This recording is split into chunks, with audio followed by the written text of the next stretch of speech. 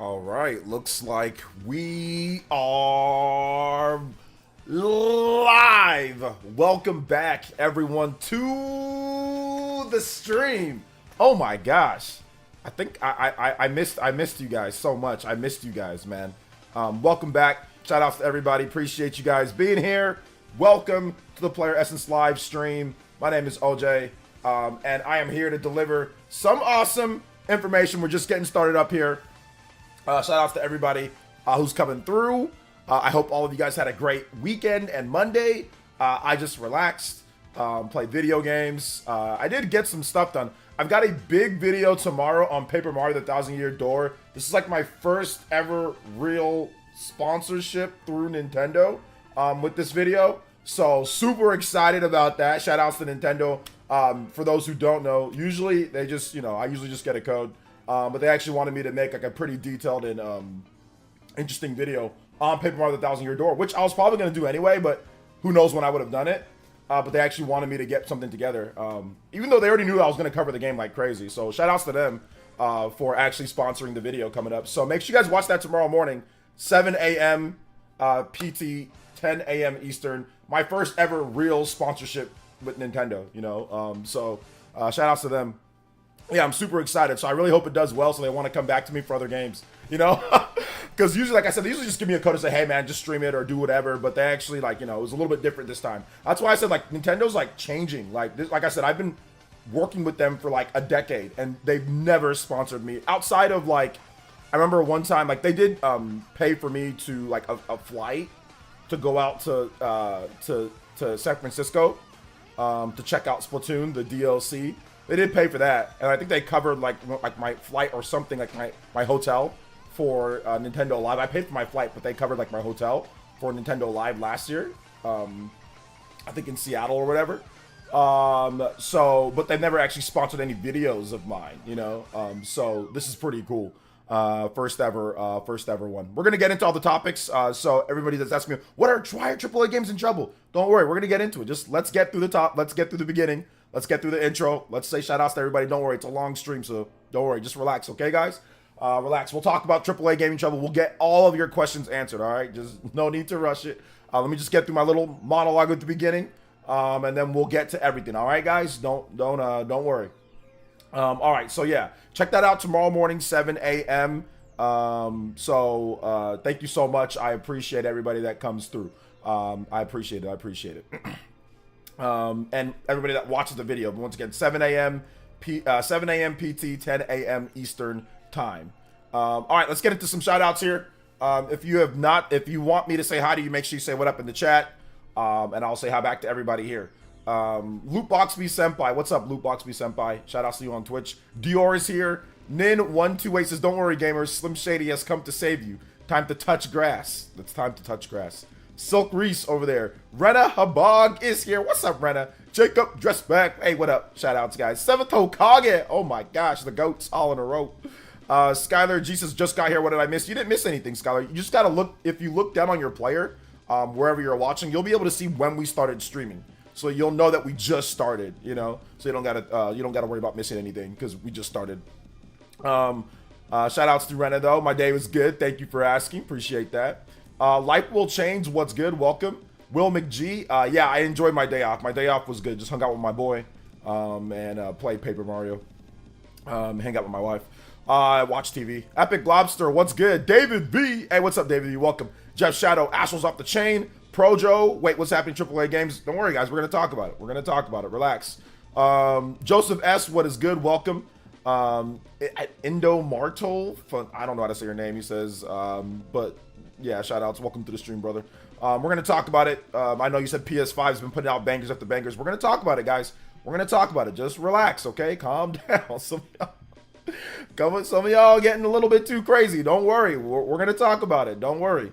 King Cagney. Hey, what up? King Cagney says June 11th hype or not. What is happening June 11th? Dake Beam Center X. What is good? Welcome to the stream.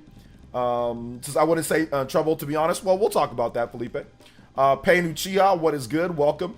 C Gamer, what is good? C Gamer. Old Manendorf, what is up? Welcome to the stream. Welcome. Triple X. Monquest, what is good? Welcome. Mr. Super says, hey, OJ, RPG forever. Yes, sir. Shaw X, what is good? Welcome. Gustavo, welcome to the stream, brother. How you doing today? Let's see here. Anxiously says, hi. Hey, what up, man? No, you can't say hi. You got to just rush this. Oh, something's in trouble. Why? No. PS5. Like, PS5 is putting out bangers. No, it's all good. No, it's all good. I'm just playing around. We're going to talk about it. Bad said, hey, what's up, Bad said? Welcome to the stream. D Money, what is good, D Money? Shout outs, welcome to the stream. Ava Cook, Michael Grant, what is good? Welcome.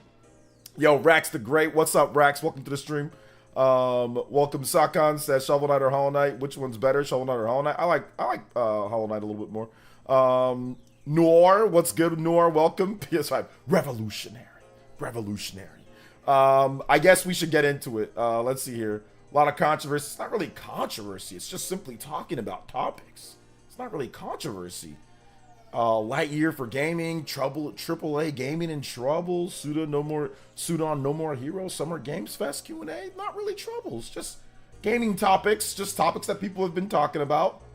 Let's get into the AAA gaming in trouble. So, if you guys haven't noticed, maybe some of you guys haven't noticed, there has been a plethora of videos that have gone over AAA gaming in trouble, AAA gaming's boring, AAA gaming this, AAA gaming that, which was very different from last year, where AAA gaming was, oh my gosh, look at all these cool games that are coming out. Legend of Zelda, Tears of the Kingdom, obviously Baldur's Gate, there was Super Mario Wonder, there was Alan Wake 2, there was Resident Evil 4 Remake. So it seems like AAA gaming being in trouble or not is based off of the whim of what happens with the AAA games. Now, another reason why people say AAA gaming is in trouble is because the amount of layoffs that we've seen. We've seen record-breaking sales across the industry when it comes to games, when it comes to profits and revenue, yet the layoffs continue. So that's definitely a clashing point for many people. But I think the biggest thing why AAA gaming is trouble, or why people keep on saying this and why there's constant videos and people having a little bit more of a negative side with it, is because it seems like it's stagnant. There really isn't anything in terms of AAA gaming that truly brings a lot of innovation to the table, or truly brings a lot of stuff. If you look at it, right, you got Microsoft, you got Sony, you got Nintendo, you got PC, right? And all that stuff's great. All that stuff's really cool. It's all awesome. But a lot of people feel that there's not a lot of innovation in the industry. There's not a lot of people doing things differently. Now, don't get me wrong. Doesn't mean that there isn't great games. It doesn't mean that there aren't innovative games out there. There are plenty. Nintendo's doing awesome stuff. The indie developers are doing awesome stuff. But it does seem like, despite these record-breaking sales of PlayStation 5, where are all the record-breaking software sales for PlayStation 5? Where are all the record-breaking software sales for Xbox? Look at what happened to Hellblade. Hellblade came out and basically nobody's playing the game. This is supposed to be the greatest looking game of all time, right? And, you know, or one of the greatest looking games of all time. And they come out and put out a 5-hour, 6-hour best looking game of all time. This is where people are saying, wait a minute, AAA, AA, what's going on here, right? Once again, the best graphics. This is the highest, you know, graphics that you can get so far on console. And if you look at the Xbox platform, they're not delivering on so many different keys. If you look at Sony, are they delivering? Are they bringing out games? Absolutely. A lot of third-party games that they just, you know, swiped up and purchased, but their own AAA games have been taking a long time to come out. If you look at the rate of AAA gaming compared to PS1, PS2, PS3, and even PS4 era, it definitely seems like things are slowing down considerably, which I think in turn makes Nintendo's viewpoint in terms of how they went with lower technology a little bit better, because they're able to actually pump out more AAA games and just more games in general that people are excited about to pick up and play. Nobody has more million sellers this year than Nintendo, it seems like, right? When it comes down to, you know, AAA, or not even AAA game, but just like first-party games. So I think that's the issue that people are running into. It's not perfect, and nothing's ever going to be perfect. Nobody's saying that it needs to be, but there are a lot of issues that you can't just sweep under the rug and say, oh yeah, everything's just fine. How about Final Fantasy VII Rebirth sales? How about Square Enix and what they did? How about Embracer Group laying off and unloading all of their assets? How about all of that? How about Microsoft only having one AAA game or one big game for the first half of the year? They've only been out for what, three, it's going on 4 years now, and they've had 2 droughts of at least 5 months or more in a span of 3.5 years. there's something wrong with that, right? And Sony's having a drought in terms of big first party, their own first party games. Sony's having a little bit of a drought themselves. Justin with the Kirby dance. Sent a background with a logo with more essence. Also, we need that Switch too. Yeah, and I think that's going to be like my next thing. I think right now the I'm going to say something else. Right now the industry needs Switch 2 more than anything. I think so. But let me get into your comments though. Let's hear. Larry, what's up, Larry? Welcome to the stream. How you doing today, brother? Welcome to the stream. Welcome. Good to see you here. All right. Hey, I like this one. Hey, this is good. Got the old school ninja logo. Yes, sir. Yes, sir. I like that. I like it. All right, let's check out this background. We got to change the backgrounds, guys. Got to change the background. Shout outs to Justin, man. I appreciate you making these cool backgrounds. Thank you for the big $20 too. It's a little bit harder to see, but there's the PlayerEssence live right there. You know, so let's go. Shout outs, Justin. I appreciate that, man. Thank you so much for your continued what's it called? There you go. Fit the screen. All right, there you go. It was a little bit bigger. Fit the screen. There you go. PlayerEssence live. Let's get it. And you are the stream Hokage. Thank you for the big $20. Anybody does 20 or more, you can pass up or beat out or tie up or beat out my man Justin. Thank you for the first big dono of the stream. Appreciate that, man. Let's get your name on the board. 2 JoJo's as well. Shout outs, man. I appreciate it. Make sure you guys give some love to Justin in the chat, man. Appreciate that big 20, dude. Seriously. And let me get you guys' comments coming up. Remember, if you do drop a dono, make sure you, we haven't been having as many music requests. Like, people drop donos, but they actually don't ask for any music. So if you do drop a dono today, make sure you just put that music track in there. And if you can't fit it, like in a super chat or whatever, or if it cuts off your message on Streamlabs, simply just let me know in the chat, and I will just tag me or let me know, let a mod know, and we'll get your music. Video game tracks only, guys. I can't play Euphoria or something like that. All right, let's get an extra point for that special dono. Let's go. 4 already. Larry, what's up, Larry? Welcome to the stream. No, I don't watch Lord of the Rings movies. Sup, OJ AAA Gaming in trouble with me? Oh no. Well, anyway, yeah. The Wikipedia pages for console exclusives on the PS5 and Xbox are so sad. That's what I'm saying. Reg the Gamer, exactly. Yo, David V with the Lucky 7. Hey, let's go. Can you play XB2 still move forward? Yeah, of course. Absolutely. Absolutely. Thank you for the big Lucky 7 dono. You guys know you get those special donos. Get an extra point. Let's get 2 points on you. 6 on the board. We're already very close to very close to a 10-minute extension on today's stream, which I'm feeling pretty good today. I'll be honest. I had an exercise workout. I had something else. And I ate good. So yeah, it's awesome today. So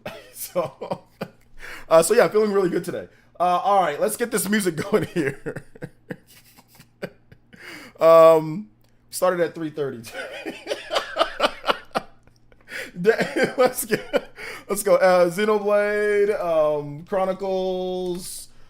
Xenoblade Chronicles 2.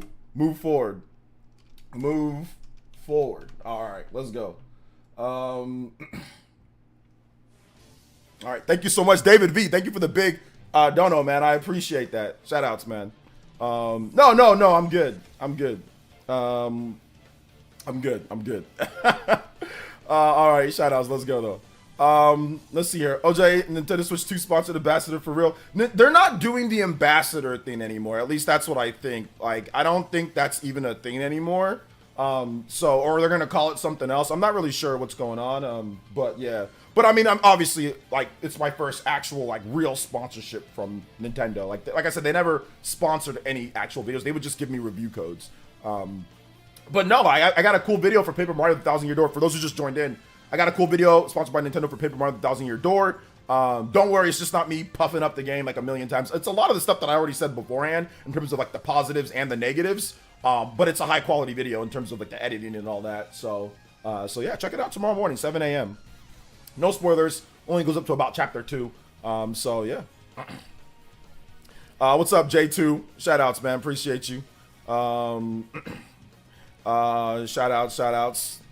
Cuts Lenova, welcome to the stream. Dylan J. White says, hey, OJ, I'm traveling for work, trip to LA in 2 weeks. Any good suggestions? I know you're from the area.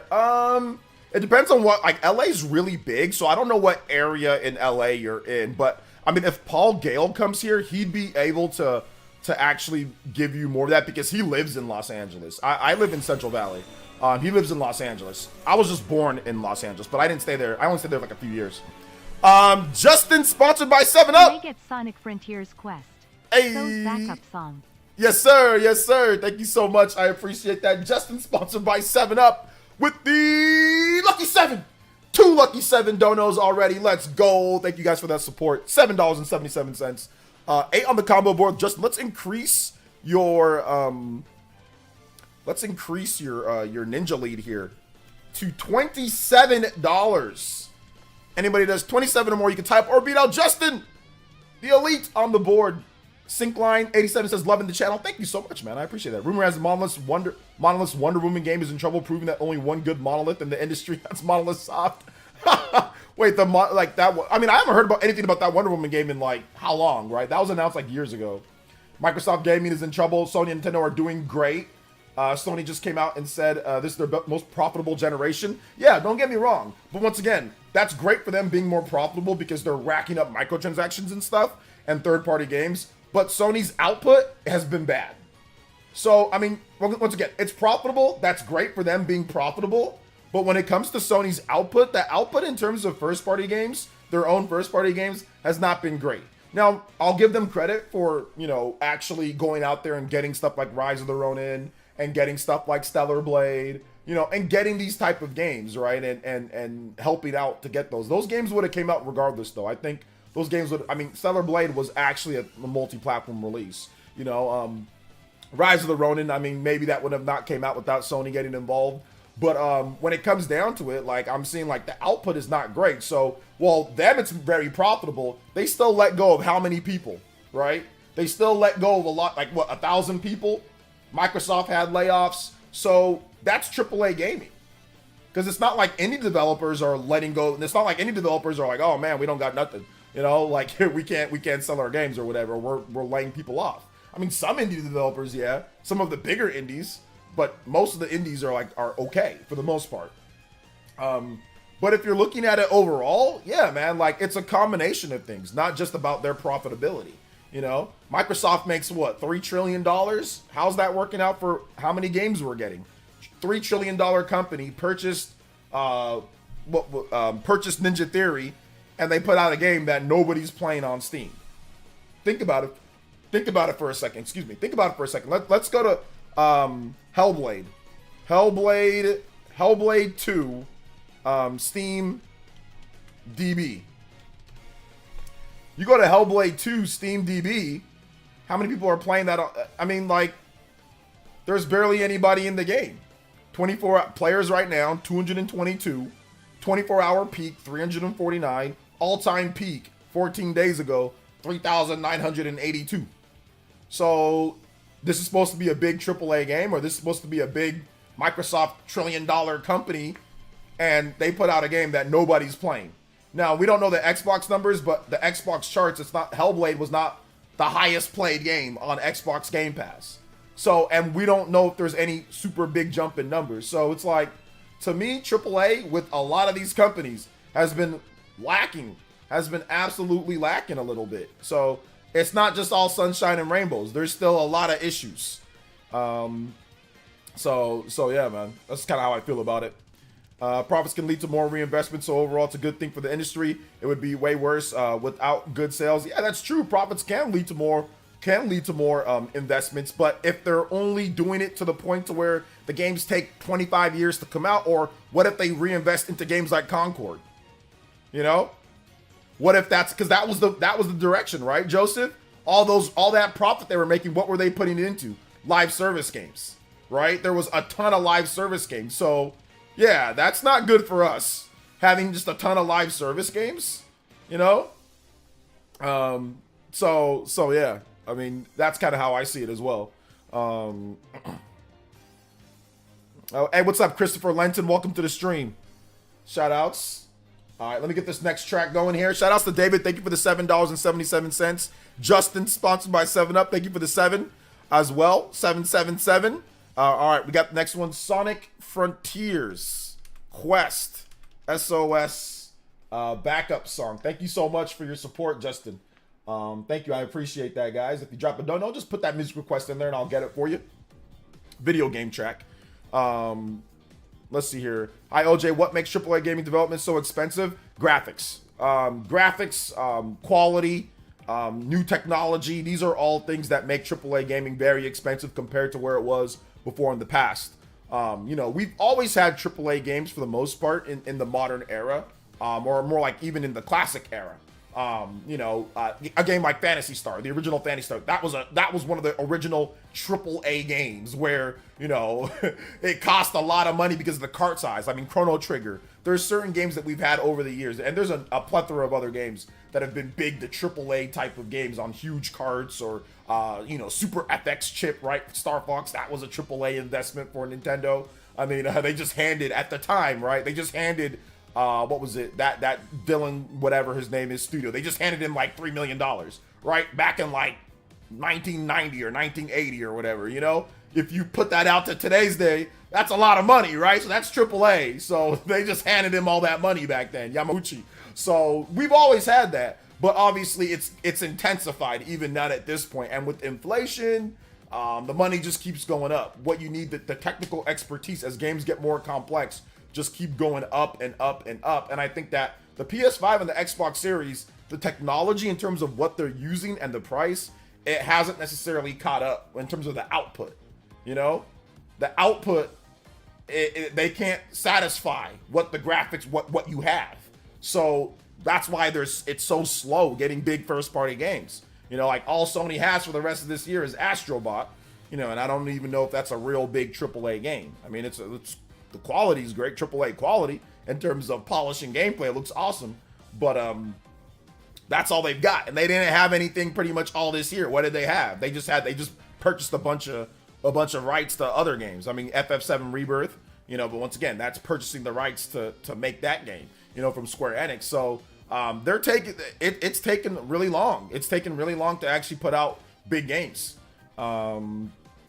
So yeah. Direct when? Maybe next week. Live service isn't inherently bad though. Helldivers 2 is a great example. Finding the balance of the paid part, but in the background, you didn't listen to what I'm saying. I didn't say live service equals bad. You gotta, guys, when you come to the stream, make sure you guys listen. I said that because Joseph S was like, oh yeah, they're making a bunch of profits, which can lead to investments. And I said, yeah, they're investing a lot of that into live service games. A ton of live service games. I didn't say live service is bad, but if you're investing all those profits into 14, 15 live service games, that's an issue. Do you guys want that many live service games? Probably not. Didn't say live service games were bad, but they're investing a lot into live service. You see what I'm saying? So there's a big difference between saying live service bad and, okay, well, they're investing too much into live service. Two different things, not the same thing. Hey, what's up, Chips and Sticks? Welcome to the stream. Where did you go to find that Xbox Game Pass number? And game engagement? Well, you can find Xbox Game Pass numbers. Just look up most played on Xbox. You can find that. It's very easy to Google search. If you want to look up Steam DB, those numbers, just look up any game and just put Steam DB, and you'll see it pop up on Google. I actually played a game called Aperture Desk Job on my friend's Steam Deck. It's made for the Steam Deck to use all the controls. Okay. It shows me how good the Steam Deck actually could have been with games made for it. Oh well. Lol. Yeah, that's true, Justin. I have never played a game specifically made for Steam Deck, but that's my biggest issue with Steam Deck. They're just PC games that are just thingamajigged onto the Steam Deck. It doesn't feel native. It doesn't feel good. There are some games that are better, but it always seems like there's got to be some type of tweak or adjustment. It's not a pop in and play type of device or download and play. There's always like, oh, I got to tweak this, I got to tweak that, I got to tinker around, you know, and I don't like that. I'm not a fan of that. So yeah, that's cool. A game actually built for it. I wish more were. Maybe I'd be more into Steam Deck. I have one and it stays off most of the time. Thank you so much, Justin. Now you're at $30, extending the Hokage lead. guys give some big love to Justin. Anybody does $30 or more, you can tie up or pass up Justin on the board. Thank you so much. And we are one combo away from a 10-minute extension on stream. Hey, what's up, Paper Party, man? Welcome to the stream, brother. How you doing today? This is not OJ. Only Sony's doing great, apparently. As for Nintendo, let's count Nintendo out because they only make toys, kitty games, and also anti-consumer. That is the Twitter argument for sure. That is the Twitter argument. That's fair. I'm missing games from Sony other than Helldivers and Suicide Squad. Am I missing games from Sony other than Sony did not make Suicide Squad. Sony did not make that. That was what was it? WB or whatever. That was not Sony. So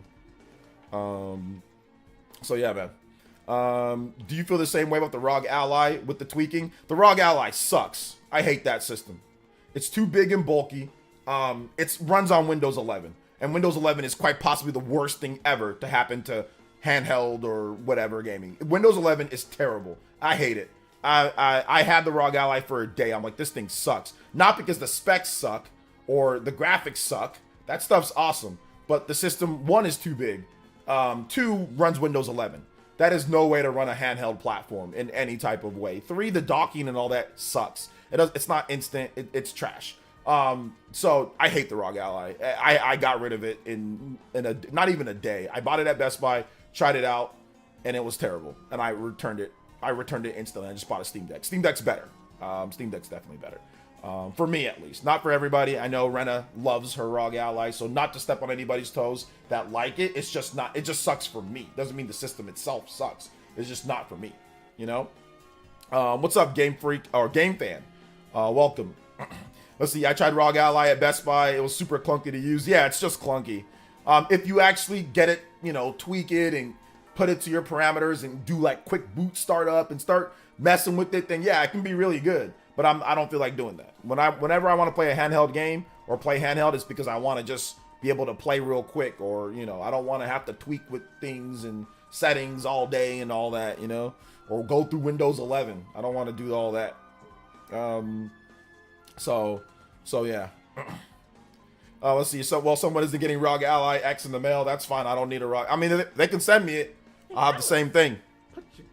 Justin with another dono. Well, let's go, Justin. I found out it's made by Valve for free, kinda like Astro Boy on PS5. Oh, okay. Maybe it's for free. Maybe I'll download that. Maybe I'll have a reason to boot up the good old Steam Deck, because it's in my closet and it's just been there in the case. Because I bought the second tier one, so it came like with the nice case, massive case. Or no, it's in my backpack. It's right down. It's actually right here on the ground. Never mind. Thank you so much, Justin, with the big dono 33. Combo breaker, boys and girls. Hey, first combo breaker on the stream. 10-minute extension. Let's go. Next one up at 15 combos, guys. 5 more combos. We get a 15-minute extension on the stream. Thank you guys so much for your support. Let's bump that stream up to 15. Do I think it's too late for a new company to enter the video game console? No, I don't think it's too late. If a company with resources could do it, Amazon could do it.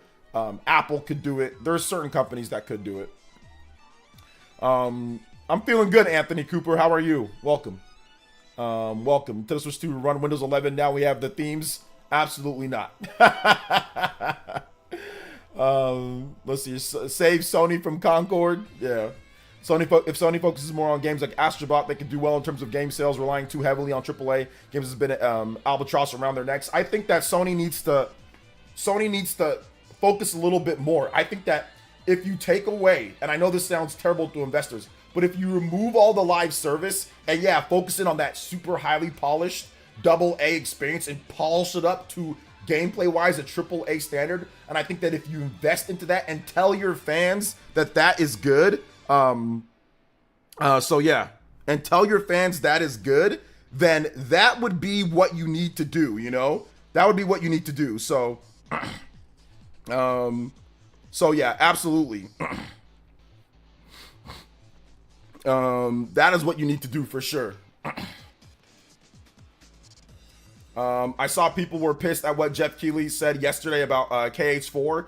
What he said about setting yourself up for failure or something. Yeah, I talked about that in a video, and I found that was very interesting, very, very interesting. So yeah, it was crazy. It was crazy to kind of look at it that way. So yeah. What's up, OJ? It's getting toasty. Yeah, it's getting real warm. It's 91 degrees, you know, here at Central Valley. So, yeah, it's getting warm.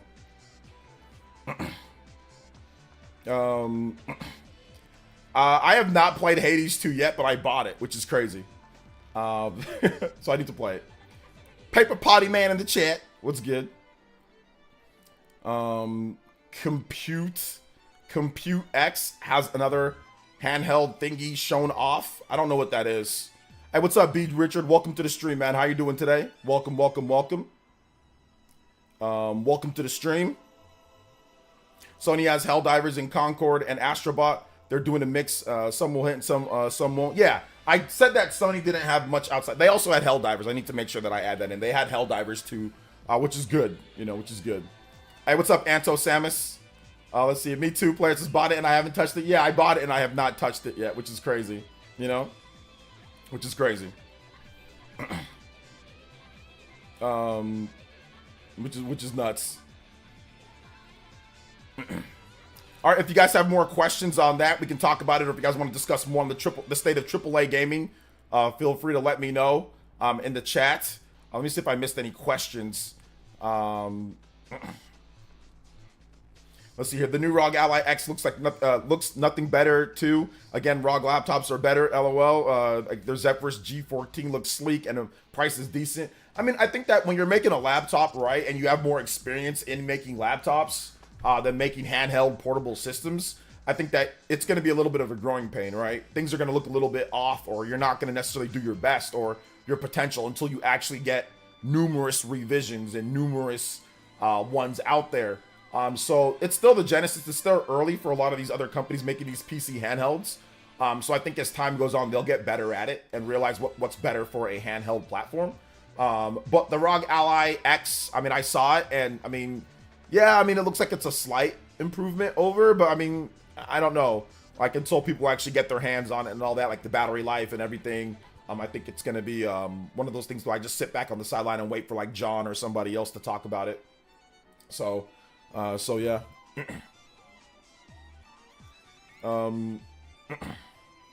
Let's see. Just give me some more of the sweet 2D HD gold. Let's see. Renis says supposedly Xbox will have their handheld soon too. I mean, yeah, that's been the rumor. I just don't know. Like, what are they gonna do with that? Like, is it supposed to be like a Game Pass machine, like to help people facilitate Game Pass? I mean, that's what it seems like people are saying that it's going to be. But we'll find out. Once they actually put out something. So we'll see how it works. For that. We will see how it works. HD 2D is awesome though. I do love the HD 2D games. Stuff like Dragon Quest 3. Apparently there's gonna be Dragon Quest 1 through 3 HD 2D remake, which is gonna be awesome. So yeah, that should be good. Hey, what's up, Alonzo Vines? Welcome to the stream, brother. How you doing today? Welcome. Astrobot. Will Astrobot be a PS4 game? No, it's a PS5 game. It's a PS5 game only. Scott Wolford with the 16 months of membership. Thank you so much, Scott Wolford. Thank you for the 16 months of membership, man. I appreciate that. Thank you so much for the 16 months. This Happy Tuesday. What do you expect from Nintendo? What do I expect from Nintendo? When or where?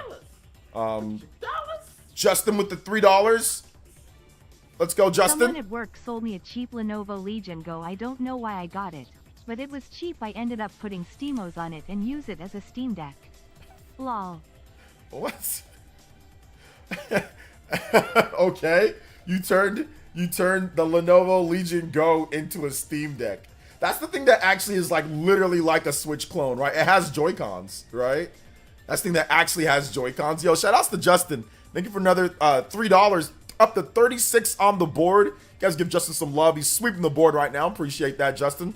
12 on the combo board. 3 away from a 15-minute extension on the stream. Let's go. Thank you so much. Appreciate that. But in terms of from Nintendo, yeah, I mean, I've talked about it in my various different videos that we've done over the last couple weeks where we talk about how they could do, ports, remasters. That's kind of looking like what they're going to be looking at.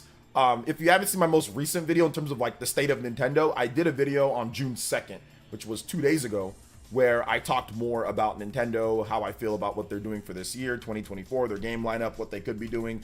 So that's the video right there. So if you want me to go, like if you want to go in depth on there, but yeah, I mean, I talked about remasters and ports. I mean, we could see Star Fox, we could see, F-Zero. There's been, 3DS ports that they could potentially be doing. Quite a number of different things. So yeah, check out that video. But yeah, I go in depth into it on there, for sure. And I've done other videos too as well talking about that. I did a video on May 27th as well talking about, Star Fox or Kid Icarus. So if you want to check out that there. And I did another video. Yeah, May 27th and May 26th that all talk about like the current state of Nintendo. So if you just go on my channel and look at the vids, you'll see them for sure. Did another video on May 23rd talking about what we can see if Xenoblade Chronicles X, Wind Waker, what we can see for the final, the last chance for Nintendo in terms of getting some of these games out. So those are kind of how I feel right now in terms of games or what they could be doing. There's another link right there, Scott, if you want to check those vids out where it goes more in depth. What about No More Heroes? Are there any news? Yeah, Suda basically said that he doesn't know when Travis Touchdown will return for like a No More Heroes 4. This was in a Eurogamer interview. He was asked about Travis Touchdown and when will he return, and Suda said, honestly, I don't even know that. Of course, I'd love to see him again, but to be honest, it's simply not my call to make. In the meantime, Grasshopper Manufacturer will be releasing remasters of Lollipop Chainsaw and Shadows of the Damned later this year. They're also collaborating with Swery65 for a new game called Hotel Barcelona that also currently slated for release later this year. So he's not really sure, which I think he's kind of, I wouldn't say that he's bluffing, but I think he has an idea. But I think that the idea is obviously tied to Switch 2. I mean, I think I mean, clearly that's tied to Switch 2. If you look at the No More Heroes history, it's always kind of like, it started out on the Wii, right? And then we got another one on the Wii, No More Heroes 2. And then No More Heroes, we got Travis Strikes Back or Travis Strikes Again on the Switch. That was the first one. Then we got No More Heroes 3. That was tied on the Switch, right? So they always, they skipped the Wii U, but they always go towards that new hot system that Nintendo has, especially if it's successful, right? So I'm guessing that, yeah, he doesn't know when it's going to return because it's probably going to be a Switch 2 game, So it's probably going to be a Switch 2 game. So yeah. So he doesn't own No More Heroes. It's not about him owning it. It's about him getting funding to make the game. So Grasshopper Manufacturer is owned.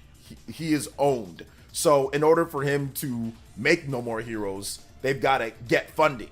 So without the funding, they can't make the game, But yeah, Grasshopper owns the IP. That doesn't mean they can just make whatever they want whenever they want, They need funding. And that's how No More Heroes has always been. No More Heroes has always been, they need funding. Ubisoft published the first No More Heroes game, if I'm not correct. I forgot about the second, maybe the second, but I know Ubisoft published the first No More Heroes game. So they retained the rights to the IP, but they still need funding, to make the game.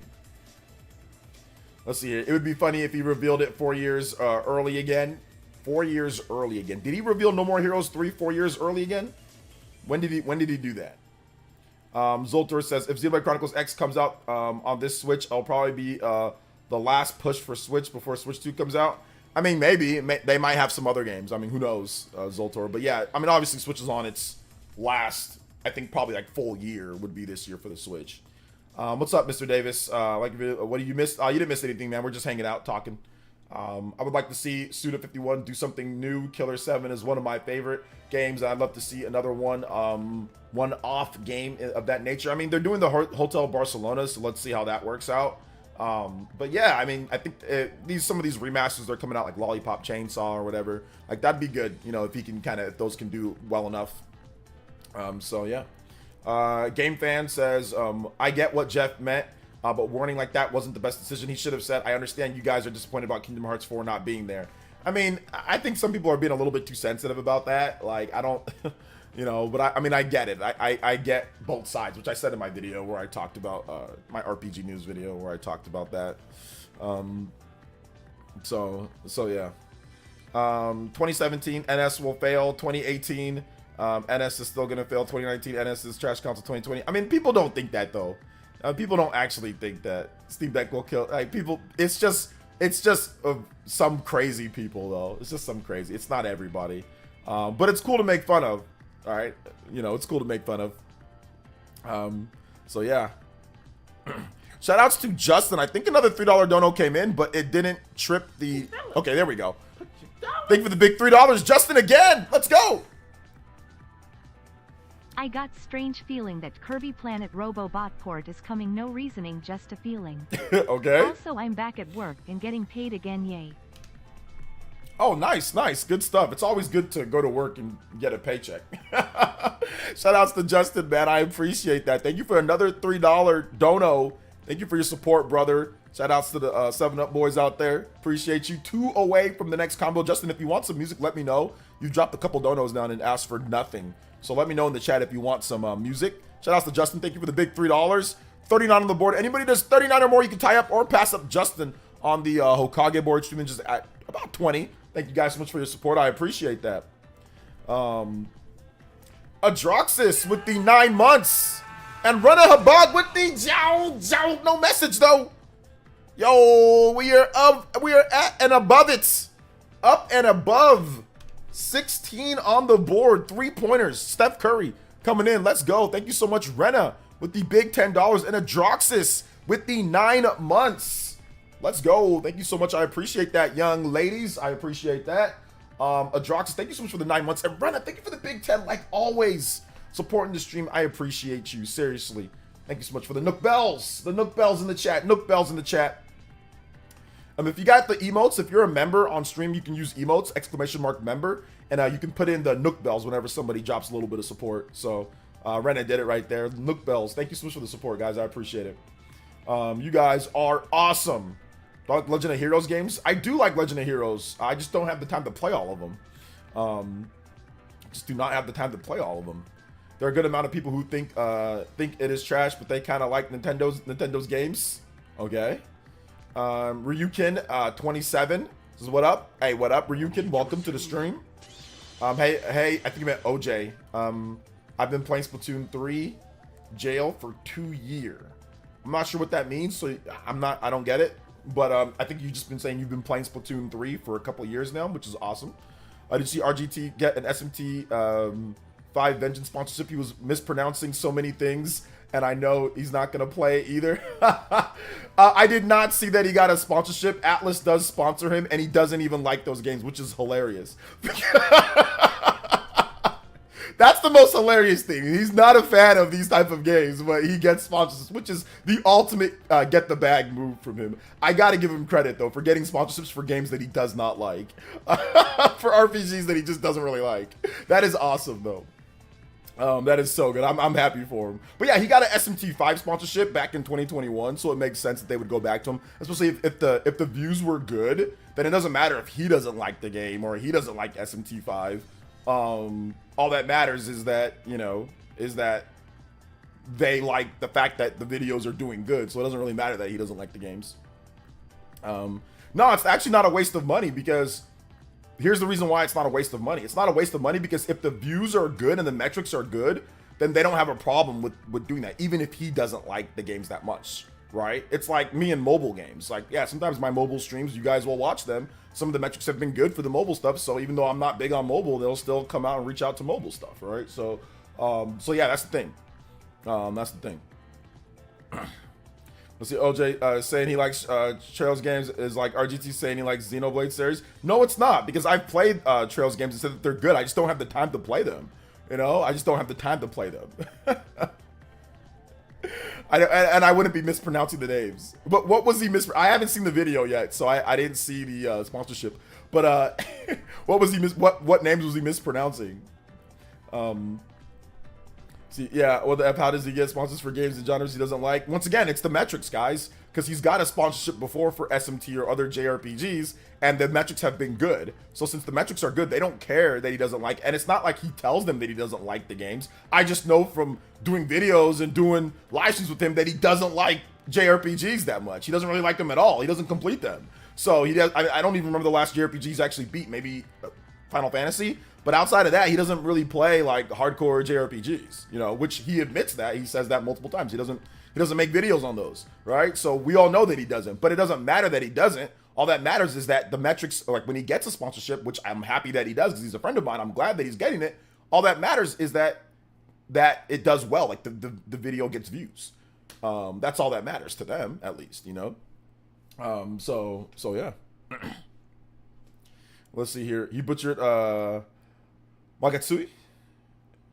I probably butchered that too. That's not easy to say.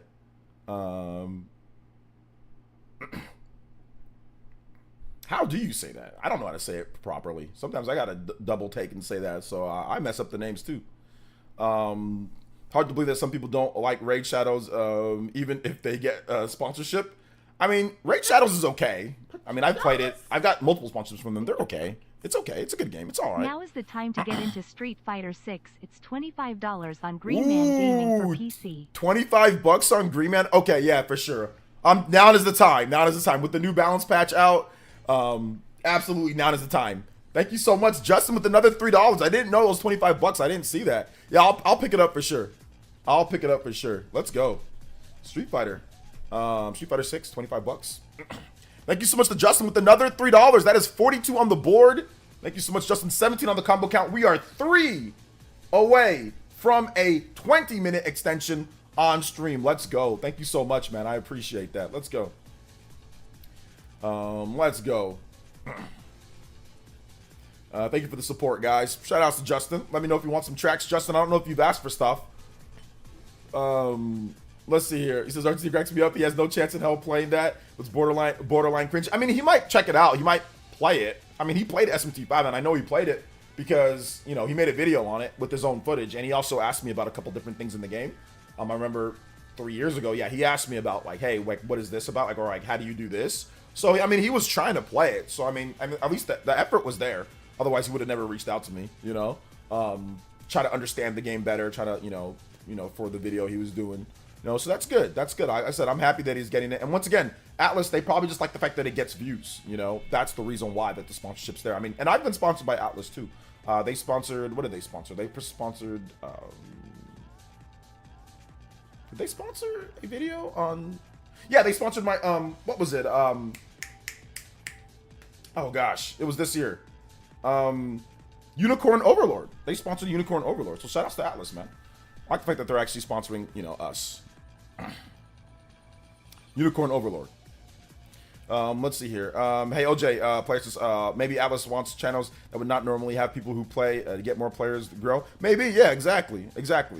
You know, that's part of it. But also, there's a big tie to, once again, it's about metrics, guys. Like, if the views are good, then they're going to go back to it.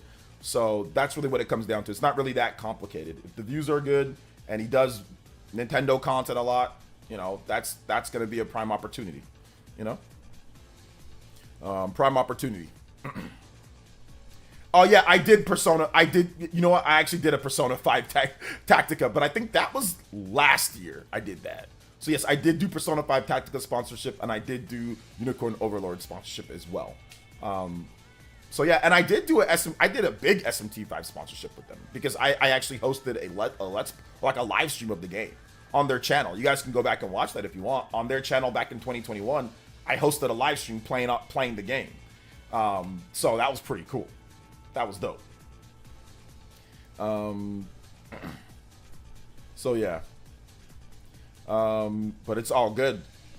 Yo, huge dono coming in from Anderson Blitz. Blitzing up the middle. Anderson Blitz with a big $20. Yo, let's go. And he says, my super chat may be controversial. I find it hypocritical how gamers were praising PS single-player games since it was at the time of EA being anti-single player. Now the same fans are complaining Sony makes too much of them. Sony makes too much single-player games? Thank you for the big $20. Let's get you. We're gonna get that up to 20 on the board. Thank you for the combo breaker. Let's go. Combo breaker, 20-minute extension. Anderson Blitz has unlocked along with all the other Elite Ninjas here. Thank you so much, Anderson Blitz. And that does actually make you the Stream Ninja as well with the biggest singular dono of the stream. So let's get your name on here. Anybody that's $19.99 or more, you could beat out Anderson Blitz. Still, Justin is the Hokage of the stream. But yeah, that's a very interesting conversation. I'm not really sure where I'm seeing that. I know some gamers have talked about how Sony needs to make maybe some more multiplayer, but Sony's been making multiplayer. They have Concord coming up. People don't like that, but that's coming out. They have Helldivers 2. So they've had some multiplayer in there. But I mean, I see what you're saying. Like, I think it's like the style, like the cinematic, over-the-shoulder, third-person. You know, it's the type of game, right? It's the type more so than anything. So thank you so much, man. I appreciate that. I know I complained personally about like the rate of the games coming out has not been great. But yeah, I know it's interesting take for sure. Interesting take, Anderson. Thank you for the $20 though. I appreciate that. Thank you so much. Any summer game or any expectations for Summer Games Fest? Not really. I don't go into Summer Games Fest actually excited or hyped about anything right now, because it's Summer Games Fest. They've let us down so many times at this point. Yeah. Have I played Destiny 2? No, but I played Destiny 1. I really want a remaster of Killer 7 on Switch. Is Killer 7 not on? I thought it was on Switch. Maybe it's not. Yeah, maybe. Yeah, I don't think it is on Switch then, since you're saying that it's not. I thought it was. Sony makes the same type of single player game is more of an issue than the frequency of it. Yeah, I think that's dank. That's what I was saying too. Is anyone saying that about Sony? I think some. Literally never heard a criticism of it. Yo! What Justin with the 150 star platinum? Sawado! What is going on, Justin? Oh my god, I'm like spazzing out. Can I get some Kirby Air Ride music? And yes, What? I really donated that much to ask that. Oh my good bruh. You donated that much to ask for Kirby Air Ride. Well, we got our Kirby Air Ride stream. I've secured the copy of Kirby. So, Justin, it's just about setting that up when you actually want to have that Kirby Air Ride stream. So that can go towards the Kirby Air Ride stream, which you've already supported towards that. So they can just go towards that. We can just have a nice big Kirby. How about we'll do that? It'll go towards extending the Kirby Air Ride stream, making that awesome. Maybe even a Kirby day. I think that would even be better. So I'm not going to allow that big of a dono just to go to just a one track. That's insane. So how about this? We'll get your tracks. We'll get more Kirby music. And then we'll actually put that towards having a big Kirby day where not only do we just play Kirby Air Ride, but we actually have like Kirby questions and we'll have like a Kirby theme and I'll do some different Kirby notifications. Maybe we'll do that instead because that's way too much just for one song. That's way too much just for one song. So we'll do a whole Kirby day. We'll plan it. It'll be a big long stream where we're talking about Kirby for maybe an hour or two or talk about what we could see next. And then we'll get into the Kirby Air Ride stream. And maybe we'll even do some like Kirby giveaways. How about we do some Kirby giveaways? I'll put that towards some giveaways for some a Kirby game or two. So yeah. Shout outs to my man Justin though. Goodness gracious, he made my heart stop for a second. With the big 150, that's gonna get us up way higher on the board here, guys. I was gonna do 15 points, but let's go ahead and add some extra on top of that. So we'll put it to 40 on here. So we'll get a 20 pointer for Justin. Thank you so much. You guys give him some love in the chat, man. Goodness gracious. That is incredibly nice of him. 20 JoJo's on the board as well. Justin completely rewriting the board. I appreciate that, man. Thank you so much. It's very, very, very nice of you. Incredibly nice. I don't feel like I'm worthy of it, but I appreciate it, man. Thank you. You guys give him some love in the chat. Holy smokes, my heart just stopped for a second. Thank you so much, Justin. I appreciate that, man. That's very, very nice of you. I didn't expect it. I really didn't expect it. I'm just talking about video games. We're just hanging out. So you guys give Justin some love, man. That is a lot of support for the channel. So here we go. Combo breaker. Hour-long extension on the stream. Hour-long extension as well. Guys, give him some love. Let me get this Kirby music, though, for him. We're going to get... we'll have a big Kirby stream. We'll set that up for you, too. All right. Kirby Air Ride. City Trial. Kirby Air Ride City Trial.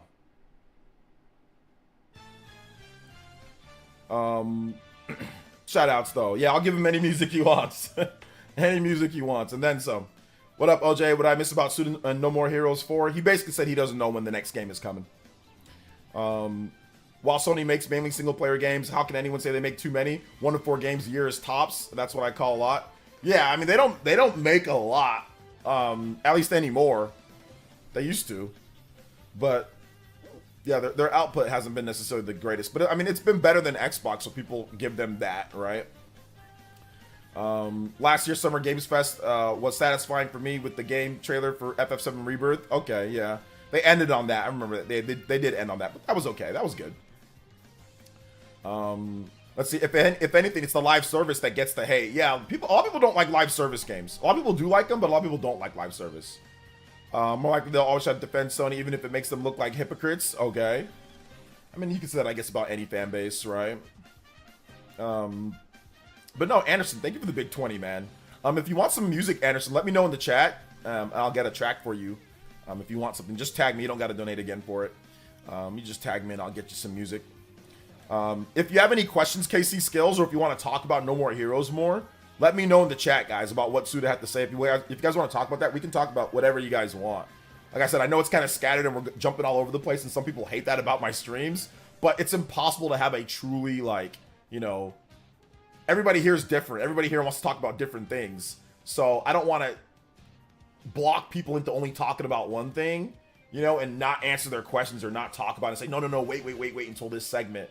You know, so that's the reason why we jump around a lot, because I know some people were complaining about that on Twitter and letting me like, hey OJ, like, you talk too fast, you move topics around too much, and I'm like, well, I'm trying to get everybody's thoughts in, you know, and everybody wants to talk about different things. So I think the best way to go about it is address everything. Like, hey, whenever you say something, address it. You know, if you have a question that's even off topic, address it, so everybody feels welcome, you know, and feels like they get their questions and comments and discussion topics, you know, said or talked about. Will S, thank you for the subscription, man. I appreciate that. Remember, guys, we had a double combo break. I should have done that. 40 combo breaker. We're going to extend this stream out for 1 hour. We can still do more bonus streams if we hit 50 plus. I've caught up on a lot of the bonus streams because I've been adding on time and stuff. But I think that we still have at least 6 more. But we can still add to that total. But I will be adding on in terms of extra stuff and extra bonus streams and all that good stuff. So yeah. Rumors that there will be a lot of Sonic hype. Okay, so let's get into the Sonic stuff real quick. Let's get into that. So, according to Midori says more information on the year of Shadow is approaching. She says that this week Sega has been preparing to share new information on current Sonic projects. So please wait for more information. And then Games Cage, that's Fidel. He's a big Sonic guy, and he says any new things we've heard of, or is it an update to upcoming stuff? And he says it's mostly new updates on upcoming Sonic projects. There should be a tweet soon and website updates for Sonic series. So there you go. What if Midori is a plant in the industry? Midori's a plant to actually intentionally leak out hype, to hype up stuff. No, Midori's not a plant, guys. I'm just joking around. She's not a plant. But yeah, look forward to more Sonic. It's coming up. What do you guys think about that? Is this their year of Luigi? I guess it's something like that, right? Hey, fellas. Casual Noob with the dollar holla. Thank you so much, Casual Noob with the dollars in the pockets. Thank you for the support, man. Appreciate that. Thank you for the dollar. And he says, seriously though, after Justin dropped 150 for Kirby stuff, I think we need to start a prayer chain until it releases another Kirby game this year for Justin. Yeah, I mean, that would be awesome. That'd be great. No, thank you, Justin. You help a lot of the streams keep going, man, as long as you support in here. So you help a lot of it. So thank you, brother. I appreciate you, man, like always. Appreciate everybody that supports. Thank you, guys. You guys help make these streams so interactive every day. We can come here and do this. Otherwise, like Party Man and some of the people that have been here for...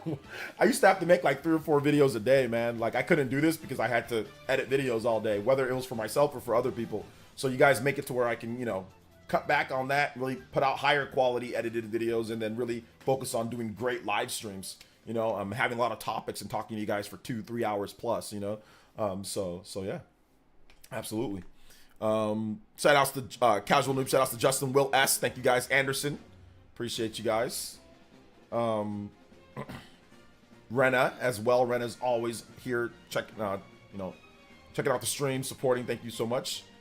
Payne says Fidel time. Leon says nothing comes close to the conversation on your streams. Yeah, it's really good. CMC huge 2-year extension. Yeah, I did see that CMC got a 2-year extension. That's good. We need CMC to win the Super Bowl. I mean, we should have won the Super Bowl last year. CMC had that unfortunate fumble, but it's not his fault though. It's not his fault that they lost. But that was a really bad fumble. That was a really bad fumble. I think if the Niners would have won the Super Bowl, he would have got like 40 million if he would have actually won the Super Bowl. I think he would have got a little bit more. But, you know, that fumble was costly. But, you know, it is what, I mean, CMC was the reason why they even got to the Super Bowl. One of the big reasons. So I can't really hate on it too much. But, man, that was a bad fumble. Man, that was a bad fumble, dude. That was a really bad fumble. That was a really bad fumble. Oh, man, that was a really bad fumble. Because it was the momentum. The momentum was right there for them to take it, you know? So yeah. Thank you so much, Rena. I appreciate that. So what the hell was all that about? Thanks for moderating over there on Twitch, Rena. I appreciate you, young lady. I didn't have no idea. I was reading. I'm like, what the hell is all? I think it's like probably like a copy pasta or something like weird or like racist. I don't know. I didn't see all of it, but thank you, Rena. LOL. It's a song. Oh, it's a song. Okay, I had no idea. Was it like a popular artist? And a rare fumble too. Usually don't fumble. Yeah, he usually doesn't fumble. He usually doesn't. So yeah, it was a bad fumble though, man. Oh, what the hell? Drake is gonna be at the Kids' Choice Awards. SpongeBob, keep the familia away. I mean, I guess. I mean, I don't know. I don't think Drake is a kids entertainer. I don't know why Drake would be at the. Anybody who has any contact with Sexy Red should not be allowed around kids or like youth, in my opinion. It should be like 18 and up. So yeah, I don't know why Drake would be at the Kids' Choice Awards, and I don't know why they'd allow him at the. He doesn't make music for kids. Like his music is explicit. He doesn't make music for kids. He doesn't do anything. He was on Degrassi like 30 years ago or something, like 20 years ago, and he was like that's the only thing that he has tied back to being a kid. Is Degrassi, which was a long time ago. So I'm not sure why Drake would be at a kids award show for what. His music isn't for kids. And he makes music with Sexy Red. She's disgusting. And she's definitely not for kids, even though she tries to put her music in kids' heads because she's disgusting. But none of their music is for kids. So I don't. Yeah, that's like I said, that's just the weirdos that run the Kids' Choice Awards. They do this type of stuff, trying to get these type of people that have no business being around kids like that, or because their music isn't for kids. But, you know, it is what it is, right? So, let's see here. Degrassi was a teen show, no less, not for kids. But, I mean, that's the closest thing, I guess, to be to kids, right? Was like, I mean, like, I think if you're like 11 or 12, you can watch Degrassi, right? So, I mean, that's the age for Kids' Choice Awards. It goes up to, like, pre-tweens and stuff like that. So, but, yeah, like, I don't understand why they would have him at that award or at that show. He doesn't make anything for kids. That's weird. Let's see. Since FS6 just celebrated its first anniversary, fun fact, it was a day before my birthday, which is yesterday. I recommend the song Foreign from Street Fighter 6 to play. All right, nice. We'll play it right after this. Thank you so much, Anderson Blitzen. Happy birthday, man. Happy belated birthday. Carlos Hernandez with the 19 months. Joan Intier, and he says, even if it's light year in gaming with all these 100+ hour JRPGs, don't make it feel like it. Play it reaching out to the moon Persona 3. Yeah, basically Keeley said that it was a light year in gaming. That's why he's not necessarily like, don't hype up the show all the way up, because it's a little bit more of a light year for gaming. So he said that. That's why it's in the title, guys. I think it's fine. I mean, the year in gaming's been okay. So it's been okay, but I guess it's not as good as last year. Last year was pretty crazy, right? So yeah. 4-2 or 4-3 Celtics. I don't know, man. I'll pick the Mavericks. Everyone's picking the Celtics, so I'll just pick the Mavericks. Let's be real. The question of kids love to listen to mature rap music is why they shouldn't. The same way how kids play rated M games when they shouldn't. That's true. That's true. I agree. I agree with that. And yeah, when I was younger, I played rated M games too, even though I'm old. So I've always been able to play rated M games. Yeah, kids shouldn't. You know, they shouldn't be playing rated M games. I know, like, you know, my daughter, when I saw her the most, she was not playing rated M games. My boy, he will not play rated M games until he's old enough to play rated M games. You know, I'm not going to allow him to play rated M games. I don't care what anybody says. He's not playing, like, in the future, and I don't know, let's just say 5-10 years from now, like when he was kid, you know, when he's a little boy, maybe he's 11, 12, I'm not letting him play GTA. Hell no. So hell no, I'm not letting him play that. Persona 5, no GTA, no Persona 5, no, absolutely not. He's not allowed to play M-rated games. I think I'll allow him to play M-rated games when he shows the maturity of being able to play an M-rated game. So maybe like 16, maybe 17, you're allowed to play M-rated games. But maybe when he's 15, depends on the game. But no, he's not allowed to play GTA till he's 17, till he can buy the game himself, or till he's old enough to get the game. So, no M-rated games. No, he's not allowed to play. No, he's not allowed to play Mortal Kombat. Absolutely not. No M-rated games. No kid should be playing. Look, listen, I played Mortal Kombat when I was younger and all that before I did it, but that doesn't mean just because I did it, that doesn't mean he should. Remember, I grew up in the era where there was no ratings for games until the whole senator trials and all of that in the early 90s. So before then, there was there was games that were mature, but there was no rating on games. It was just Nintendo seal of quality or not, or whatever, right? Whatever the distribution was. So that's a whole different topic. You know, that's a whole different topic. That's a whole different era. Just because I did something, that doesn't mean he should, you know? There's a new RPG coming out this month. They're releasing Mushoku Tensei game. Yeah, I'm not sure. I haven't caught up on that one yet. So yeah, mature rated games at 10. No, I said no. I wouldn't allow him to play any mature rated games until he's old enough to play them. No, I never said that. I didn't let him play that. No. At least this year brought back Paper Mario. Its glory days. Yes, Paper Mario is awesome. It's so good to see Paper Mario come back, which is great. You know, which is awesome. An anime game that's not an arena fighter. Let's go. Is Tekken a mature rated game? I don't think Tekken's a mature rated game, is it? I thought it's rated T. This year hasn't been terrible. We've had Prince of Persia, Dragon's Dogma, Stellar Blade, Rise of the Ronin, Unicorn Overlord, FF7 Rebirth, Hellblade, 2 Paper Mario, Princess Peach. Yeah, nobody said that the year was terrible though, Moose. That's not something that anybody actually said. You know, I think the year's been solid. But yeah, nobody said the year was terrible though. What about Persona? Chances of P6 is going to be rated M. I already stated, Minato Mario, no M-rated games. Are you guys not listening to what I'm saying?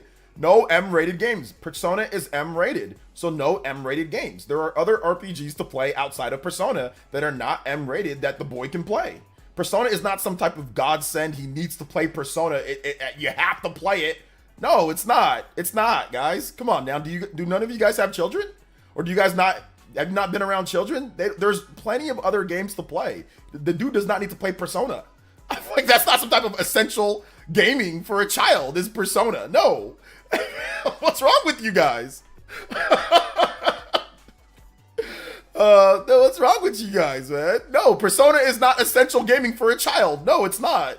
Just because it's a really good game doesn't mean that a kid needs to play Persona. No, a kid does not need to play Persona 5. No, they can play Paper Mario. They can play Super Mario RPG. They can play plenty of other things. There are plenty of other games, RPGs to play that a kid can play. And then when they're old enough, they can play Persona then. It's not going anywhere. Persona's not going anywhere. They can play Persona 5 when they turn that age, you know? My daughter still isn't old enough to play Persona 5. When she turns the age of 17, then it's okay for her to play Persona 5, you know? Then that's fine. So yeah. Let's see. My kid is only playing Mario until they're old enough. Yeah, man. So he has to get through the T-rated games. Yeah, I mean, like, I don't mind T-rated games as much, but I'll be very cognizant of what, like, for example, Uncharted is rated, like, Uncharted, like, 1, 2, and 3, I think those are rated T. I think Uncharted 4, that might be rated T as well. Like, I'm not going to allow him to play Uncharted. That's not a game that I'll allow him to play. Maybe, like, when he's, like, 15 or 16, if they make another Uncharted game. But, like, you're shooting people in the head in that game. But the game is rated T because there's no dismemberment and there's no blood. Uncharted has no real, like, at least, I know Uncharted 4, I played and I beat Uncharted 4, but I don't remember. But it doesn't have a lot of gore or blood, so they're able to skirt the line with Uncharted, you know? But even then, I'm like, not so sure about that, right? Not so sure, because you're just basically a mass murderer in that game. So I'm not so sure about that. So yeah, they are just childless. They're also maidenless. Does anyone remember KA ESRP rating level? I think they still have that. You said K through A, so kids through adults, or just what is the KA rating? Comes down to parents. Yeah, some parents would allow their kids to play certain games. Some parents won't. You know, and that's fine. I'm not saying that you guys can't do that with your kids, or if you want a lot of people I know let their kids play mature rated games. That's fine. That's their kids. It's not my kid. It's their kids. You know, so that's fine. Y'all do whatever you want with your kids, but me, I'm gonna raise a man. And when you raise a man, you cannot expose a man to that type of, when you want to raise a proper man, proper young man, you cannot expose him to GTA and all that type of stuff very early. You cannot do that. That's not, to me, that does not build the good psychology of a young man, of a gentleman. So for me, I am not going to put my child around that type of stuff because I don't want him speaking like they speak. I don't want him acting like they act because children are very impressionable, especially from video games. So no, absolutely not. But you guys raise your children however you want. You want them playing GTA and playing Persona and playing all these games that they shouldn't be playing at that age because their brains aren't developed enough. That's fine. Raise them however you want. But be prepared for the consequences when they start acting stupid. You know what I'm saying? When they start acting really dumb and start saying really dumb things at school, trust me, listen, not going to put any names out there, not going to say anything, but there are things that are going on with, with one of mine. She's saying a lot of things and all things because they allow her to look at all sorts of stuff. Let their kids play rated M games. So then they need to keep them as far away from anime as possible. Although I think Persona is okay for most kids 10 and up. Yeah, I disagree. I don't think Persona is okay for most kids 10 and up. I don't think it is. Because of the sexual tension that's in Persona, because of a lot of the things that are said in Persona, I don't think it's all right for a child, like a 10-year-old. I don't think so. But once again, African Triforce, man, that's, like I said, it's up to you how you want to do it. Thank you for the $3. I do appreciate that. But no, I don't think it's okay for a child 10 years old to play it. But I think maybe a little bit older, maybe not 17, maybe 14, 15. But I mean, I don't think a 10-year-old should be playing Persona, but that's just me. There's too many themes in that game that doesn't vibe with somebody only 10 years old, but that's just me. Once again, that's just me. Yeah, I don't want, like when my boy's 10, I don't want him dealing with clearly it's an underage relationship, right? Like with Kamoshida and Anne and how, I don't want him looking at that type of stuff, abuse of, of people in the volleyball, no, and the way that he's dressed, in his dun-dun-dun and all that, and all that type of stuff, absolutely not, no way. And his pink dun-dun-dun that he's in and all that, absolutely not. Just with another 3. Most of the kids that got in trouble in my class played GTA. Coincidence? Maybe not. Oh, absolutely, yeah. And running with the $10, let's go. I forgot to ask earlier. Are you going to try the Trails Through Daybreak demo? I think I am going to try that demo. Yeah, I think I am going to. Thank you for the $10, Rena. I appreciate that. Thank you for the big 10. Jojo! Shout outs, appreciate it. That's a big. Thank you for the 20 today, Rena. Let's get the new combos on the board. 1, 2, 3. Get the 46 on the board. Let's go. Thank you so much, guys. But I feel what you're saying, African Triforce. For you, you don't feel like it's that bad. So if you have a child, or if your children or your cousins or nieces or nephews, if you want to let them have Persona at that age, that's cool. Just for me, I just don't think, I think there's too many themes in there that are not, that's too adult themed for a child to play, a 10-year-old to play. Maybe a little bit older, maybe not 17. I think that's maybe a little bit too much, but maybe 14, 15, 16, maybe, yeah, that age, teenager for sure, but 10-year-old, I don't think so, for me at least. Shout outs, though. Thank you for the big $3. Justin, thank you for the big 3. Yeah, Justin says a lot of his kids, a lot of the kids that got into trouble in his class play GTA because they're looking and hearing about that type of stuff, right? GTA is not for children, and like I said, it's very children are very impressionable when it comes to media that they watch and stuff that they listen to. So yeah, that makes sense. Rena Habag with the 10, thank you so much. And yes, Trails Through Daybreak demo. Yeah, I'm definitely gonna check it out. I need to play that Fete Forain stage.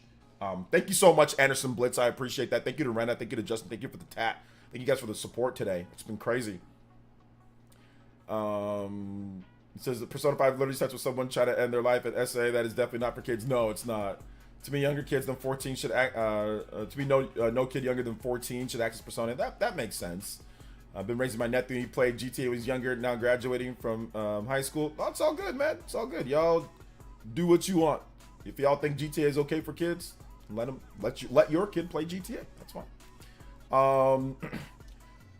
So the 14 is most kids already have hit puberty and somewhat grasp of sexuality themes. Yeah, that's true. That doesn't mean they should have access to those things, though. You know what I'm saying? Like, just because they've hit that and like, okay, that doesn't mean they should be able to play and absorb that type of content, in my opinion. You know, I think people got selective memory with Persona just because it's more colorful than SMT. Persona still gets dark. Everyone not talking sexual stuff, deals with depression, suicide, etc. Yeah, exactly. The glasses, exactly. So yeah. Let's see. He says, yeah, let kids be kids. We all eventually grew up, and these M-rated games are not must plays for children. Exactly. Yeah, they're not. Nothing's a must play. Nothing is a must play. GTA is not a must play for a child. Like, there's other games like you can get them other games that are like open world, that like you can get them Lego City Undercover. You can get them that. They can play that. It's an open world GTA style of game, right? But Legos, it's not as bad. So there's other games that they can play. There's Minecraft. There's other stuff that they play. You know, that's open world. They can do different stuff. So, so yeah, a good age to let kids watch anime. Oh man, anime. It depends on the anime. Most animes are actually fine though. Like Dragon Ball Z is fine. Because it's really not too explicit, but it just depends. I mean, I'd probably let my child watch most anime, not most, the shonen animes, because the shonen animes are for kids. You know, like shonen anime is literally for kids. So, you know, there is some questionable stuff like in Naruto, like sexy jutsu and things like that, but it's never that bad, you know. It's never too bad. But like, yeah, I mean, I think kids, like little kids, can watch shonen for the most part. I don't think that's that big of a deal. They also censor some of it here in the US, so it's not too bad. Not Dragon Ball. I think Dragon Ball's not that bad. I personally don't think it's that bad. I mean, Dragon Ball, I think it's Y7 on Toonami back in the day. So, yeah, Dragon Ball, whatever. I mean, they made those shows for kids, you know, like shonen animes for kids, so.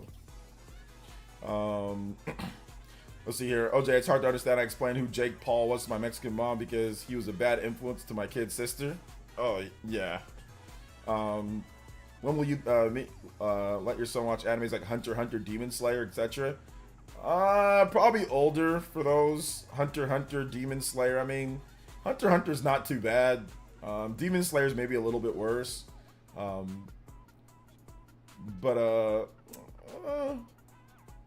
when he's older, when he's like, you know, maybe 10, 11. 10 or 11. Till then, he can watch, there's other good kid shows that he can watch, you know, till then.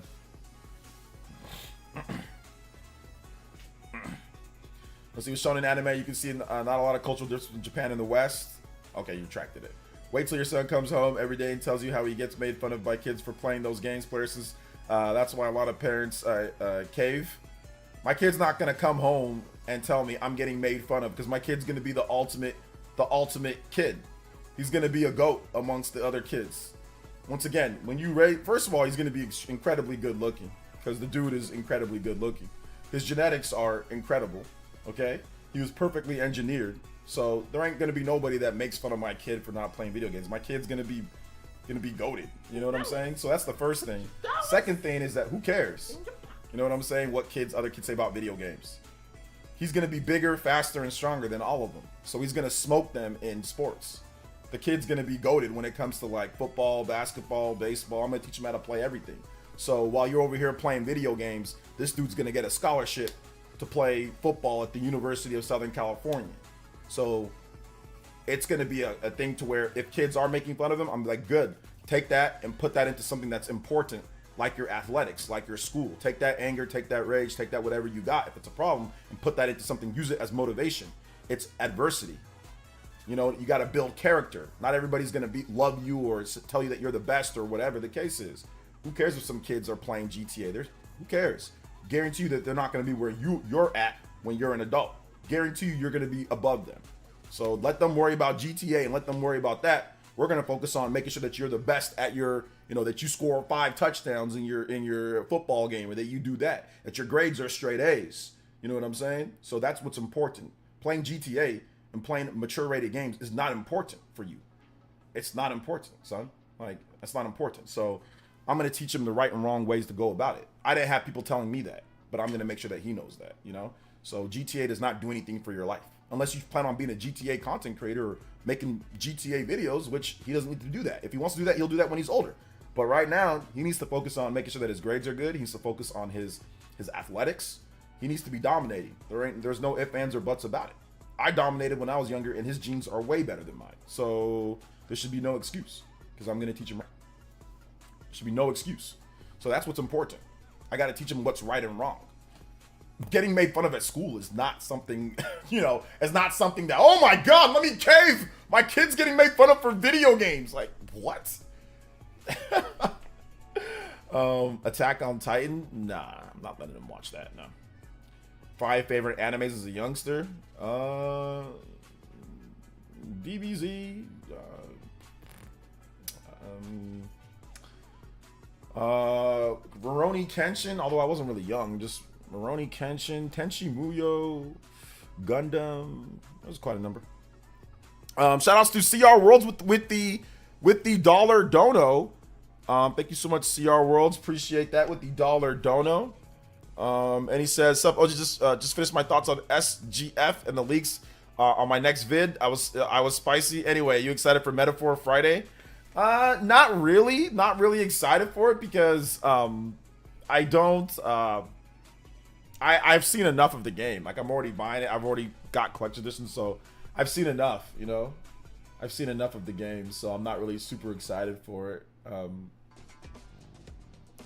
So yeah."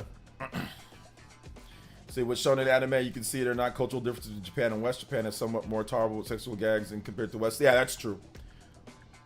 Which Tenchi was your favorite? Tenchi Muyo. Hackside says one more follow up on Tenchi Muyo, the OVA or the universe. Just the standard one that was in the US here. So I think it's just the OVA, right? Let's see. Can you imagine gaming peer pressure? Hey, normal, well-built, successful dork. Yeah, I heard you're not a nerd like us playing video games, ignoring priorities. I mean, yeah, I'm pretty sure some kids will say stuff like that, because I remember, some kids talk about they're playing certain type of games and all that. But yeah, for me, man, it's about my kid doing everything that I didn't do. It's about my kid doing all the goated stuff that I didn't get to do. So. I saw that Metal Slug Tactics is finally coming this fall. It also, is. Did you hear about the Nintendo private videos leak that some Google employees accessed? Yeah, that was all on today's video. So I covered Metal Slug Tactics on today's video, Justin, and I covered the Google employee stuff as well. So those are all things that I covered on today's video, which is crazy. Metal Slug Tactics, that is coming out this fall. And then the Google thing, a Google employee leaked some stuff from 2013 to 2018. A Google employee leaked, had access to like Nintendo's back end for YouTube, like privated videos, and like leaked some of that information out to certain people or something. So yeah, it's pretty crazy stuff. But apparently it wasn't intentional. But yeah, it happened a decade to 6 years ago. So I don't know what's going on there. Shout outs to Paul Gale with the dollar. It says to building up your kids to be better versions of ourselves. That's what every parent should want. Guide them in life to make healthy, smart decisions. Find a balance between play, education, exercise, eat well, laugh hard, help others to be awesome. Paul Gale has 2 kids that are older, or one of them's I think as old as my kid, but then he has like another one that's younger. And I have a younger one than his. He has 2. He has a girl and a boy, and I have a girl and a boy. So Paul, let me ask you a question. With your kids, what are they allowed to play? Are they allowed to play, and no judgment zone, because once again, it's your own kids. Are they allowed to play mature rated games? Like, what's the extent? Can they play Persona? Can they, like, what do you give them? Because they're both, I think, under pre-tween, right? I think they're both under 11, or they're right around that age or a little bit younger. So what is the rule in your household with Paul, with your kids, and what video games they can play? Justin with the $3. Thank you so much, Justin. I appreciate that. Thank you so much. Shout outs to Paul Gale Network. Thank you for the $1. And let me get the new combos on here as well. Thank you guys, man. We're at 49, almost to 50 for the extra bonus stream, which we actually haven't hit 50 for a while, so that'd be dope. One combo away from that. Let's go. Obi-Wan Racers, very good for your kid. Yeah, I'm not gonna let him watch. I don't know what Obi-Wan Star Racers is, but he probably ain't gonna watch that. I know my nephews, they like Sonic Prime and all that, so I think he'll probably be into like stuff that they like, because when he gets older, he's gonna like, I have 2 nephews and a niece that don't live very far away from me. They live pretty close, so he's probably gonna be hanging out with them a lot when he gets older. So he's probably gonna watch and like what they like, you know. And my sister, she's very cognizant of what they're watching, right? So she's very like, hey, what are they watching? What are they doing? Hit that like button though, man. Hit that like button. Thank you, Paul Gale. Appreciate that.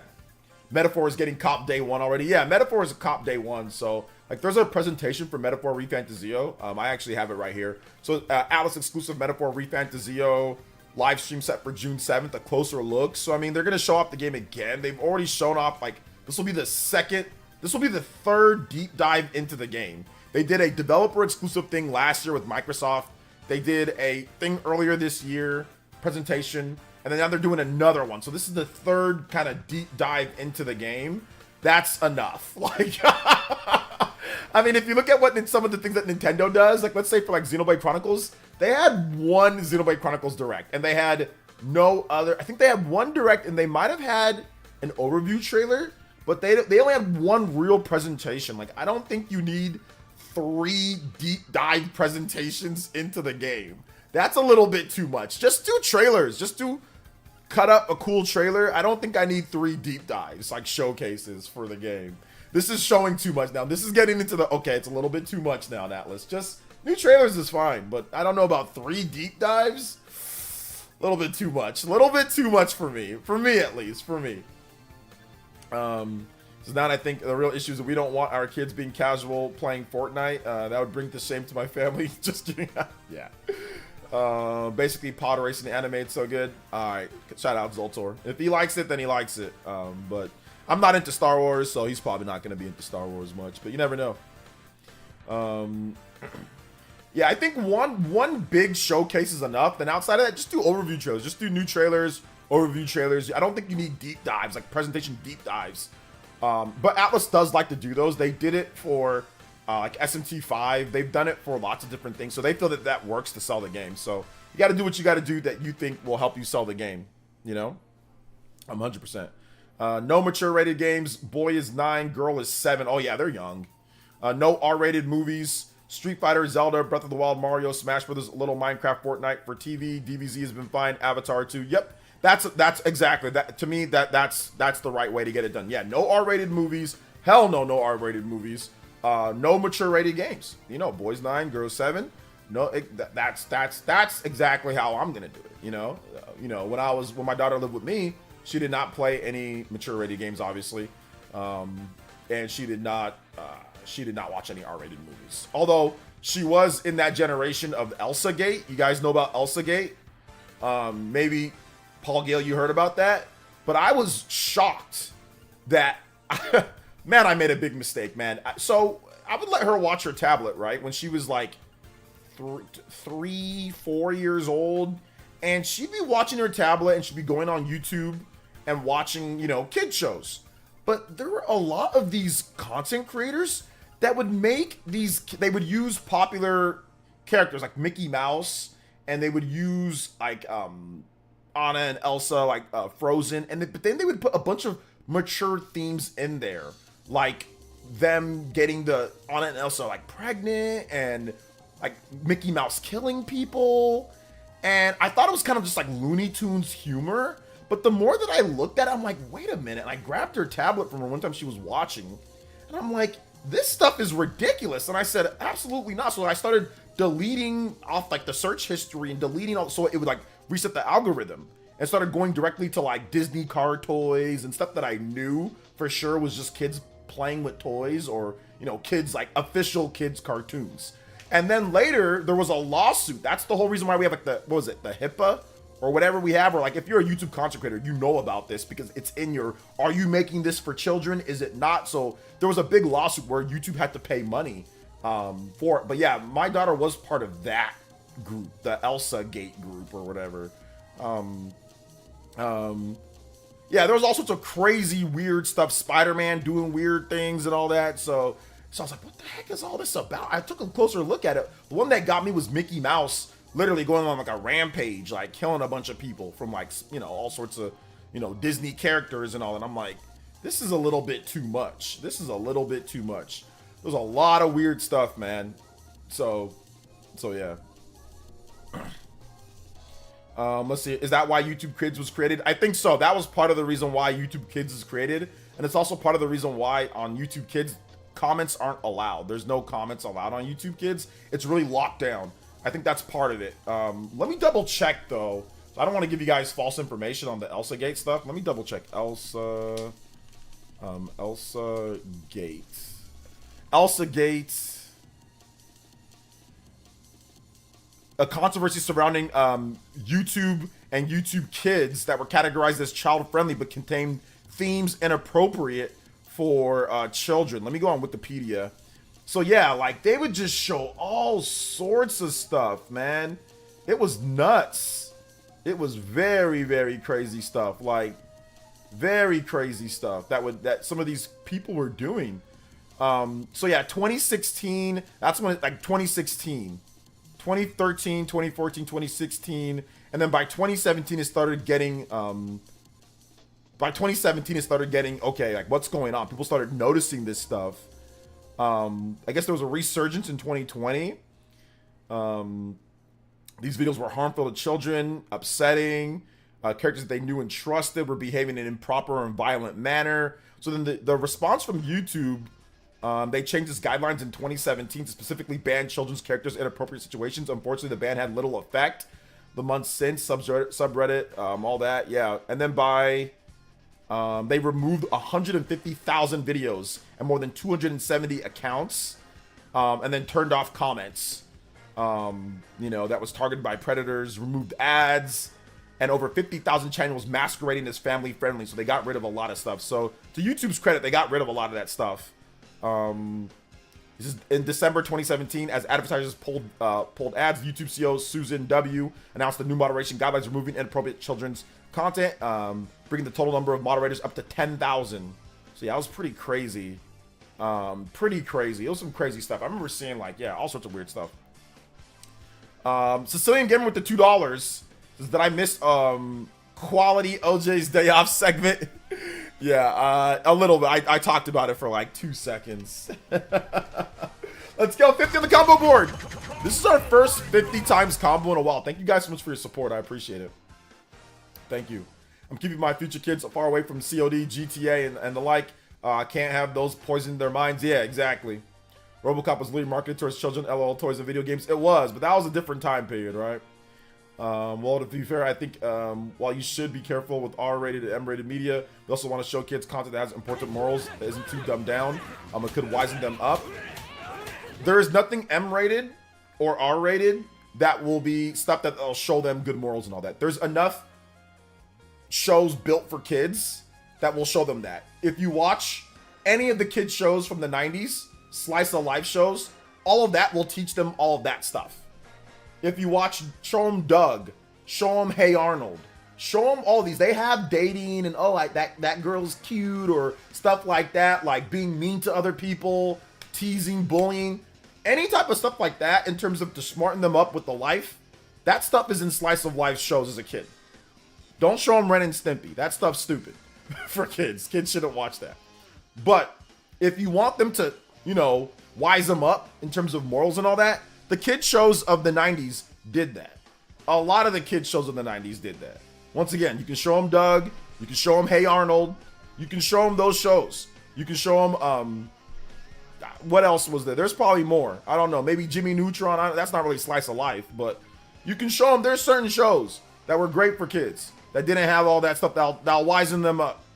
So absolutely not. I don't agree with that. Showing them M-rated content or showing them mature-rated content to wisen them up. There's enough kid shows that will do that in the right way. And then when they're actually adults, they can watch the adult content if they want, you know. But do you think there's a wild chance that the next Nintendo console could come, say, November this year? No. With September announcement possible? No. September, October. So they launch the system 2 months before it comes out. That doesn't even make sense, Ava Cook. That doesn't even make sense. Rick and Morty is not a slice of life. It's just a stupid show. Rick and Morty is not a slice of life. Oh man. Also raising them right and leading by example, teach them a lot. Yeah. X-Men from the 90s. Yeah, X-Men is great. Yeah, X-Men is really good. X-Men's good. So yeah. To be fair, they did that with the original Switch. All right, Rufflemutt, I want you to tell me when the Switch was announced and when it launched. Go ahead. Go ahead, Rufflemutt. Give me. Shout out to Rufflemutt, but give me the release, the when they announced the Switch and then when it launched. Give me that, because you said that. Oh, to be fair, they did that with the Switch. Okay, give me the dates. Let's hear it. Announced in December, then launched in March. That's not true. That is incorrect. that was not announced in December and then launched in March. And on top of that, that's 3 months, not 2 months. But aside from that, that's also wrong. That's also wrong. You want to try again? I'll give you another shot. Nobody tell him. This is fun. Nobody tell him. Ruffleman, I'll give you another shot. When the Switch was officially announced? There was an announcement well beforehand, but I'm gonna give you another shot at it. Try again. Mulligan. What's up, Ruffleman? Though, welcome to the stream, brother. How you doing today? But let me know. I'll give you another shot at it. They did show us R-rated movies in the middle school with permission slip, like 12 years a slave. Okay with the permission slip? Yeah, maybe if your parents are okay with it. Try again. Tell OJ, you know what you talking about. I'm gonna allow him to let him maybe Google search it. This is the best way to learn, because coming to my stream and telling me they did the same thing, I said 2 months, that's why they wouldn't do that.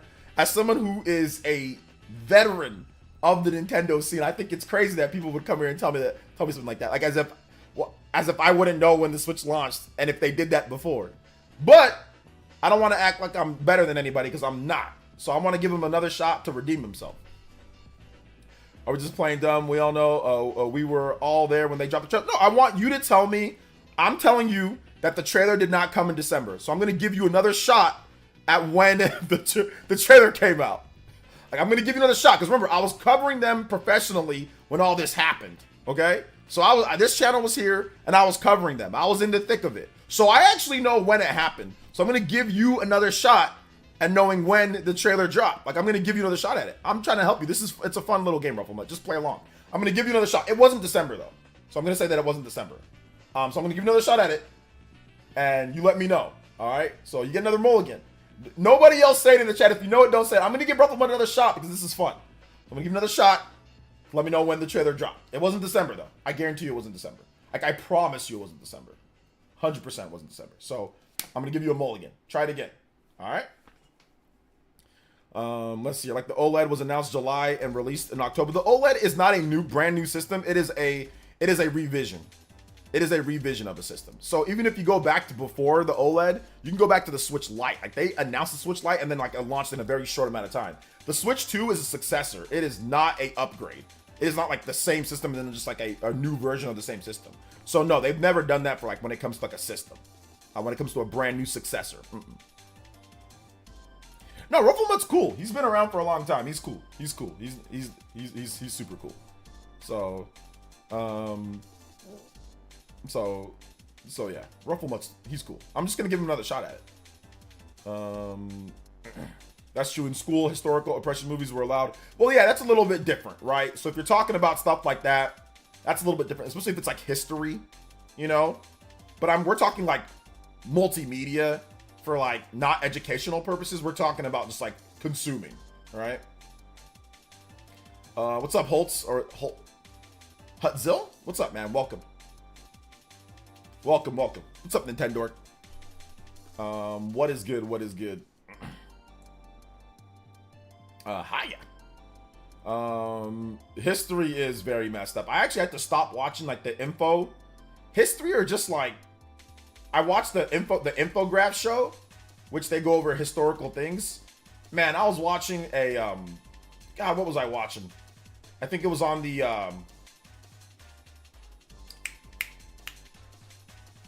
oh man, like that crazy mad scientist from the from World War II from Nazi Germany.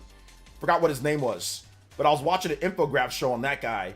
Oh, and the Japanese like Unit 731 or whatever that did experimentation on humans, like Resident Evil stuff. Man, I had to stop watching, man. I got sick to my stomach. Like, I got sick to my stomach. It's crazy. Like, oh man, that stuff's nasty, man. There's some really evil people. All right, so I don't think Rufflemutt's gonna answer. So Rufflemutt, I'll answer for you. So the Nintendo Switch was first officially announced in 2015 as the NX. So Satoru Iwata, the former president, the late president, announced that, look, we have this new system, successor, console. It's called the NX. It's coming out at some point. And then again, I think in 2016, they said that the NX is coming. They put out a tweet just saying the NX is coming. You know, it's coming at some point or whatever. And then in October of 2016, they officially revealed the Switch. The name and all of that was officially revealed in October 2016. So October, November, December, January, February, March. So that was 5 months. But if you want to get technical with it, it was really announced 2 years before it launched, you know, technically. But in terms of like an official reveal of the system and what it can do and stuff like that, that was October of 2016.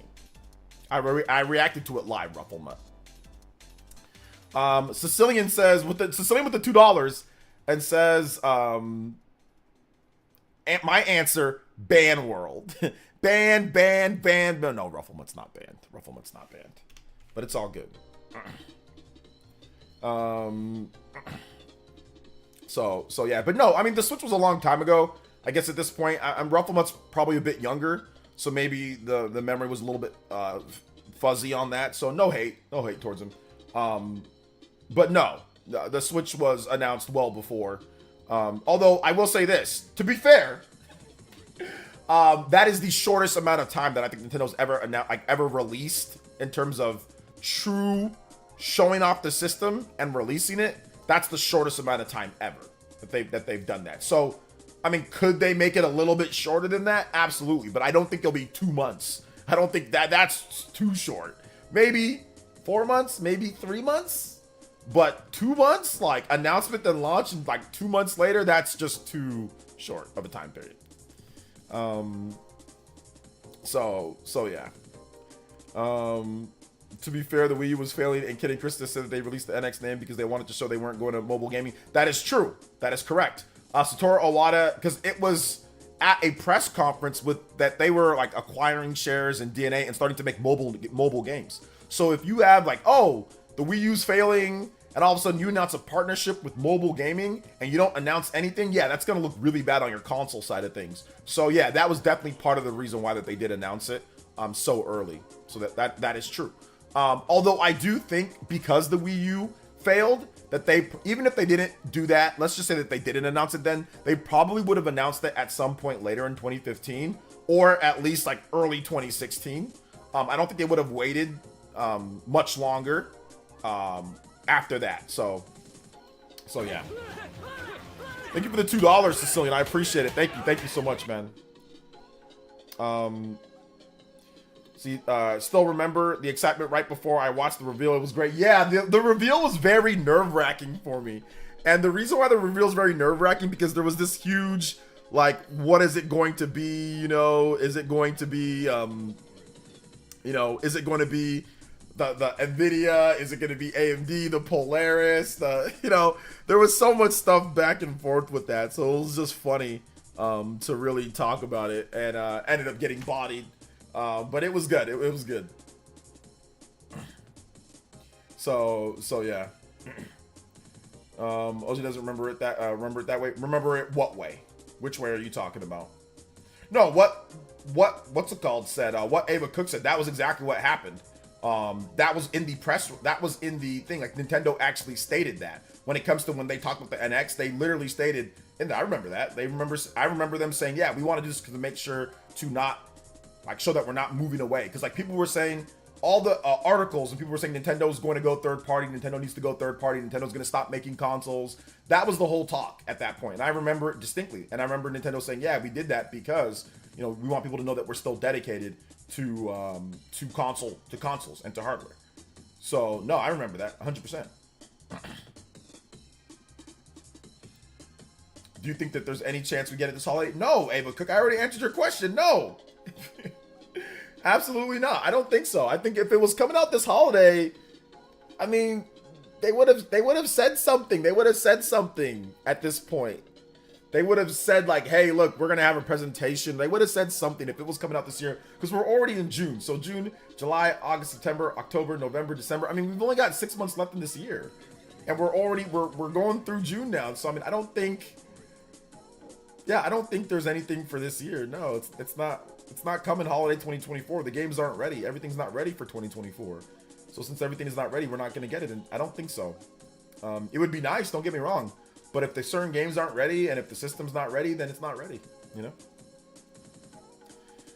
I still remember. Okay, I already read that. I think it's going to be early 2025, first quarter 2025. Sometime in the first half of 2025, I think that's when we're going to get it. I see where the confusion came from. I was referring to when it was officially announced on their YouTube channel for the public to see. It was officially announced on their YouTube channel for the public to see in October of 2016. Yeah, October of 2016. I thought it was December, but it was actually towards the end of October, the 20th. Okay, yeah, so you forgot, right? That's fine. That's fine. But yeah, it was October. And then there was another month. There was November, and then there was December. But yeah, it was October. So that's not like, you know, what Ava was saying, like, oh, can it be like announced like in September and released in November? It's like, that's just September, October. Like, that's barely like a month, right? Depending on when you do it in September, a month and some odd days. I mean, that's just not enough time. I've never seen a successor launch in that short of an announcement, like real announcement showing up in the window.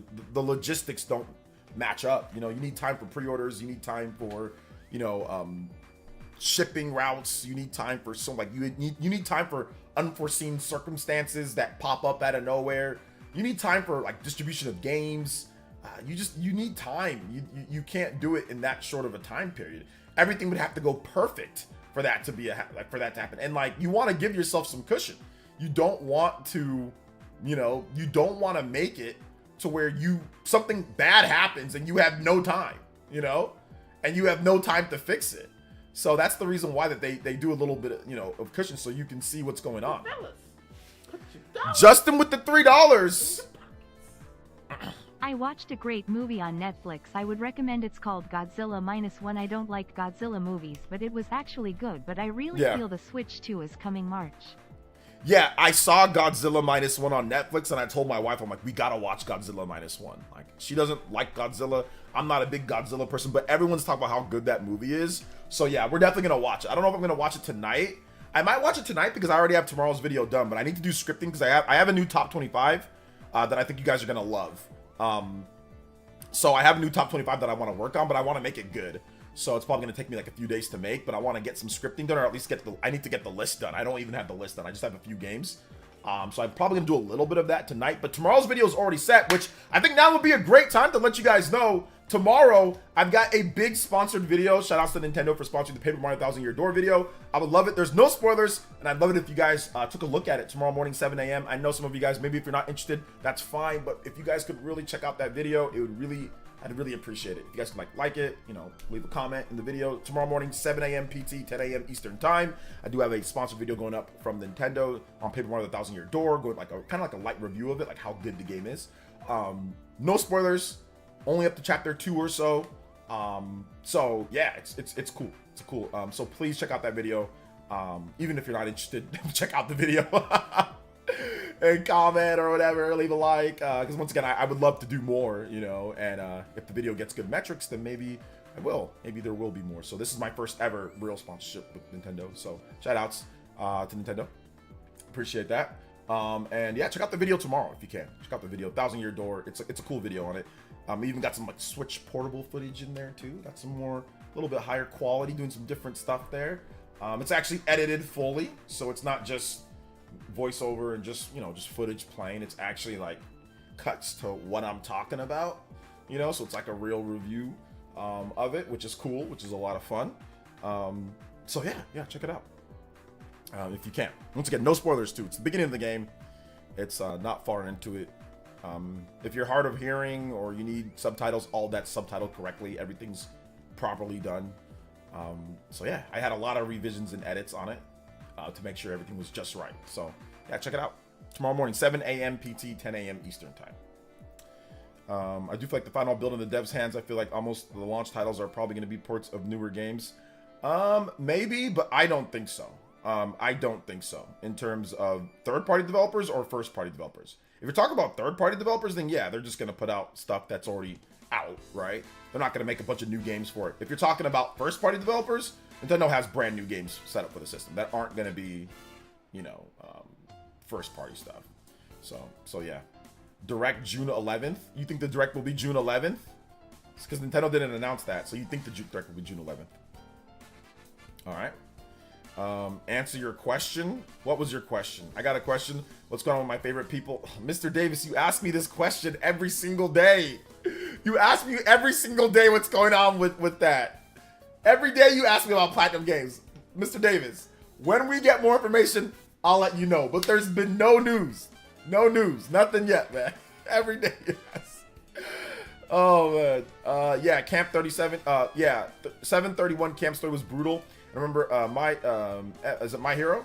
Was the villain, had the same name as the scientist, and because of huge controversy in China back then, and mangaka had to change it. Oh yeah, that's definitely not good. That's definitely not good. With Pokemon Legends ZA coming 2025, you think it could mean that Metroid Prime 4 could be a big holiday 2024 game for Nintendo? Yes, Anderson Blitz. Yes, it could be for sure.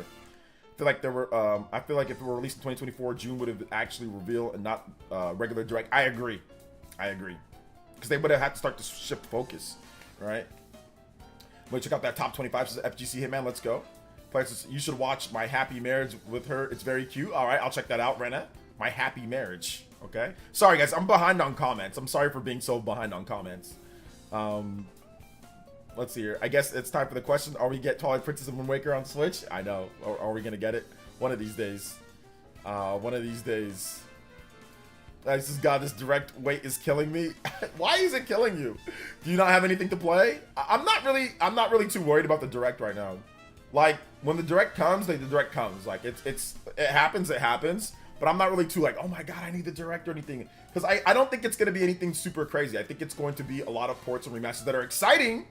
But it's not going to be anything that's like, you know, that's like, oh my god, like here, like Switch 2 now. Switch 2, that's super hype, man. I am going to be thrilled when that finally launches. So I am going to be thrilled. So that's going to be awesome. I cannot wait.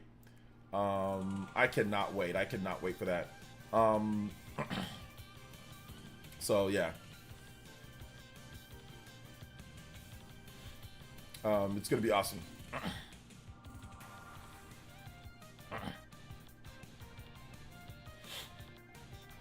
It's gonna be really good.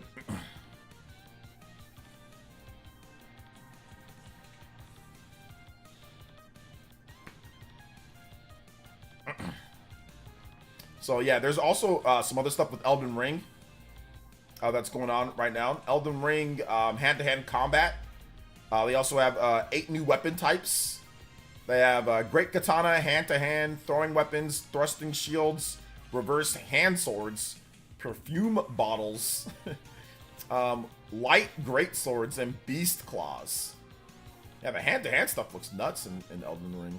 So yeah, I'm not an Elden Ring guy, but yeah, it looks cool. Shoutouts to yeah.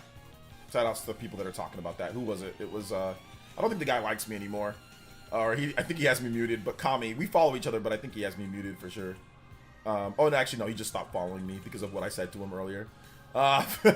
So, But we were following each other. But yeah, I think I got on his bad side. Understandable. Understandable. Either way. Let's see here. But yeah, he posted that on Twitter. To the guy who was torn between 3D World and Wonder, get 3D World. I think it's an overall better game. 3D World and Wonder. To the guy that was, I don't know which guy it was. In terms of what's an overall better game, 3D World or Wonder. They're both really good. I'm gonna have to say that I think I had a little bit more fun with Wonder over 3D World. 3D World definitely is really good, and it's awesome. It's actually a really good game, but I don't know. I just felt like Wonder just felt like a bit more exciting in terms of like new content for Mario, whereas World seemed like more of an evolution of 3D Land, which is great. 3D Land is awesome, but Wonder just had this different type of atmosphere to it. But 3D World does give you, you know, really good local multiplayer, and online. Well, the online's okay. Wonder's online is a little bit more free flowing and not as it's not like super like real online. All right, so I don't know. But they're both really good though. They're both really good. It also depends on what you like more, 3D or 2D. Like if you like 3D Mario more, then obviously World is going to be better. 3D World is better. But if you like 2D Mario more, then Wonder is going to be better. So yeah. This is, it really depends. I had trouble controlling 3D World for a bit. Just felt strange to me. I don't know. That's just because you're not good at games. I'm not trying to be mean. Because the controls in 3D World are really good. It's probably one of the easier 3D platformers to control. So maybe you're just not good at 3D 3D controls, like 3D Mario games. But once again, you might be good at them. It just maybe it didn't feel good to you. But I mean, that game has super precise controls. But then again, I can maybe see why you don't, because it doesn't have complete movement, like complete 3D movement. It's 8-way. So I think maybe that's why you had a problem. It's not completely three-dimensional in every single spec you can control and you can move in. It's like this, right? It's like, you know, it's like you can move this way, this way, this way, this way, this way, this way. It's not completely 3D like, let's say, Super Mario Odyssey is, right? So I think maybe that's the reason why you struggled with the game. It says, no, it just felt weird. I haven't really played 3D Mario. Yeah, so I think you're just not necessarily that great at 3D Mario too. But the controls are good in the game, so maybe you're just not really good at 3D Mario too. There's also that. Mario bosses were never really that impressive. Yeah, none of the bosses in any of the Mario games are that impressive, to be honest. So yeah, none of them were really that great. I mean, I'm trying to think of what game. I mean, like the Mario RPG games, the bosses were cool. Those were like way better than like the actual mainline Mario games. Like if you go to like Thousand Year Door and like Super Mario RPG and Paper Mario, the bosses in those games are awesome. But the bosses in Mario games are never really, like, you just jump on their head 3 times or whatever, and like then they die, you know? Not really anything that crazy or that great in Mario games, the bosses. I don't even remember the 3D World bosses. I'll keep it a buck, and I beat that game multiple times. And I don't remember what the bosses, I mean, there was the Bowser. Yeah, Bowser. Bowser rolling around, like, throwing stuff at you. I mean, that wasn't anything that great. And then, like, jumping on, like, the rooms like, where they would, like, spin around on like in the shell, some of the Koopa kids, right? Like, or whatever. Although I do think Galaxy had really good bosses. I think Galaxy games for sure had good, because I remember the Galaxy bosses. The Galaxy bosses weren't hard, but they were just cool. And Galaxy bosses were so good. I think they made a boss. Didn't they make a boss rush mode in Galaxy? So yeah, I think Galaxy probably has the best bosses, because you did a lot of unique things in those games, and like it wasn't the same gimmick over and over, you know, because they used like the 3D and like the gravity to do different things with the bosses, you know. So yeah. So yeah. Anybody actually purchased the Kirby Forgotten Land? Is it any good? Anybody actually purchased the complete Kirby in the Forgotten Land? Is it any good? Yeah, it's really good. And yeah, the game's going on 8 million. So yeah, quite a number of people bought the game. I think the last number was 7.52 million for Kirby in the Forgotten Land. So yeah, it's a pretty popular game. Yeah, I beat the game. It was good. I like it a lot. I know Justin really likes Kirby in the Forgotten Land. I think it has like a mid 80s on Metacritic. If I'm not correct, I think it's like a 80 something for Kirby and the Forgotten Land. So yeah. But yeah, it's the best selling Kirby by a large amount. But yeah, it's going on 8 million and it's still selling. Like it's been steadily doing really good. It tacks on like another, 1 million or, every year it tacks on like a 1 point something million to its like total. Like it did a good at the beginning. I think it sold like the first year, I think it sold like 5 million in the first year. And then since then, since it came out in 2022, like every year it's tacked on like another like million or so since its release. So every year. Even the Bowser fights in Galaxy were dope. Yeah, the Bowser fights were great in Galaxy. They were great in Galaxy. I mean, they got kind of repetitive a little bit after you did it a number of times, but they were still fun, Legend of Dragoon or Legend of Legaia. I like Legend of Dragoon. Mario Odyssey left me weirded out. Mario Odyssey was kind of weird with the fights. I think Galaxy for me was probably the best. Although yeah, the final battle in Odyssey is really good. That one's really good. That was good. Saw your old Switch collection vid from a couple of years back. So jealous that you have Dust and Elysian Tale and Xeno 2 collectors. Yeah, that video a while back. I need to make a new one though, because like I've gotten so many new games since then. I need to make a new one though, but my games are kind of like all over the place, so yeah. Kind of all over the place. 85 on Metacritic for Kirby and the Forgotten Land. The Brutals, that was Odyssey, right? Yeah, I mean, it was okay, but once again, like, I don't think like the boss fights in Mario games are anything to write home about. I guess with the exception of Galaxy. Galaxy has some pretty dope stuff, but yeah, outside of that.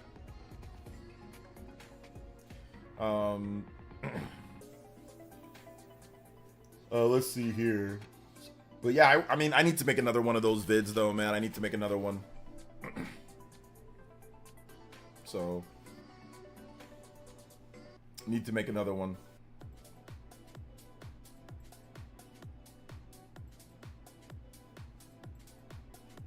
If you guys have questions, feel free to tag me at PlayerEssence, hashtag PlayerEssence, just PlayerEssence by itself.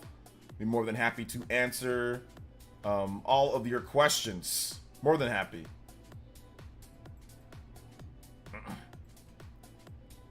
Answer all your questions.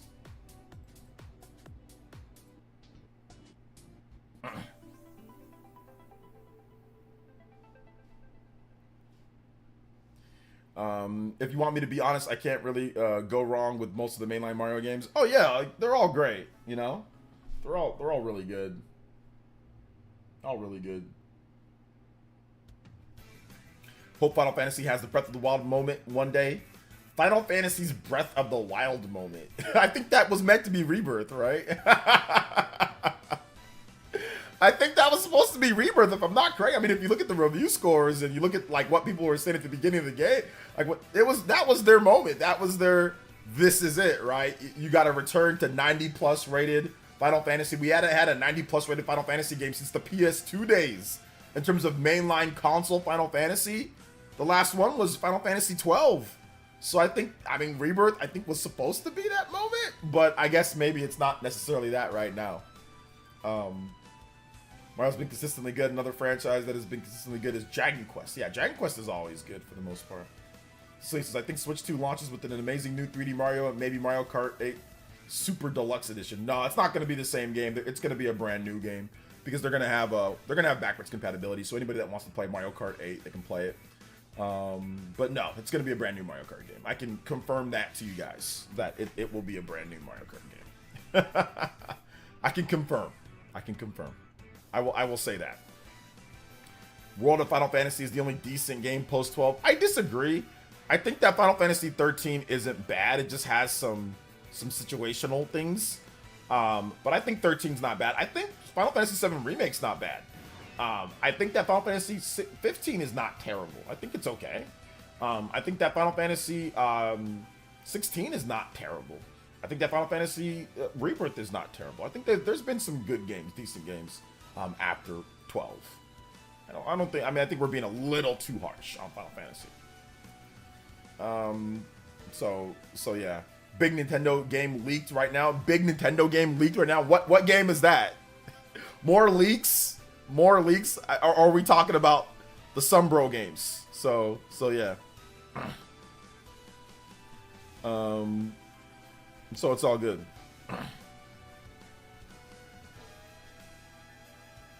So it's all good.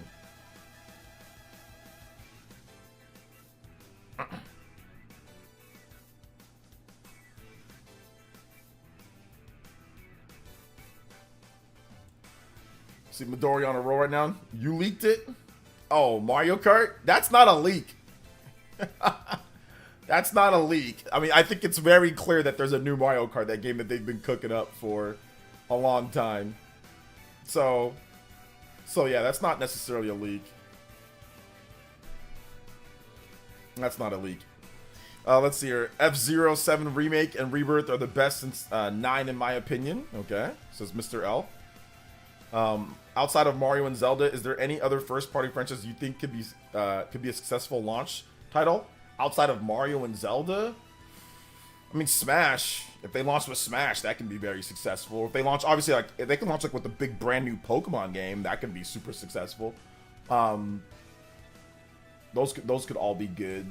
But yeah, there really isn't. There's only like a few franchises. I mean, it's like Mario, Zelda, Smash, Pokemon. Like those would be. You'd need one of those to launch with the system for it to be, you know, for people to be like, oh snap, you know.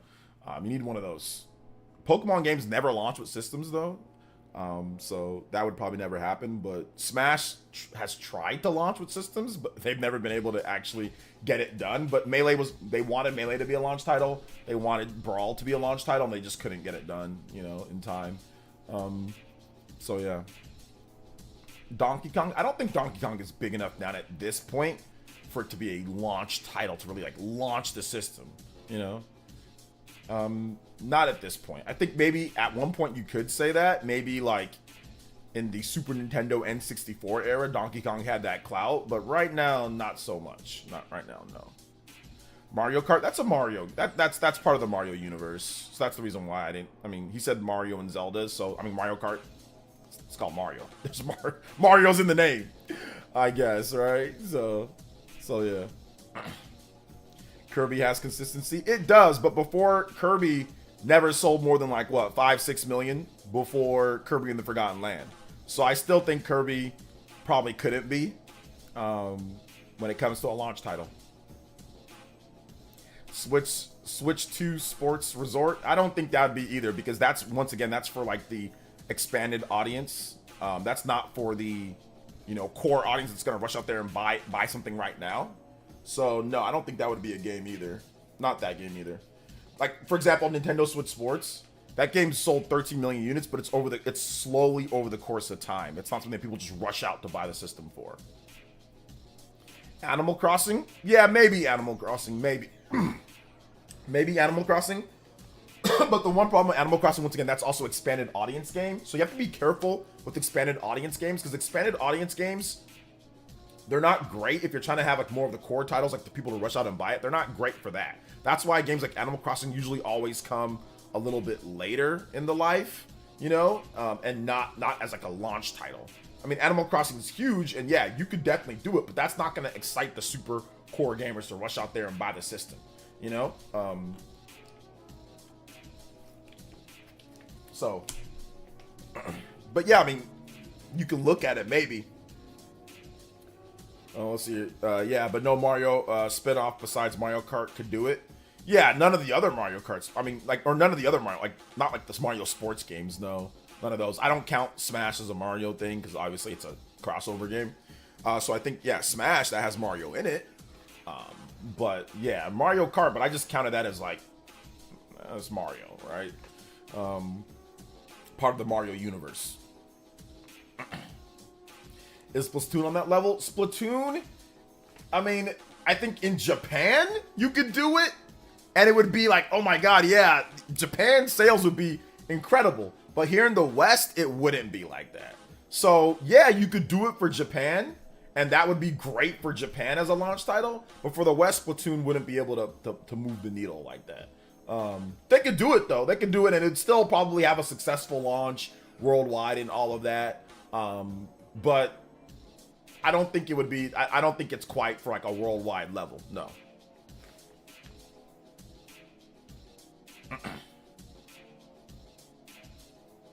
If I paid for every Nintendo YouTube video with the huge leak and the thumbnail that turns out to be nothing burger, I'd have enough money to buy Europe. Yeah, huge leak. Ends up being nothing. Ends up being nothing. If you got to choose one dominant Nintendo franchise for Switch 2 launch title, which one? I mean, it just probably be, I mean, if I could get Smash right there at launch and it was incredible, that'd be great. But yeah, 3D Mario is always the classic banger, man. So I mean, for me, 3D Mario has always been what I remember, or just Mario, but 3D Mario now. So Mario 64, right? Mario Galaxy wasn't a launch title, but they had Zelda, right? So but yeah, 3D Mario for me is always great. Oh, I thought you said dominant. Dormant. Okay, dormant. A dormant game as a launch title? Yeah, Kid Icarus. Like a brand new Kid Icarus Uprising 2? Oh my god, yeah, Kid Icarus. That would be my pick for like dormant launch title. Kid Icarus Uprising 2. That'd be so good. So yeah, you said dormant. I mispronounced it, but you did say dormant. I bet GameStop is excited for Switch 2 guaranteed hardware and physical software sales. I think the whole industry is waiting for Switch 2.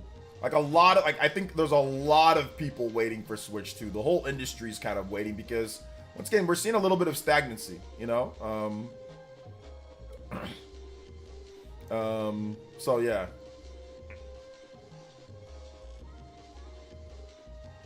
So yeah.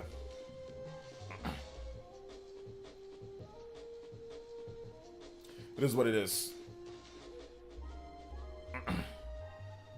Overall, you know?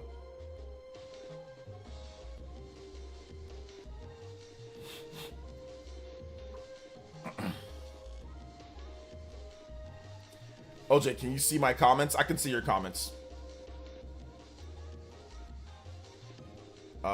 Let's see here. Hasn't the pattern been Splatoon, then AC, then Splatoon again? Or am I wrong on that? Aren't there some of the devs the same? There are some devs that do move from project to project. Monolith Soft also works on some of that too. But Splatoon, then AC, I mean, if you're talking about it since the Wii U era, right? So Splatoon 1, obviously Animal Crossing New Leaf came out before that. But then you had Splatoon 1. Then after Splatoon 1, you had Splatoon 2. So it really hasn't been Splatoon, then Animal Crossing, Splatoon, then Animal Crossing. Because we got Splatoon 1 and Splatoon 2, then Animal Crossing came out after that, then Splatoon 3. Then we haven't had another Animal Crossing since then. So I don't know if it's going in that order or anything, you know? So yeah. See, as long as it isn't New Super Mario Bros, then that was a real miscalculation. Well, I mean, I don't think it'd go back to New Super Mario Bros since they already did Super Mario Bros. Wonder. So if anything, it'd be a follow-up on Wonder, if they were gonna do something. But Wonder just came out last year, so there's no way that that's ready, and there's no way that a new 2D Mario game will be ready either. I mean, they could, but I mean, why would they go away from Wonder when Wonder's the fastest-selling 2D Mario game in the modern era, even better than New Super Mario Bros. So yeah, I don't see it being you know, New Super Mario Bros. Or anything like that, because they've already got Wonder, and Wonder is doing better than any New Super Mario Bros. In terms of like debut sales, you know.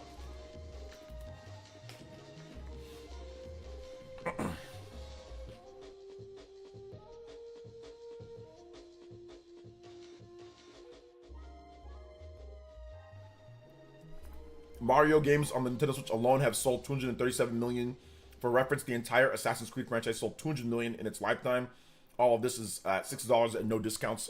Never ever. I mean, there's been discounts on Mario games. Like, there's been times where it's been discounted. You know. $2 Temu undies. What's up, man? Welcome. Sicilian with the $5 says, when Switch 2 is delayed to 2026, how mad will people be?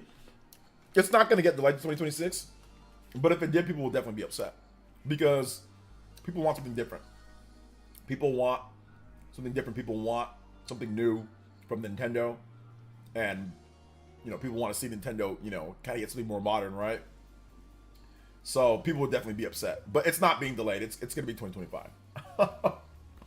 No.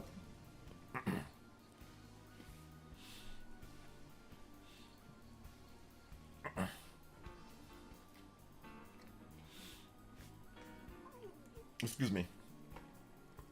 Could be wrong, but I feel like a new Mario Kart game ain't hitting for at least a minute, maybe 2 minutes. What does that mean? What does that mean? Nintendo finally learned to stop trolling me with dangling Mario Kart 9 carrot above me. Remember all the videos that I made on Mario Kart? New Mario Kart's coming. I had heard some information that there's another Mario Kart that's coming, but Nintendo couldn't release it because of how well Mario Kart 8 Deluxe. Like, Mario Kart 8 Deluxe was selling like a brand new game. That's the biggest problem. It was selling like a brand new game, you know? Sicilian Gamer with the $5. Thank you so much, Sicilian Gamer. Appreciate that. Thank you for the support, brother. But yeah, I don't see it being delayed. I don't see it being delayed, brother. I don't see it. Thank you for the big 5. I personally give delays. I would personally, given that delay, significant chance for new entries like Astral Chain 2 or Fire Emblem. Well, we're gonna get those regardless, in my opinion. I blame the Wii U for that. Yeah, that's part of the reason why. I mean, that's part of it. Probably won't see a new MK game until a year or two of the Switch life cycle, I'm guessing, though. I disagree. I think we're gonna see a new Mario Kart game within the first year. So I think we'll see a new Mario Kart game. And the reason why I think that we'll see that, because Mario Kart, if you go back to the Super Nintendo era, right? Different era, but that was an early game. Super Nintendo era, that was a very early game, Mario Kart. You look at like Mario Kart on the N64, they always try to get the games out as soon as possible. Mario Kart N64, Mario Kart Double Dash that came out, I think 2 years was Double Dash, but they wanted to have Double Dash earlier. Mario Kart 7 came out, I think that was the first year of the 3DS, if I'm not correct, right? So Mario Kart games always come out, or they want to have Mario Kart games early in the life, because Mario Kart is a super evergreen system seller, where if you put out Mario Kart at the beginning of the life of the system, it's going to help sell the system all the way throughout the whole life of the system, right? So they always try to get Mario Kart out early in the life of the platform, whenever they can. They try to get it out early. So that's the reason why I feel that it's going to be more of a year one title, or within at least a year or so, more so than like a 2 years out title. Because then you lose your opportunity in terms of selling, because whenever the next system comes, obviously you're going to have to move on to the next thing. But if you get it out early, same thing as Smash Brothers. They try to get Smash Brothers out early. They try to get Mario Kart out early. They try to get, obviously, the big 3D Mario game out early, because those are going to be the system sellers that help move the system for the whole duration. And if you wait longer and longer, you're just going to make less, you know? No More Heroes for on the way? No, Suda said that he doesn't know when the next No More Heroes is. So yeah. Let me double check on Super Mario Kart. So, yeah, let's go over the Mario Kart release dates. Let's go over the Mario Kart release dates. So, I don't, okay. Yeah, so I got them right here. Trolling Justin with the 3. Can I get some Mario Kart 8 music? Yeah. Also, I heard Nintendo was going to release a new Mario Kart, but they heard Partyman wanted DLC instead, so they did that. Lol. Mario Kart 8. Big Blue. Thank you so much. Justin, we're at 54 on the combo count. Let's go. Thank you so much for the support. Appreciate that, guys. Let's get up to 60. That'd be a record for us. One of the records on, I guess, on a Tuesday. Shout outs, man. Thank you so much, guys, for the support. I appreciate it. Remember, if you drop a dono, put your music request in there, and I will play something for you. Yeah, let's check out. I just want to check out the Mario Kart release dates. So, like, yeah, Super Mario Kart came out in 1992. Mario Kart 64 came out in. Also, hold on. Let me have the console Nintendo hardware launch dates. Nintendo hardware launch dates. Let's get into the Nintendo hardware launch dates as well. All right, so let's start with the Super Nintendo. The Super Nintendo launched in August 23rd, 1991. Super Mario Kart came out in 1992, so they had that within 1 year. Super Mario Kart. So that was within 1 year. Next up is, let's just go to the N64. So the N64 launched in September. This is US launches. September 29th, 1996. And Mario Kart 64 came out in 1996. So that was the same year, right? Or close to it. Let's look at the Game Boy Advance. Game Boy Advance came out in 2001. Mario Kart Super Circuit came out in 2001. So they got that out early. GameCube came out in November 18th, 2001. And Double Dash came out in 2003. But obviously, if you look at 2001, it was the very end. So it was within a year and some odd months. So it wasn't even 2 years. It was within a year and some odd months, even for Double Dash. All right. Next up is Mario Kart DS. So DS came out in November 2004. And Mario Kart DS came out in 2005. So within the year. Next up is the Wii. The Wii came out in November 2006. And Mario Kart Wii came out in 2008. But it came out early, April 2008. So that was within a year and some odd months. Not even 2 years. The 3DS came out in March 2011. And Mario Kart 7 came out in 2011. So it came out later that year, with less than a year. Let's talk about the Wii U. Wii U came out in November 2012. And Mario Kart 8 on the Wii U came out in May of 2014. So within a year and some odd months. A year and a half or so. So yeah, there you go. And obviously Switch, it's Mario Kart 8 Deluxe came out, but it's a port. It's not a brand new game. But yeah, it came out after a month. So yeah, Nintendo's always keen on getting out Mario Kart early. That's the reason why I don't think it's going to be 2 years. I don't think they've ever even waited 2 years. I don't think anything's actually hit 2 years plus when it comes to Mario Kart. So that's the reason why I said that. But it was good to actually confirm everything, you know, my theory. So within 2 years would be my guess, but you can make a point, make a point though for sure. So within 2 years, yeah, I mean, I guess, but yeah, no game has ever reached even kind of close to 2 years. The most that it's ever been is maybe like 2.5 or 1.5 years. So yeah, you're right, within 2 years. But I mean, even that is cutting it close, you know, like even saying 2 years is cutting it close, because most of the games, it's within a year, it's the same year, it's within, 5-6 months, it's within a very short amount of time. So yeah, for sure. Yeah, Mario Kart's early, because you want to get a game like Mario Kart out early. So I could see Nintendo launching the Switch 2 with 3D Mario, and then in the fall, the big title is Mario Kart 9 or Mario Kart 10. I could see them doing that. Christian with the $3. Speaking of Mario Kart, I had a dream last night that I was watching the Switch 2 debut trailer and Mario Kart was the launch title. Okay. The Switch 2 was named Super Nintendo Switch. And the new Mario Kart was Mario Kart X. Okay. With Cap Falcon being first unveiled. This man was in a Mario Kart race car bed too. Well,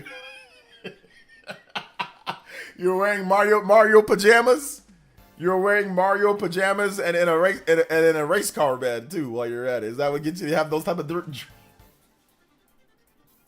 No, I'm just messing with you. Christian. Thank you for the 55 on the combo board. You got a steering wheel on there. No, I've had dreams about Christian, that's normal. I've had dreams about Nintendo dreams in the future too. So yeah.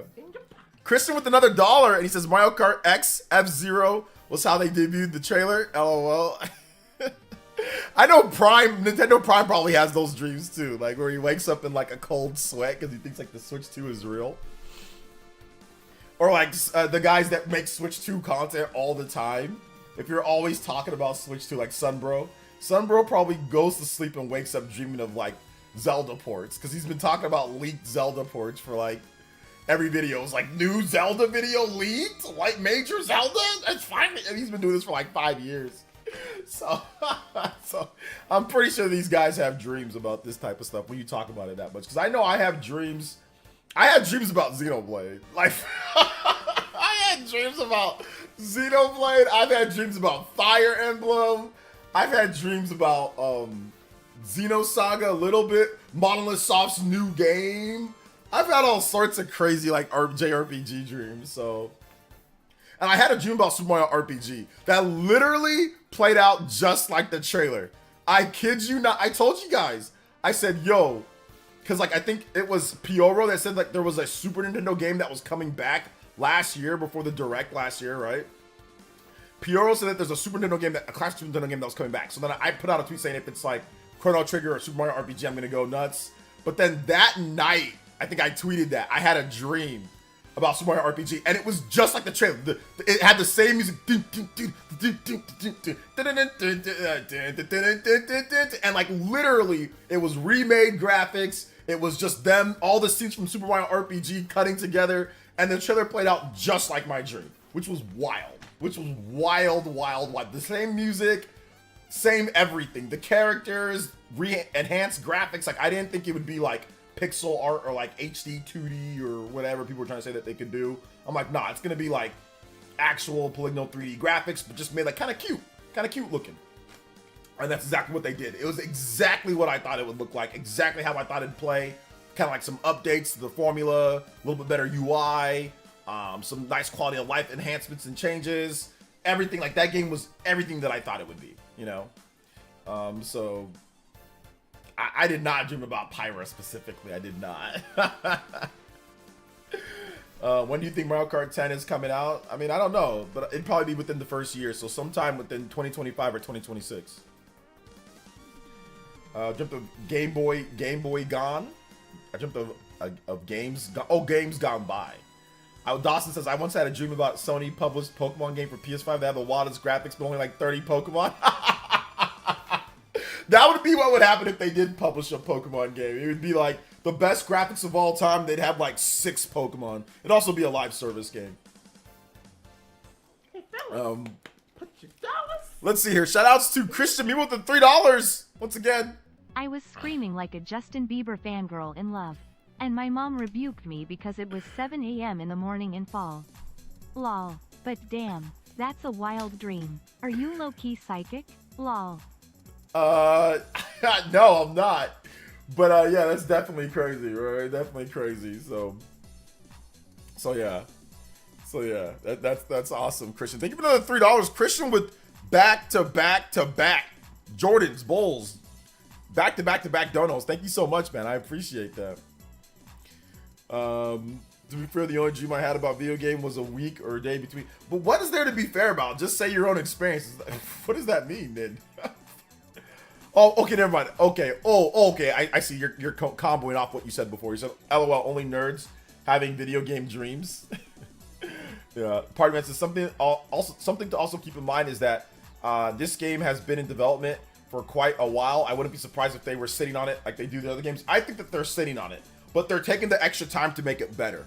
But I think that if they truly wanted to get this game launched, they probably could have launched it a year or so ago, because I think they are sitting on the game.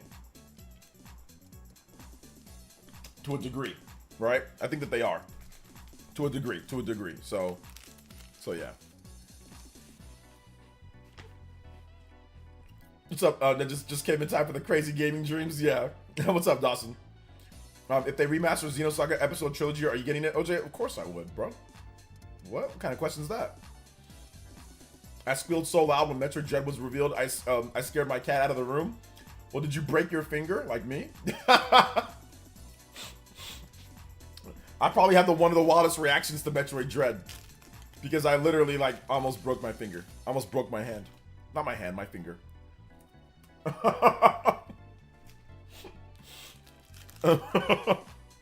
But yeah, man. Metroid Dread, that was nuts. When that game was announced, that game was nuts. Like, I can see why people would squeal like you did, because Metroid Dread was wild. It was so good. What age should children play Xenoblade? Xenoblade's a T-rated game. If I'm not correct, I think it's rated T. So when they're teenagers. We need Dread 2. I don't think it's going to be called Dread 2. I think it'd just be like a new Metroid adventure. I don't think we need Dread 2 though, because if you play and beat Dread 1, it wraps it all up. So there's really no need for a Dread 2. It could just be a new Metroid game, a new 2D Metroid game. But there's really no need for a Dread 2. If you beat the game, you know what I'm talking about. Everything wraps up pretty nicely. So yeah. I just want them to try that type of gameplay again. I don't think they need to do we already played that game. You know, so I don't think they need to do it again. We already played it. We already played that gimmick, which is fine. Nothing wrong with expanding upon it if you've got other things to do within. Like if you got other ideas, then that's great. But if they don't, there's no need to force it. But if you've got other ideas for that type of gameplay, get it done. But it wrapped up. Like there's really no other, you defeat all of the Emmys. Like there's no, unless they want to say, oh, there's some other Emmys that were somewhere else, or there's other, unless you want to do that. But I don't think there's really any need to go back to that because everything wraps up nicely. So maybe it might be time to do something different, in terms of story wise and in terms of gameplay wise, get new gimmick, So yeah. Do you think they'll ever port Other M? Yes, I do think eventually Other M will be playable on a modern platform, but it'd probably be through digital download. Me as a Mega Man fan wishing I had what Metroid fans have. I know, seriously. Fusions 2 then. Yeah, I don't think there needs to be a Fusion 2 either. Don't get me wrong, Fusion's awesome. And I would love that gimmick to come back in some way. But yeah, I think they can just make a new Metroid game, guys, with the new gameplay gimmick. I don't think they need to really piggyback off of something that we've already seen. Personally, to me, Fusion wraps up nicely. Metroid Dread wraps up nicely. If you've got new ideas, give us something new. Now, if they have ideas for Fusion 2 or if they have ideas for Dread 2, then that's fine. Do it. But if you want to try something different, try something different. Try a new gimmick. Try something new.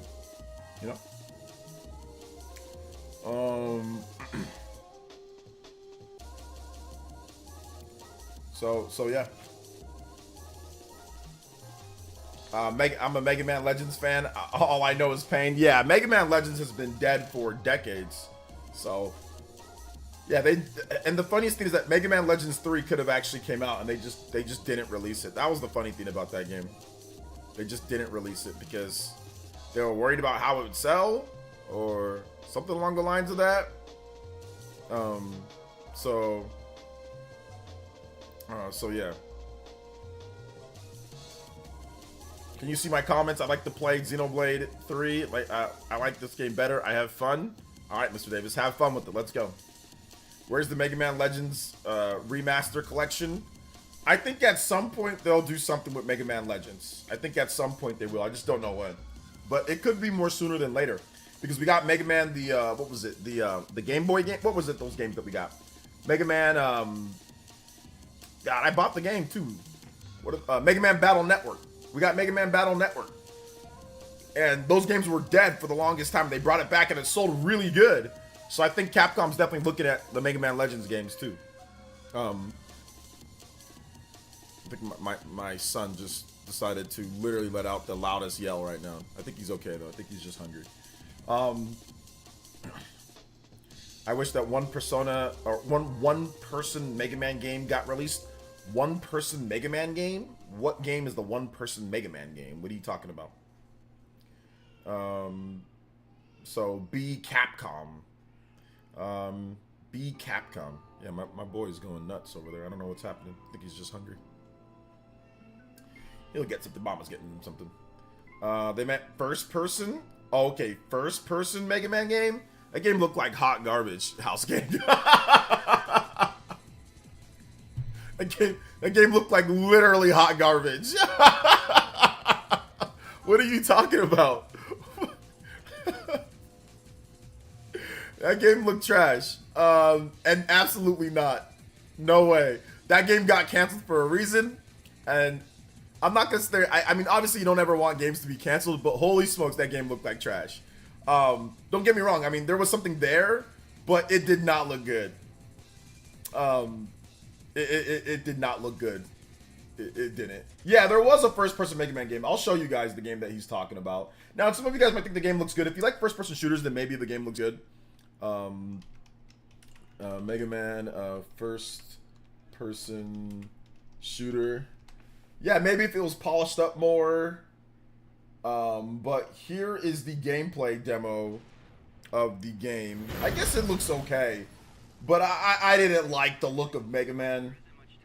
You know, I was not a fan of this, like that right there. Yeah, I mean, they polished it up more, sure, but yeah, I was not a fan of this at all.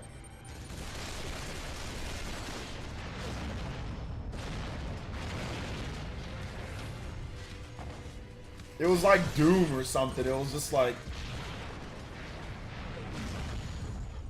I just think this looks terrible for Mega Man.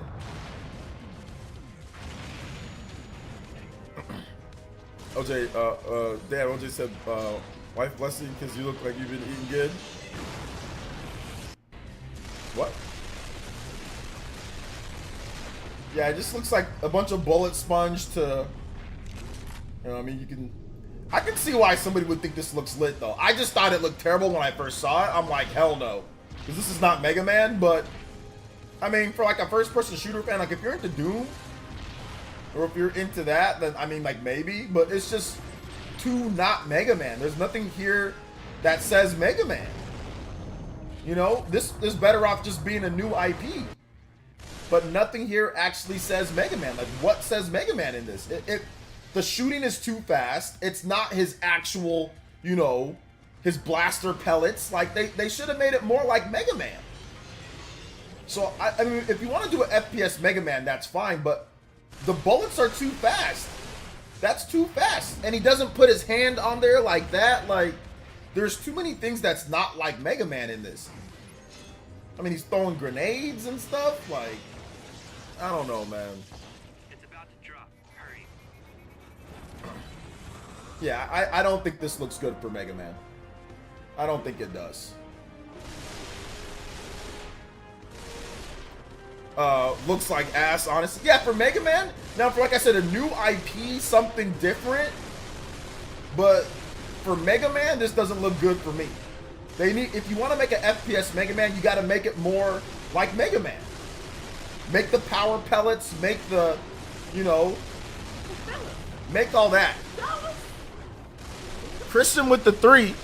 There was also the M-rated version of Bomberman like that too. There was. And I played that game and it sucked. There was the Bomberman that was all hyper realistic.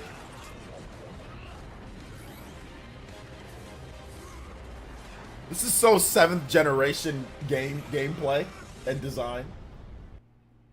Anyway, that was the demo for the Mega Man first person shooter. I'm good though. I think it got canceled for a reason. And I think putting way more resources and time into that would have proved to be bad. I think it would have failed. But once again, who knows, right? Christian, thank you for another $3. Back to back donos. 4 donos. Thank you so much, Christian. Multiple donations. 58 on the combo board. Almost at 60. Another combo breaker. Yeah, it tried to be like Metroid Prime. I think even former Metroid Prime developers worked on that game. If I'm not correct, I think it might have been former Metroid Prime developers. Let me look up the history of that game. Mega Man, first person shooter. It was called Maverick Hunter. It was called Maverick Hunter. And yes, it was developed by Armature. Yes, it was developed by Armature and was to be published. So Armature, those are made from ex-Metroid Prime developers. So that's why it looks good enough. And ultimately, it might have been a good game. It might have been a good game, ultimately. Jacob Dressback with the gifted membership. Thank you so much, Jacob Dressback. Thank you so much for the gifted membership. Let's go. 59 on the board. We are 1 away from the 60 combo breaker. Our combos have been low lately, but this week we out here. This week we out here. Let's go. Thank you guys for the support. Jacob Justback, you're now Ninja Gifter of the stream. Like always, Jacob has gifted so many memberships at this point. I've lost count. Jacob, how many have you gifted? Do you know? Thank you, Jacob. And Cammy was gifted the membership. Are you playing Star Wars Hunters? Nah, I'm not a Star Wars guy. Part of why I didn't like it, like that gen, everyone was trying to be super realistic. Yeah. But yes, it was made by Armature, and Armature is former Metroid Prime developers. Yeah, there's a number of former Metroid Prime developers. Armature still makes games today. I think, what was Armature's most recent game? They made a Batman Blackgate, I think. They also made the game Recore on the Xbox One. What's their latest project though? Armature Game Studio. So what are they up to recently? Let's take a look. Armature Game Studio, recent work. So I think they did Resident Evil 4 on Oculus. So they did do Resident Evil 4 on Oculus. They have a game called Where the Heart Leads. It's an original IP created by them. It's on PS4 and it's playable on PS5. And they also did a game. They were a development partner for Arc Genesis Part 1. That's on PS4 and Xbox One. Arc Genesis. That's their recent stuff. They also did a game called Fail Factory. That's available. It looks like they're doing VR stuff. Available on Oculus Rift and Rift S. So Fail Factory. I mean, I bet some of these games are actually pretty good. I know the Resident Evil VR apparently is really good. So Where the Heart Leads. This is interesting. Let's take a look at Where the Heart Leads from Armature, the former almost Metroid or almost Mega Man first-person shooter developers. Let's take a look at this.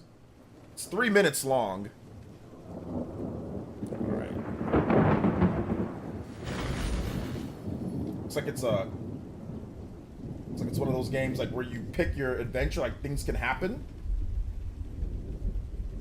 Like a text adventure type, or not text adventure, but like is it like a crafting game?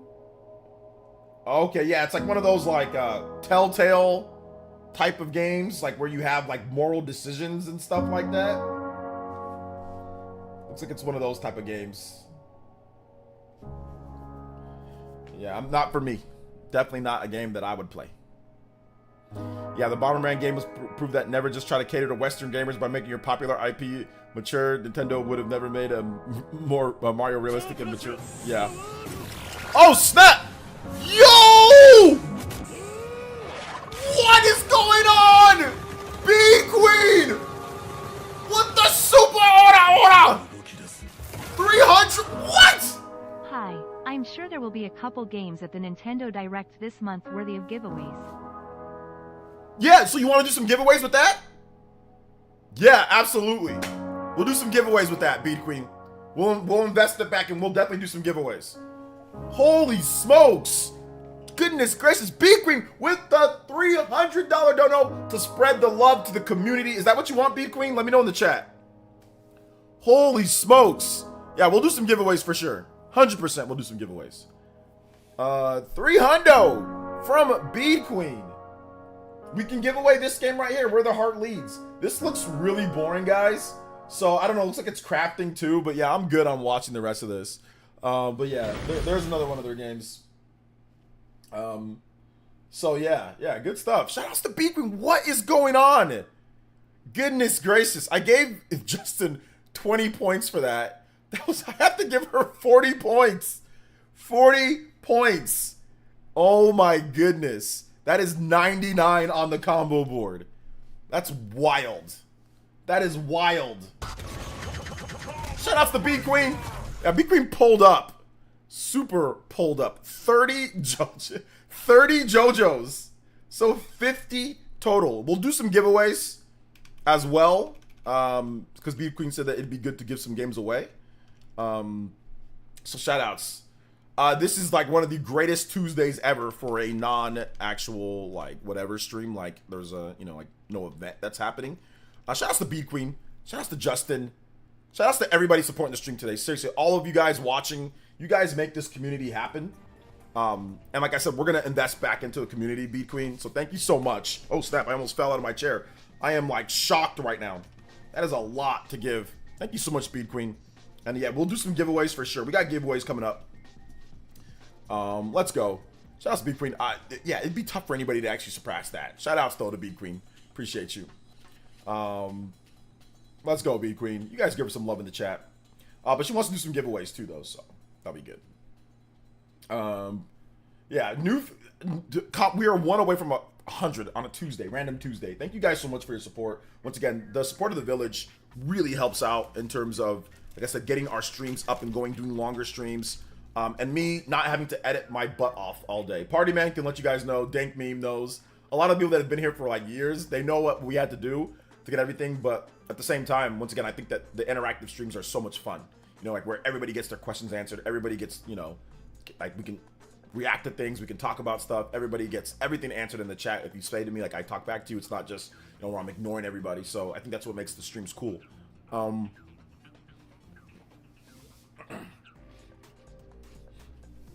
Seriously though, thank you so much, B Queen. I appreciate that. Sorry guys, I'm eating because I'm a little hungry. But thank you so much. Seriously, B Queen. Seriously, thank you so much for your support. Super nice of you. Very, very nice of you. Thank you so much, B Queen. Really means a lot to me. Speaking of, there's also 1000 Cross Resist game, which is like a visual novel plus live action game. Many journalists like this game. Some say it's better than Nier Automata. There is no visual novel that's better than Nier Automata. Like there is no such thing as that. There is no such thing as a visual novel better than Nier Automata. Like that doesn't make any sense. Let's see here. Only streamer on YouTube who doesn't charge for an answer. You know, I'm pretty sure that there's more. And I'm almost positive that there is, but I guess in our community, in our bubble, it just depends on how big your stream is, right? I mean, my stream is big enough to the point to where it's not out of control. Like my chat isn't going crazy fast. Or I don't have other people on, so it's easier for me to just direct all my attention towards you guys, which to me is the most effective way to do a stream. Because without the direct support of you guys, then this stream doesn't happen, you know? So I want to put focus as much time on you guys. That's why I don't really play games as much, right? Like, playing games is cool. It's fun. But I can't interact with you guys as much unless I'm playing a game with you guys. But even then, that's why the chat just kind of goes dead when we play games. But if I talk to you guys about games, everybody can be involved in a better way than me just you guys just sit back and watching. Now, there's going to be times where I do play, you know, and it's going to be fun, and we're all going to have fun playing or whatever the case is, but I find just this interaction, talking about games, just, to me, better and more fun than sometimes even playing games. Because you guys are awesome. I get so many different opinions. I get so many different views. It's just great, man. It's just super great. Justin with the 3. Great. Oh, the community is great. Yes, sir. And Jacob just back with another gifted membership. Let's go. Thank you guys so much. 101 on the combo board. That is a super. And I have the what's it called? So I'm gearing up for the new combo reward stuff, guys. I pretty much got the I've got most of the stuff ready. I've got all the stuff that I need downloaded. Now I just need to pick it apart, make it into GIFs, and put it all for the stream. And then I have to redo my Steam Deck. No, sorry, Stream Deck. I gotta redo. I'm completely rehauling my Stream Deck. I've updated it to the newest one. I got all the different things downloaded. Now I just gotta cut it up and redo everything, and then make my Stream Deck into a real Stream Deck. Because I got a bunch of useless buttons on here that I don't even use anymore, and we gotta get that situated. Or I'm thinking about buying another one that has way more buttons on it. So I'm thinking about investing into that. So I think I'm probably gonna invest into that, and then we'll have a completely new combo breaker, combo reward stuff. So that's gonna be a lot of fun. So I've downloaded everything that I needed to download, and it took me, I think I needed my new what's it called to do it though. I needed this because it was, the file size was, I downloaded 100 gigabytes of of various different cutscenes from different games. But I think I'm only going to use Xenoblade. But I downloaded about 100 gigabytes. Pretty much every single cutscene ever from Xenoblade. I don't want to hype it up too much, but yeah, I downloaded a lot. So I needed a new... that's actually one of the reasons why I bought this. I just needed some more space, man, because I just downloaded so much of high quality cutscenes for the combo breakers and things like that. So let me get it all put together. Trust me, it's going to go to good use. Shout outs to Justin. Shout outs to Jacob Jessback with another gifted membership. Son got that gifted membership. We are at 101. Gotta do another shout out combo breaker for that, man. Jacob Jessback with the 2 gifted memberships. Thank you guys for supporting the community. Probably better off to play games when newer games release for Switch 2. Right now it's more of a chill period. Yeah, but I kind of want to do it on like a Twitch channel instead of like YouTube. Maybe there might be some stuff, but I kind of want to do it on Twitch and then get an editor that can like edit my Twitch gameplay into like videos for YouTube. I kind of want to go that route, kind of like the like the Maximilian Dude route, where I want to invest more into actually playing games on Twitch, because people actually go to Twitch to watch games be played. YouTube, yeah, people come here to watch games be played, but, you know, edited content is so more prevalent on YouTube. Live streams of people just randomly playing games is not as popular. Twitch, it's way more popular. So I've been thinking about, okay, well, maybe when Switch 2 comes out, you know, maybe 2-3 nights a week, we're just on Twitch, and then I can hire an editor to, you know, clip my stream and then like put together like a cool like let's play video, right? That's some type of like, oh my god, I did this was in this game, you know, or whatever the case. I just don't feel like editing that myself because that'll take forever. So I'm thinking about doing something like that, you know. I think that would be pretty cool, and that'd be good content for you guys too. Be good content.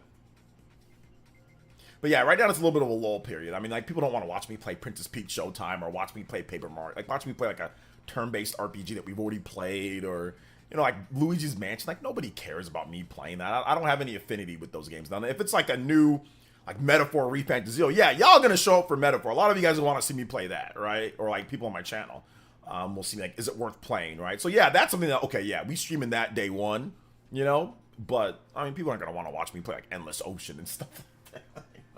Nobody cares.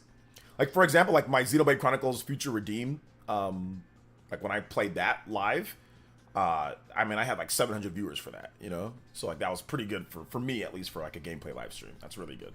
So let's see here. Also, make sure if you do that, give them the editor role on Twitch. The editor role on Twitch. Yeah, I'll figure all that out. I'll probably go to somebody that I know already does this. I mean, there's a guy that I know already edits, so I'll probably give it to him for him to do stuff like that. So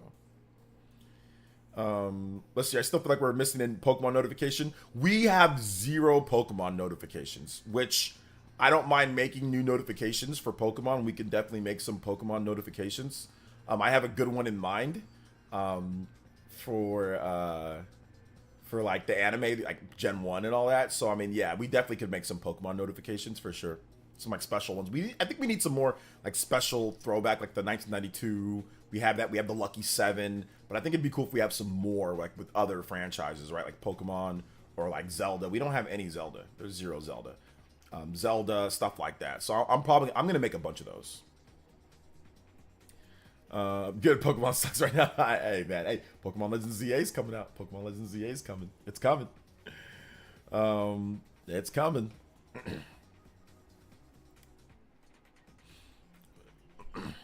The nice says don't start.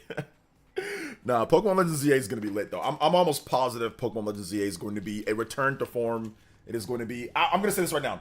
Pokemon Legends ZA is going to be a high 80s rated game. Book it. Bank on it right now.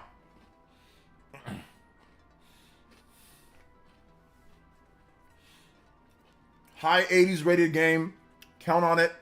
Book it right now. I'm predicting high 80s. High 80s rated game.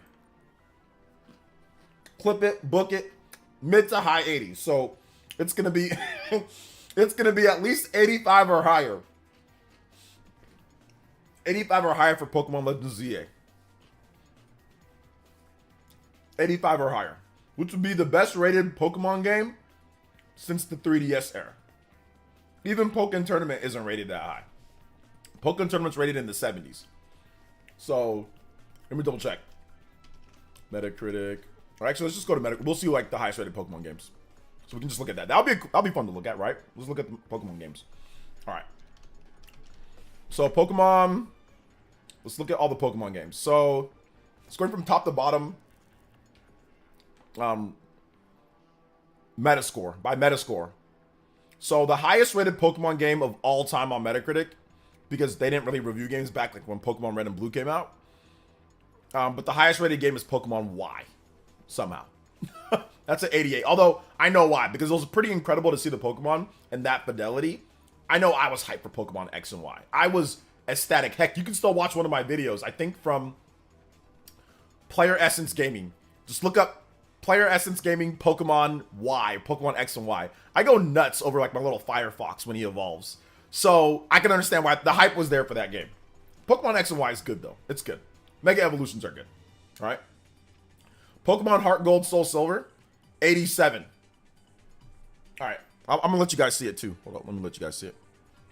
Actually, let's do this too. Let's type in best Pokemon music. Best Pokemon game music. Pokemon music. Best Pokemon game music. Here we go. We're gonna type that in. Alright, here we go. So we're gonna listen to Pokemon music and we're going to check out this. Christian with the $1. Just let the record show on Tuesday, June 4th, 2024. OG said Pokemon Legends EA will score in the high mid to high 80s. Mid to high 80s. Mid to high 80s. So let me zoom in a little bit for you guys. Pokemon Y, Pokemon X, whatever. Pokemon Heart Gold Soul Silver. This should be a 90. I don't know how this is an 87. This game is legitimately one of the greatest RPGs ever made. Like, it's not, and like, I don't understand the 87 rating here. This should be like a 90 plus. Pokemon Heart Gold Soul Silver is legitimately goated. It's one of the greatest remakes ever. Like, they packed so many things into this small little DS cartridge. This game's nuts. Okay? No, I'm not backing up. I said mid to high 80s. Mid to high. So 85 mid, not low mid, 85 and above. 85 and above. That's what I'm going with. Mid to high 80s. Thank you so much for the $1 dono, Christian. Justin, thank you for the big 3. Pokemon Moon. Pokemon Sun and Moon are good. They're not bad. They're just necessarily not for me as much. Pokemon Black and White. These are great games. Pokemon Black and White. Many people feel these are like the second best games in the franchise. You know, Pokemon Black and White. Or some people feel it's the best game in the franchise. So, yeah. I love these games too. Pokemon Diamond and Pearl, 85. I mean, I don't know. There was nothing else like this on the DS. I think it maybe should have been a little bit higher. But I understand with Pokemon Diamond and Pearl, the game moves so slow. That's the only problem with Pokemon Diamond and Pearl. Like, the game movement is so slow. You know? There's other things wrong, but yeah, Diamond and Pearl, 85. Ultra Moon, Ultra Sun, 84s. Pokemon Platinum, this is ridiculous. 83. That's nuts. Pokemon Omega Ruby, 83. And then here's Legends. So this is the main reason why I'm going with the mid to high 80s. See, look, you guys know I'm very calculated with when I say things. Because if they just improve, all they need is 2 to 3 points more from the first game. All you need is 2 more points. So y'all thought I was going out on a crazy limb. I'm not. I already knew that it was rated at 83. You guys know I don't make any type of crazy bets that I know wouldn't be like, you know, all they need is 2 more points. 2 to 3 more points, you got yourself a mid to high 80s. You got yourself a high 80s, 86. 3 points, they can get 3 points better. If Game Freak can't do 3 points better in an enclosed city where you don't have to render draw distance like crazy in the backgrounds and all that, and you have to have a bunch of wild Pokemon all over the place, because it's not going to be like that, right? I mean, I think at first, but it's going to be within the city walls. I think that's to help them, you know, in terms of getting the game more focused. They can do 2 to 3 points better. They can do 2 to 3 points better. So I'm going to give them an 85 to 88. Somewhere in that range. Somewhere in that range. So we got the Pokemon Puzzle League, some of the other games. This is nuts. This is crazy. how many, this is crazy. Pokemon Fire Red 81? That is wild. This is one of the greatest remakes as well. 81? No. Man, there's modern games that... Pokemon Fire Red is better than, like, a lot of modern games. That's crazy for an 81 for this. That's just not right. That's just not right. I'm sorry. I don't care what anybody says. Okay, hold up. It jacked up. That's like 1 point better than Sword and Shield. Oh, Sword and Shield has a lot of stuff though. Sword and Shield has a lot of stuff. So wait, by Metascore, why is it all jacked up? Okay, hold up. Let me go back. Yeah, it got all jacked up. Let me just go back to it because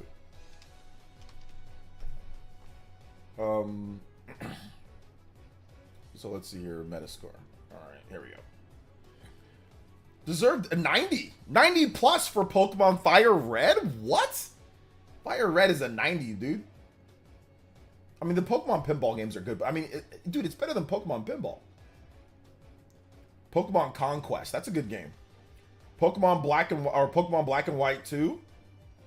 That's a really good game as well. 80. They're getting tired of Pokemon. I think right now it's series fatigue because they were launching these games. There were so many games on the DS, and like within like from like 2002 to 2003 to about 2017, or no, sorry, to about 2009 to 2010, there was like a million Pokemon games released. So right now, it's not because the games are like 8 out of 10. It's because they're getting fatigued. A lot of the reviewers were just tired of reviewing Pokemon games because they were coming out so frequently between the re-releases, remakes, re-whatevers, you know. So that's the reason why that the games are lower scored. So that's the reason why. I mean, but yeah, 1 point above Sword and Shield. That's crazy. Or like 1 point above like Let's Go, you know. New Pokemon Snap. It's like we're gonna get down to lower. Look at this. Pokemon Snap, Pokemon Concert. That's a TV show. What's a TV show doing here? Pokemon Stadium 2, 78. Here's we get to the Pokemon games that are just like, all right, here we go. Pokemon Brilliant Diamond, Shining Pearl. They messed up on that one. Pokemon Coliseum. That should be higher than 73. It's not that bad. It's actually better than that. Pokemon Scarlet and Violet. Like I said, and that's with like the most dookiest of frame rates and graphics. It got 70s because the games have like actually kind of like goated gameplay when it comes to like the actual Pokemon, like what you can do in Pokemon Scarlet and Violet. It's actually really good. Even when you're playing the game, because I beat Pokemon Scarlet and Violet. I think I beat it late last year. I finally just decided to beat the game, and then I downloaded both of the DLCs and I played through I think like half of like the first DLC. And Pokemon Scarlet and Violet, it's like the ultimate missed opportunity. The ultimate missed opportunity. Because when you start playing the game, you realize how good the game could be. It has potential to be legitimately incredible. The open world, the graphics are bad, but the actually going through the open world and collecting different items and seeing all different Pokemon just roaming about, that and how big the world is, there's so many good things about it. The combat is great. Man, the final battle is awesome. Man, it's so good. Area Zero is legit dope. The music's good. Pokemon Scarlet and Violet has so many good things about it, but the problem is the technical performance. So when they bring the game over to the Switch 2, people are finally going to give the game another shot, right? Because I know a lot of people that just quit the game. They couldn't deal with the frame rate and resolution. They love the combat, but like there'd even be times like when you're playing the game, like if you're in water, dude, it's lagging. It's like the frame rate is chugging in a turn-based RPG. You can't have that. That's what made me quit the game at first, man, until I went back to it. I was in like a water area where I'm on my, Pokemon, I'm on my, my legendary or whatever, swimming around. And anytime that I try to battle, dude, like the frame rate's like 15 frames per second. It's like, that's unacceptable. Completely unacceptable. But if you get past that and just play the game, keep on playing it, and some of the challenge and some of the Pokemon that you like, the story and how it evolves, it's really good. It's really, and that's why you see the game still selling. It's not just because it's Pokemon, because Pokemon Let's Go Pikachu and Eevee, that's not selling, right? Pokemon Sword and Shield, that's not really selling too much. I mean, it's selling a little bit, but not too much anymore. Pokemon, what was it? Pokemon Legends doesn't sell like that anymore. This game that runs worse than all of them. is selling the best because people see like the competitive play, people see the Pokemon championships, and like when you play online against somebody else, it runs perfect. It's at a lock 30, the graphics look better, you know, and you're like, oh wow, this is good. So if you're a competitive Pokemon player, you're good, you know, you're good with like how that, like, you know, how that looks and how it runs, because it runs just fine in competitive Pokemon play, right? It's a single player. And the competitive play is awesome. It's very, very, very good. Very, very good. I've only played a few matches online, but the you know, there was no lag. It was fun. You know, I think I won one, then lost one. I'm like, oh yeah, this is good. I just don't feel like taking the time to actually raise all my mons and all that, and like do all the strategies. There's just too much stuff. But yeah, if this was me 20 years ago or whatever, I would have been all into the competitive play of Pokemon Scarlet and Violet because it is really good. Also, like the raid battles, those are fun, and those don't lag. Those run at a solid frame rate and look good. So yeah, it's just like the single player that really ruins it. It ruins the experience because all the other stuff surrounding it is solid, is very good. Yeah, like some of the single player stuff was great. I did like some of like the gang battles and some of the other stuff like going and fighting like the huge Pokemon. Like with the Arvin guy, that stuff was really fun, man. There's, like I said, and I wouldn't have finished it if I didn't find, if it wasn't fun. Like, I'm like, hey, I'm gonna give the game another shot. Like, I just got myself I just flew out of that area. And it's like, okay, I'm just not going back to that water area. Let me just leave that area alone. Let me just do what I need to do in that area, beat the whatever beast I need to beat, and then just get the hell out of here. So that's what I did. And I had more fun when I did that instead of just roaming around the water area and lagging all over the place and frame rate dropping to crazy levels. But that's what makes Pokemon Scarlet and Violet like a tragedy in some ways, because there's so many good things about it. So when they port it to Switch 2, or when they patch it for Switch 2, people are gonna be like, oh snap, this game's legitimately goated. You know, people are gonna be like, this game's freaking good. Justin with the 3. Do you think they will release a different version just for Switch 2 so it would get rear-viewed? I think they could, yeah. I think they could. I think they might do a dual thing. I think that they might release an update. And I think they actually might release the game like on cartridge with all the DLC. So you can just get Pokemon Super Scarlet, Super Violet, right? Pokemon Super Scarlet, Super Violet. We'll just call it that. And I think they're going to release it. It's going to be like Pokemon Platinum, right? Because they never did that for Pokemon Scarlet and Violet. So I think they're going to have a third version of the game. I think they might just do that called Pokemon whatever. And then they have all the DLC and then they add in maybe like an extra part. And plus the game runs at 1080p 60 frames. I think that's what they're going to do. They're going to add a third version of the game. That's probably what they're gonna do, and that's gonna be exclusive to Switch 2. But I think they're also gonna release like an update for Pokemon Scarlet and Violet, to where the game just basically plays. If you play it on Switch 2, either or just might just naturally, because like the frame rate's uncapped, if I'm not correct, like it's an uncapped frame rate.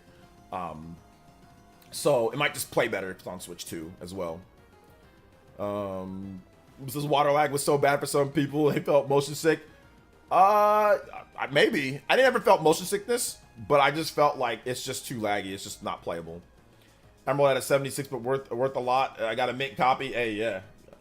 Emerald at 76. That's crazy for Emerald at 76. Yeah, that's wild. Emerald's great. So yeah, they were just getting tired of Pokemon at that time, because those games are not. That's wild to put like a Pokemon Emerald at 76, mid 70s. No way. So yeah. I don't know, the DLC kind of fits with the third version. Would be similar to the Isle of Armor plus Crown Tundra for the Sword and Shield. Oh, okay, yeah, I see what you're saying. But maybe they do something more with it. I think maybe they just put that all together. But you're right about that. It does kind of fit like with like a third version of the game. I don't know. We'll see. We'll see what they do.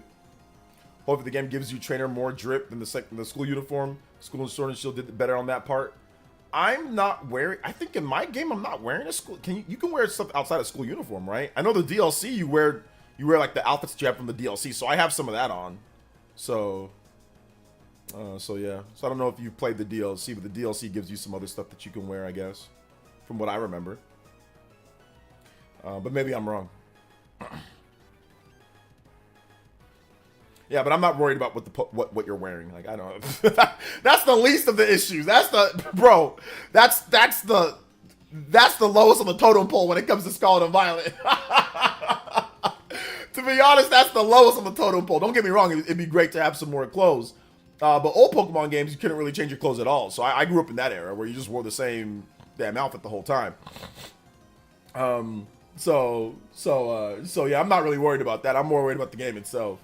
More other stuff with that. Hated the first. Yeah, the first DLC is not great. The second DLC is better. Yeah, I'm not in love with the first DLC, to be honest. I'm not in love with it. I don't think I even finished it. I did play like halfway through it.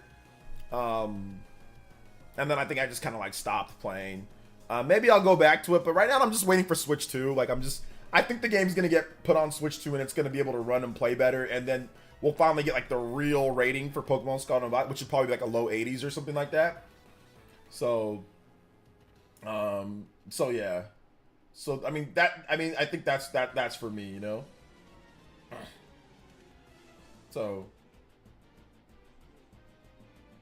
yeah.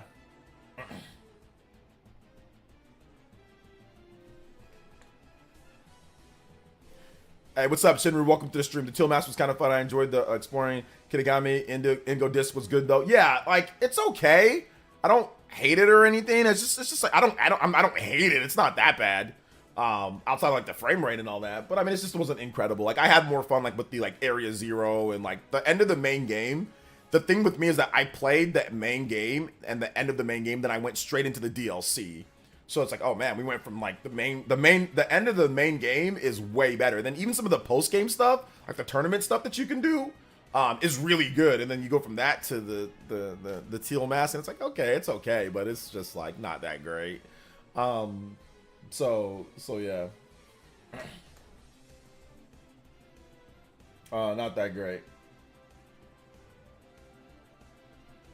So yeah.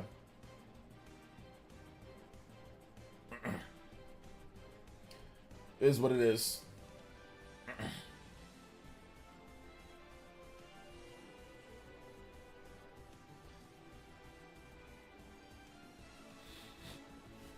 Well, why do Nintendo fans console warring the new Astrobot game with Mario weird, don't you think? What Nintendo fans are console warring the new Astrobot game with Mario? What fans? Give me examples. Who's doing it? Their name. I want names. I want where, and I want how. Which Nintendo fans? Give me examples. Because I think one, I think you're a troll. Two, I think it's Sony fans that are all console warring or whatever. Three, every single Nintendo fan that I've spoke with, and myself included, are all excited for Astrobot, and I think a lot of the sales of the game are going to come from there. Can I say YouTuber name? Go ahead. Because you said Nintendo fans console warring. So you're naming one person. So go ahead, let me know. Who is it? Who's console warring with the game? So, I mean, I'm guessing there's a lot of people because you're saying fans, not just one YouTuber. You're saying fans. So I'm guessing there's a lot of people, but I don't see that. And I'm online. So yeah. Everybody in my chat was like, Astrobot looks great. What YouTubers? Which YouTubers? Say their names. Everybody when I were on the Spawncast, everybody said that the game looks great. So, what Nintendo fans are you talking about? What YouTubers are you talking about? Say their names. Astrobot is what PlayStation needs more of. Stop the realistic nonsense. Yeah, I don't know any YouTubers or Nintendo fans that are like, oh man, yeah, that sucks. It's console warring with Mario. Like, who's doing that? It's Sony fans that I've seen do that. I've seen a bunch of Sony fans that are hardcore Sony fans come in and say, oh, this looks better than every single Mario game ever made. They're the ones who are doing that. You know? It was just that one Sony fanboy that says Nintendo fans angry at Astrobot proven wrong to be cooked for. Yeah, that's what I'm saying. Yep, Sony fans. Yeah. There's some weird, I have him blocked. I know who Epic Globster's talking about.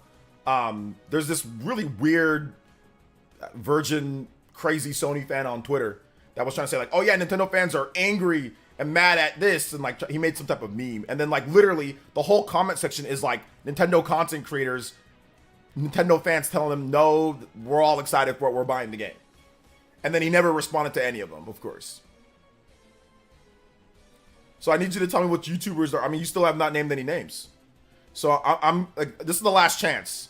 So I'm going to give you, stop deleting comment. I'm going to give you one more chance, man, to tell me who are these content creators, who are these Nintendo fans and YouTubers that are saying all this. I'm going to give you one more chance, all right? If not, just drop it, and then everything will be cool. But if, you know, because I don't like the lies. You know, one thing I don't like is lying. I can tolerate a lot of stuff, but lying is something that I don't like. I'm not a liar. Never been.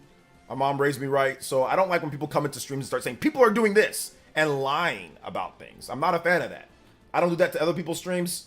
I don't want it being done here. So I need you to be honest with us, all right? That's all I ask. Be honest. Be truthful. I don't mind the discourse though. If Nintendo fans are being dumb as hell, trust me, I'll say something. We've done it before. I don't mind that type of discourse, but I don't like the lies. Hey, what's up, Rafkus? What's up, OJ? Hope you're having a great night. I'm doing good, man. Thank you for asking. Thank you so much for the support tonight, guys. I appreciate you. Yes, Tripster. Yes, the Tripster guy. Yeah, he's a freaking crazy Sony virgin clown. You know? Like, dudes, I have him blocked. But yeah. And he's a crazy Sony fan. I saw no crazy Nintendo fans that I know of doing that. I mean, I'm pretty sure there's some like that Harmon Smith guy. I don't know if he did anything, but there are some psychos out there. Trust me, those people get excommunicated. They're not part of the community. Those people are not part of the community. I've seen enough crazy Sony fans sit there and say, this is not Mario. Look, I'm sitting here trying to compare it to Mario all day. And it's like, what game? Mario Odyssey? Okay, sure. I had somebody come here and try to say, oh, it looks way better than Mario. Like, it's going to be way better than Mario. I'm like, listen, man, Mario Odyssey sold 28 million copies, has 97 rating. You guys are setting yourself up to be disappointed if you start comparing it to Mario Odyssey and all that. Like, that's just, I'm just going off the facts. It sold 28 million copies and it rated 97 on Metacritic. That's a really lofty goal. Now, don't get me wrong. I mean, it could be that good. It could be better. I don't know. I got to play it once the game comes out. But trying to compare it to Mario and like Mario's history, that's just rough, you know? Just rough. Stop deleting. I'm waiting for you to say something. Where are all these, who are these people's names? Who are these people's names? We're waiting. What's going on here, man? Cat got your tongue? Furiously typing, trying to find people that actually said what you're saying?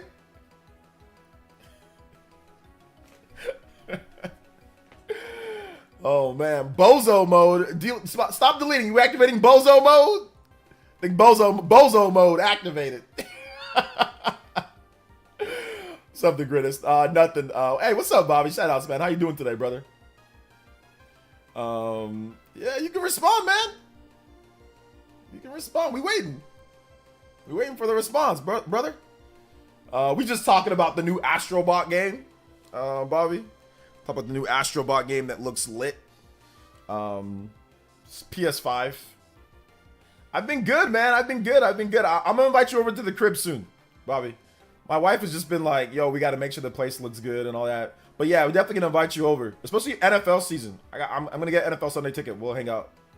This, for those who don't know, if you're not on Twitch, this is one of my childhood, like my best friend. Pretty much my best friend. I don't really talk to anybody else. My best friend, I've known him since like we were little, since like we were like 3 or 4 or something like that. We went to school together for decades, years. Not high school, but we went to junior high and elementary together. Part of elementary, I moved away, so then he stayed at the elementary. I went to a different one. But yeah, and he helped me get a iPad for my wife. That my wife loves the iPad. So Bobby's the homie. He's always been there for me. So for those who don't know, he's on Twitch. I got people on YouTube as well. Yeah. I gotta invite you over. We're gonna watch the opening game. There's the Niners versus Jets opening night. So I don't know who the Cowboys are playing, 'cause I know he's a Cowboys fan. So I don't know who the Cowboys are playing opening, but I mean, if you want to watch, you can come through, bring the kid. Let's see here. Yeah, because I think I told you, like, I got a new place, right? I think I told you because I was at my mom's place, you know that, but I got a new place over here, like close to my mom's. If you could, yes sir. How's everything with you though, man? How's everything with, how's the kiddo? How's the missus?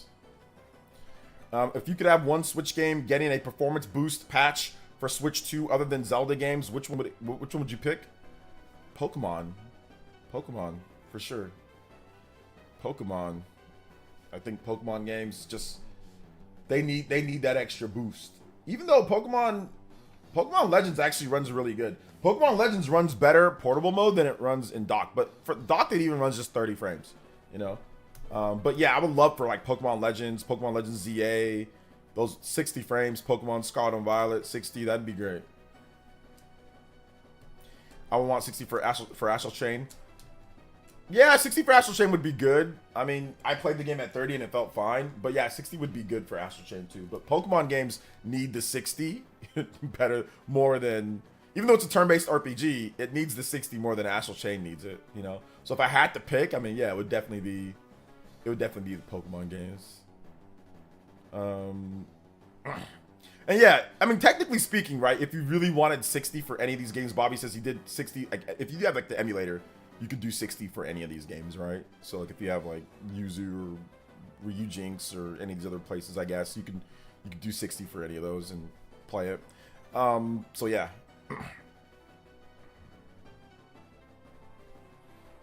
Now, let's see. Well, Yuzu's dead, but, you know, it is what it is. Looks like bro crawled into the cave after he couldn't find the names. Yeah, I figured that he's a troll. I mean, look at his name. His name is stop deleting comments. So his only thing is to come to streams, right? And to start something. He doesn't have any actual good intentions. He's not a fan of the channel, or if he is, he doesn't really care. He's not here to have good conversations. He didn't even say, "Yo, what up, OJ?" He didn't even say that. That's how I know somebody's a troll. If you don't even, not even a troll, but just somebody who doesn't actually like the content. They're just here to try to cause something. You know? If you don't even say what up in a stream where I say everybody gets like you know, everybody is like, you know, I talk to everybody here. And if your first comment is, "Why do Nintendo fans console warring the new Astro Bot game with Mario? Weird, don't you think?" Like, it's like, "Yo, OJ, what's up, man?" Like, he could even put it in the same message because he didn't even use all his 200 characters. Like, "Yo, OJ, hey, what's up, OJ? What do you think about this?" Right? He didn't even frame it that way, you know? So, and obviously his comments usually get deleted because he thinks that people come in there, they're going to delete his comments, right? Because he's going to say something stupid, or he's going to say some stuff that doesn't fit with what the creator thinks, right? The content creator that's streaming. So, luckily for me, this one was easy because, you know, he's not very smart, you know? So most of the time, luckily for me, most of these guys that are like this, they're not very smart. They're not, intelligence isn't their main thing with them. So it's very easy to get them to shut up. Because usually what they're saying is stupid, you know? Usually what they're saying is stupid. It's usually something stupid. So, and this guy's came here before, and I've also shut down whatever he says very quickly, because once again, he's not very smart. But yeah. It's okay. It's okay. It's no big deal. But yeah. At the cause trouble on behalf of Mark. I don't know, man. Like I said, I did see some people try to sit there and say like Nintendo fans are this about it, but it's like, dude, if this game does well, it's going to be because, you know, it's going to be because, what's it called? Because Nintendo fans are buying the game too, you know? It's gonna be because Nintendo fans are also buying the game. So yeah. Did you know, okay, check this out with the SMT5 Vengeance, guys. Did you know 89 new songs were created for SMT5 Vengeance? This is a new game. How do you create 80? That's like quadruple the length of God of War Ragnarok. 85 new songs. Let's check this out on I just saw this on Twitter. I didn't watch the latest trailer, but this is crazy.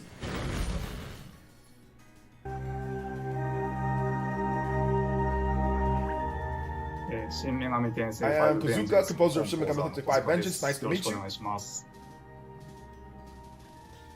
What were your main influences when working on the soundtrack of SMT5? I'd say it was the elements of SMT5 Vengeance, such as the game's narrative themes, the art style, the way the characters express themselves, and dialogue. I think these are what had the most direct influence. In terms of the musical style, like, hold up. I think I have... いろんなその既存参考音源をリストアップしたんですけれども、まあ、結局あんまりそのはっきりとリファレンスにできるっていうものがどうしても見つけられなくて、でまあ結局途中で諦めてしまったんですね。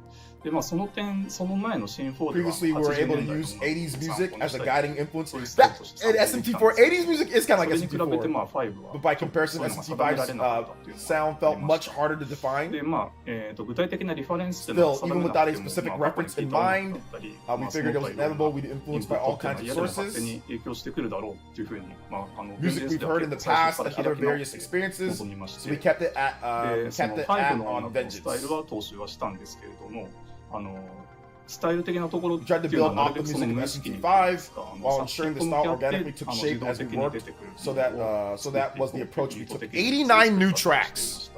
Crushing God of War right now. SMT5 and SMT5 Vengeance are both powerful, evocative works.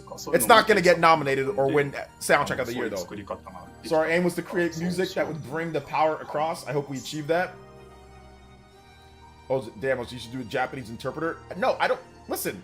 It's subtitle. I'm just speaking. There was a group called Kwatsu that appeared in this game, and I personally like the song that plays during their battles. Like I mentioned for the previous question, we wanted the style of music to develop naturally, and I think that this song really captures that approach. I also think that it's very unique for the battle theme in its own right, so I quite like it. I hope players end up liking it as well. I mean, I understand a couple things he's saying in Japanese, but no, I can't speak Japanese. What is your favorite demon in the franchise? Oh. I've always liked the Jack-o'-lantern, but I think that one is one of the new demons in the game. Nahobiho is also cool. Also, there's a new song with Miu Shiwu in the game, and I like the song I wrote for her. Nice. So Mu Shiwu ended up really growing on me. Shu. As for Kwatsu, I would say I like Nama. We have created about 89 new songs in total for the game, so we hope you enjoy SMT5 Vengeance when it releases on June 14th. Hey, let's go, man. Yeah, I'm starting to get more excited for it now, man. I'm starting to get more excited for it. I just gotta finish Paper Mario. I still haven't finished Stellar Blade. This sucks, man. I'm stupid. This sucks. Oh man. This sucks. By the way, 100 Heroes got a bug fix performance patch yesterday for the Switch. I played for an hour. Looks pretty solid now. Yeah, I have that on video, guys. So you got to watch my vids because that was the video that we talked about today, Brett. So I'm well aware of that. I know because I covered it today in my video. It was actually in my thumbnail. If you go to my channel, it's actually in my thumbnail for the videos. So yeah, your boy, I covered it. See, yeah, you guys gotta check out the most latest uploads. You'll see it there. Metal Slug Tactics and Euden Chronicle 100 Heroes fixed on Switch ? So yeah, we got that covered. Remember, guys, we always have the newest, latest videos if you can on the channel. You can always find them for the For You section if you've missed them, or right here in the upload section as well. If you want to check out our Buy Now Before Rare series, just got to click on that. And of course, our live stream replays. I know it says 2 weeks ago, but we stream pretty much daily. But if you just click on it, it actually gives you the full, all of the ones that aren't listed as well. So if you just click on that, so if you ever want to watch the live stream replays and all that good stuff, I think I'm gonna change the font to red on there for the live stream. So I think red would be better than yellow. But that's just a little editor thing. But yeah, anytime that we have new videos, they're always here. You can always check out what we did there. But yes, there is an update for Euden Chronicle, and I'm glad that you actually said that, Brett. No, he didn't say one for every he didn't say a song for every monster. No, he didn't say that. He just said 89 new songs, but he didn't say a song for every monster. No, he didn't say that. He just said 89 new songs, and then there's some themes that are for certain, the villains, certain monsters. There are a theme for her side quest, one of them. So no, not 89 songs for every monster. No, he didn't say that. So yeah. But it's all good. Damn, I had no idea LJ made videos. No idea. They're there though. They're there. I had to show the channel real quick. If I had to show something, I'm gonna show the channel real quick. Shout out to everybody watching the vids, though. Appreciate it. You guys are awesome, like always. Thank you to everybody who watched today's vid. 3K plus views. We had a number of people coming through. Thank you to the new subs, too, man. I mean, we've been kind of gaining. We hit 119,000. We're on our way to 120,000 subscribers, so that's pretty good. So thank you guys. I thought this was a streaming channel only. Yeah, RTU streams. RTU streams only. All right, we're going to talk about another game here, guys. We're going to talk about Prince of Persia. Ubisoft Toronto joined development to make Prince of Persia Sands of Time remake.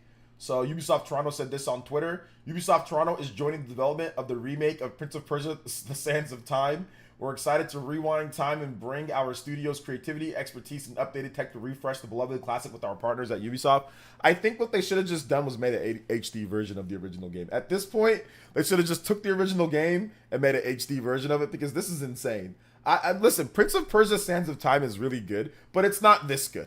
This is reminding me of FF7 remake, where they think that they need to make this into the most grandest, craziest theme in the world when it doesn't really need to be that. They think that their game is Ocarina of Time when it's not really Ocarina of Time. It's more like Blast Corps, or it's more like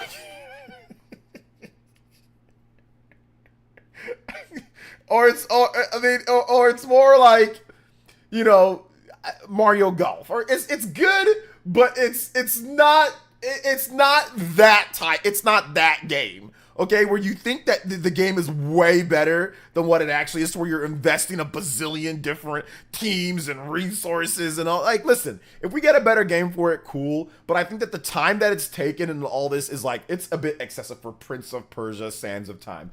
I was there when that game released, okay? A lot of people that are gassing this game up, maybe they played it afterwards, but I was there pre-launch, during launch, and after launch. And yeah, people liked the game.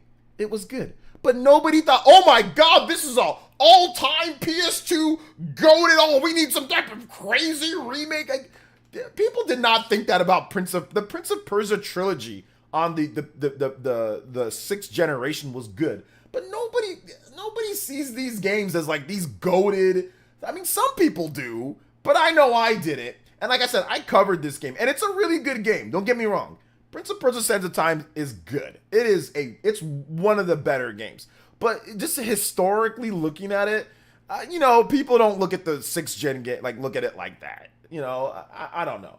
But that's just me.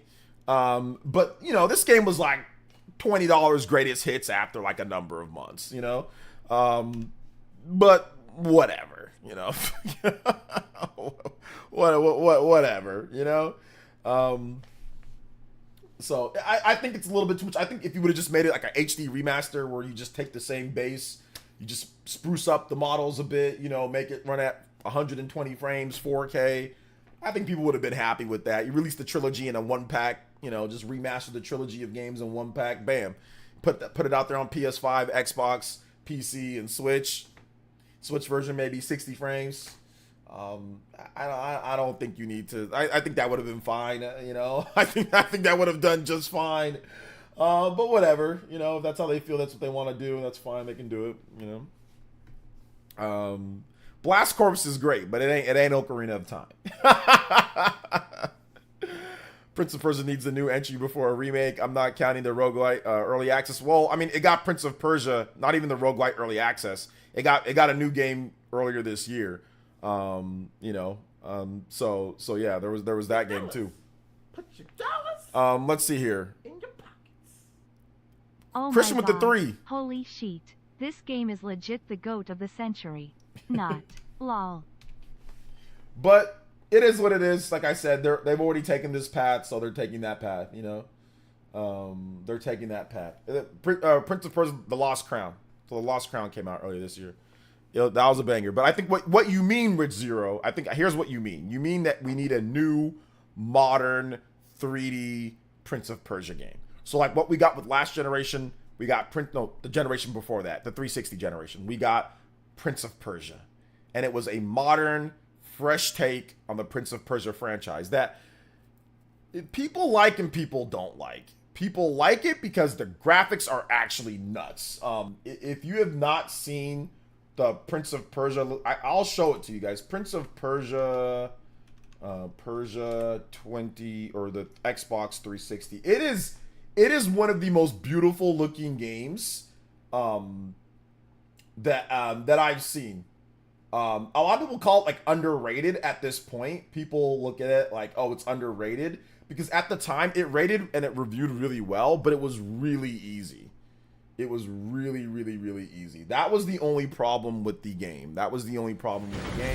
But outside of that, it was like, it had like this cell shaded, but look at this. This could pass for a modern game, like on PS4 or Xbox One, or even if you put like better resolution and frame rate, right? It could pass for a PS5 game. But look at how, and it looks every bit as good as you see here. This is the 360 version of the game, but they use nice cell shading. They have some blur in the background, you know, and you fight with, you know, you and this other lady. She supports you like with this magic, and she's part of like the royal line that you have to save and everything. And it's a very interesting and it's a fun story. But yeah, the gameplay is really easy. It's a really easy game. There's no difficulty in the game really at all. All of this is pretty easy to do. All this, it's not hard. And if you die, you just start right back again from where you left off, like at the beginning here. And it's not a hard game. It's not. But the animations, the facial animations, the combat, a lot of the stuff was really good in this game. But as you can see, it's pretty simplistic in terms of the gameplay, the combat. Let me do some of let me see if we can see some of the platforming in the game. I think, yeah, here's some of the platforming. So the environments look good, man. It looks really good. This is Prince of Persia. This is Prince of Persia. This is it. We're talking about it, bro. So here's some of the platforming. You can use her to help you. She can like fly to other areas. It's really cool. I had fun playing it. I played and beat it. But to be honest, I don't even remember this part. I'll keep it a buck. I do not remember doing this, but I did play and beat this game back in like 2008. But I do not remember. A lot of the stuff before I had my first child, I don't remember as much. With like right before, like late 2000s, like 360, PS3 era, I remember, but then I don't remember because those are some of the worst times of my life. So I think my brain purposefully pushes out memories from like early 2000s, late 2000s, because I really hated my life at that point. I'll be honest. I was failing at everything I was doing. So I did not like my life. So I don't remember things from that era.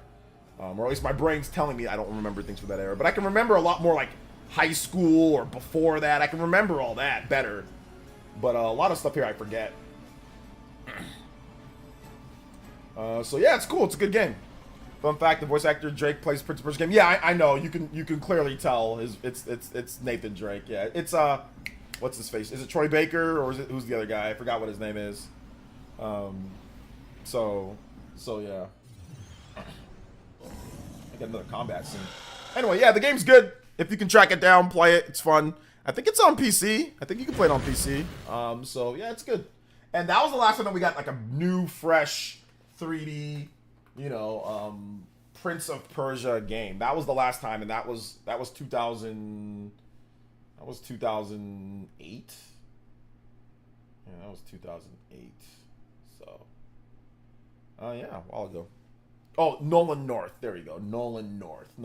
But yes, same guy as Nate Drake. But you can tell like he didn't do a different voice. It's the same Uncharted. Like when I was playing Uncharted, and then when because I played Uncharted, it was like wedged in between like Uncharted.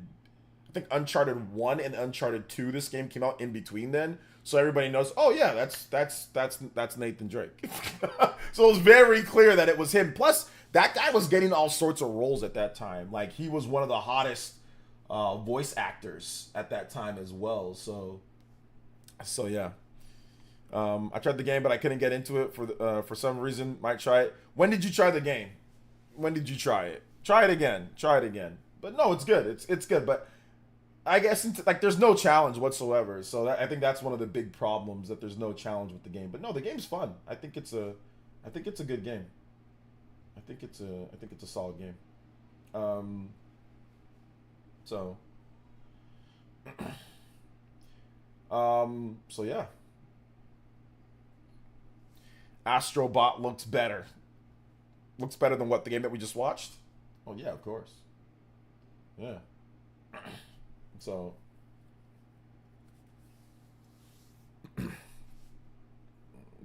yeah. When it came out, I never finished it though. Back then? Oh man, you finished it a long time ago? Or you played it a long time ago? Okay, when you played it when it came out? Oh, okay. Yeah, Astrobot definitely looks better than that game. Yeah, graphics-wise, yeah. Gameplay-wise, yeah. Absolutely, Astrobot looks more fun. Sicilian with the $2 says, instead of extensions, you could do a hat. Instead of extensions, you could do a hat or a vest goal. I'm already wearing a hat. I'm already wearing glasses. So, no vest goal.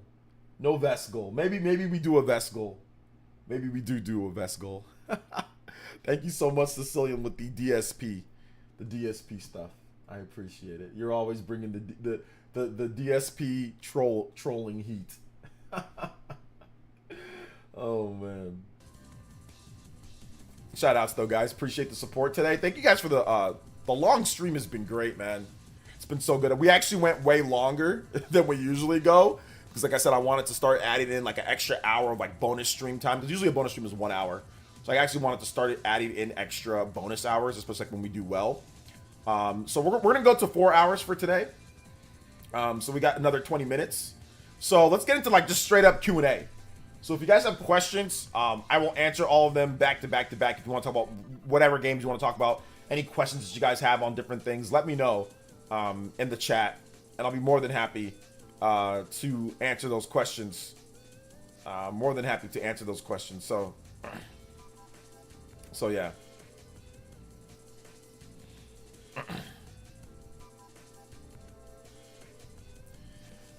Yeah, the long streams are fun. Like I said, I'm going to start adding on extra hours to certain streams, even if we don't hit our goals, because I do owe you guys bonus streams. So I'm going to start adding those on because otherwise we're never going to catch up. So like a couple times, like last week we did that where like we went well over, like, you know, it was only like a 10-minute extension. We went like for 2:30 or we went for like, you know, 2:45 or 3. So like today, 4 hours. We already went. It was supposed to just be for 1 hour extra, but I'm extending it out to 4 hours because I want to get the extra bonus streams done. I still owe you guys like I think like 7 or 8 more out of all the ones that we've gotten over the course of the last couple months. We usually have been doing them. We've been, you know, but I still owe you guys a lot more. So yeah. Thank you guys. I appreciate you guys hanging around. I mean, hanging out at a 4-hour stream necessarily isn't great for everyone. I know most people are like, what the heck? You know, especially me just talking and not playing a game. So yeah. Oh my gosh, my phone fell again. Soundproof phone.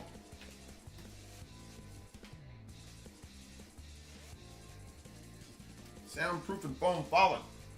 Alright, fixed it. No, DSP did the ridiculous rant about how no one pays for the vest anymore. Such an idiot. If you watch it, you'd be mad. I saw the DSP rant that he had recently, chastising his viewers about money and chastising his viewers, you know, about, you know, just various different things. I think he said, like, he was screaming at them. I watched the Duty Streams video, but, like, he was screaming about them because somebody mentioned, like, oh, you mentioned support too much. We don't want to hear about that. And it's like, I don't even mention that, blah, blah, blah. And I know he was angry at his viewers for not showing up for certain streams or certain games and said, you guys aren't here anymore. Like, he was just talking to them like little children, you know? And I remember seeing that on Duty Streams and I'm like, yeah, like the people that support DSP or the people that like DSP have like Stockholm syndrome. Like, and I'm not even trying to be mean here or anything, but like, I don't know how as a grown man or a grown woman or whatever, like you're going to go to a DSP stream and have a streamer talk to you like that and stick around. Like, it's the same thing like with low tier god streams, same thing like with DSP streams, you know? These guys, I have nothing against them, like in terms of like they can live their life, they're popular for whatever reason they're popular. But there's definitely a little bit of like a mentality of I can be like, you know, I'm not like walking on eggshells and I can't say anything because if I do, you know, I'm gonna be yelled at for something. But they get a lot of trolling too, though, right? A lot of people troll their streams, so they have a short fuse for stuff, you know, when it comes down to. So I understand some of it. But from what I've seen from DSP's streams, man, it's just, you definitely have like people that support him. I don't know why you'd support him with anything. He's always crying and complaining about money. He puts all of his money issues on you. He has oh yeah, like, you know, we have to make $50 every single stream. Like, that should never be a thing. Like, if you make money during the stream, that's fine, and if people do more than that, that's cool. But like, he's constantly begging every single break he takes. Oh, please, please, please. He's just begging and like guilt tripping. If people want to support, they'll support. You can put, like, I have a link, right? You put a link at the top of your chat. You have a little timer. If people want to support, but like having like the goals and like, oh, this much for this and all that, it's like, I don't know, man. It rubs me the wrong way. And like I said, it feels like you're guilt tripping people. Like, he'll beg and beg and beg. I remember one time, dude, even after he hit his goal, he was like, guys, you know, I still need a bit more on this. And he'll be like, I need money for my day off. And, you know, I need money to pay my bills and my taxes. And it's just like, oh, goodness gracious, man. Like, if you don't have enough money to pay your bills and taxes and you're a content creator, you got to create better content. Like, when I didn't have it, I didn't go on stream and beg you guys. I'll tell you guys a story. Let me tell you guys something real quick. In 2007, I lost my job, right? And I didn't have as much saved up because I just bought a house the year prior. Okay? So in 2017, I had just lost my job around the Tears of the King, or Breath of the Wild coming out. And I got unemployment, which was cool, you know, and I had a little bit saved up, which is cool. But this job that I had, this is what I was doing, like YouTube, I started doing it full time. And I had to edit, Party Man knows, people know, I had to edit 3-4 videos a day just to be able to break even. Finally, by the end of the year, I was breaking right about to where I can pay everything, not relying on unemployment, not relying on anybody else helping me. You know what I'm saying? Not relying on I didn't get any money from my family or anything like that. I streamed I don't stream every single day, but I streamed every now and then. And yeah, I had things set up for people to help. And yeah, things were tough. But I was like, hey, look, I'm gonna edit, and maybe every, you know, couple days I'll stream, I'll do whatever, I'll set up some stuff, we'll have some notifications, whatever, right? And like, I was inspired by Etika, and I was like, hey, if I just keep doing this, maybe it'll be better. If people want to support, they will. If they don't, that's fine. I'll edit more videos, I'll do whatever I need to do. But passing that on to your, like, and I never passed that on to you guys. And once again, I was in the negative. You know, I was in the negative running the channel, right? To be able to pay all my bills. But I never once told you guys in 2017 when I was streaming or whatever, guys, I need help paying my bills. That was never a thing. I was like, hey, look, if I can't pay my bills, I gotta edit more. I'm gonna edit more videos. I'm gonna maybe take a side job. I'm gonna do whatever I need to do, but I'm never gonna pass that to you guys. That's just insane. Now I'll say, hey man, the streams help out. If you guys want to help, become a member, you know, donate. That helps keep these streams long, helps me keep doing this, and it helps it to where I don't have to sit there and edit 5 videos a day or 4, because I don't get the views that other people get, right? But trust me, if the streams weren't as good, I would definitely try to be editing a little bit more, or I should try to be editing longer, higher quality, like longer projects. I'd be doing that way more, and then of course just, you know, less I guess like streaming. But you know, you guys support the stream, it's good, and I appreciate everything that I get. This guy's always begging and complaining for everything. So, from what I've seen, so that's what I've seen, man. And it's just weird, you know, it's just weird. But yeah, it definitely seems like Stockholm Syndrome, you know? Definitely seems like Stockholm Syndrome. Because the people keep coming, he'll talk to them like that, right? And then he'll act like, oh, I didn't do anything wrong, you know? And it's just like, wait, what? What do you mean, you know? So yeah. Let's see here. Jay Peterson says, what support method takes the smallest cut from your profit? The best way to support is Streamlabs. So if you use that link, that's the best way. And if you do it directly to Streamlabs, not through PayPal, but just directly to my PayPal or my Streamlabs wallet, that takes 0%. Like, I get 100% of that. Next, and once again, I don't care how you guys do, or, you know, if you want to, that's cool. I super chat, whatever the case is. Beggars can't be choosers. I don't care. I just appreciate anybody that watches my streams, and if you want to support, that's cool. Want to become a member, that's cool. But yeah, next up is like PayPal. I think that they take like their 5% or whatever cut it is, and then YouTube is like third. They take 30%, you know. But once again, we're on YouTube's platform, so it makes sense. David V with the 777. Oh, just finished Xenoblade 2. I just finished XB2. Oh man, what a game. Let's go. You finished Xeno 2?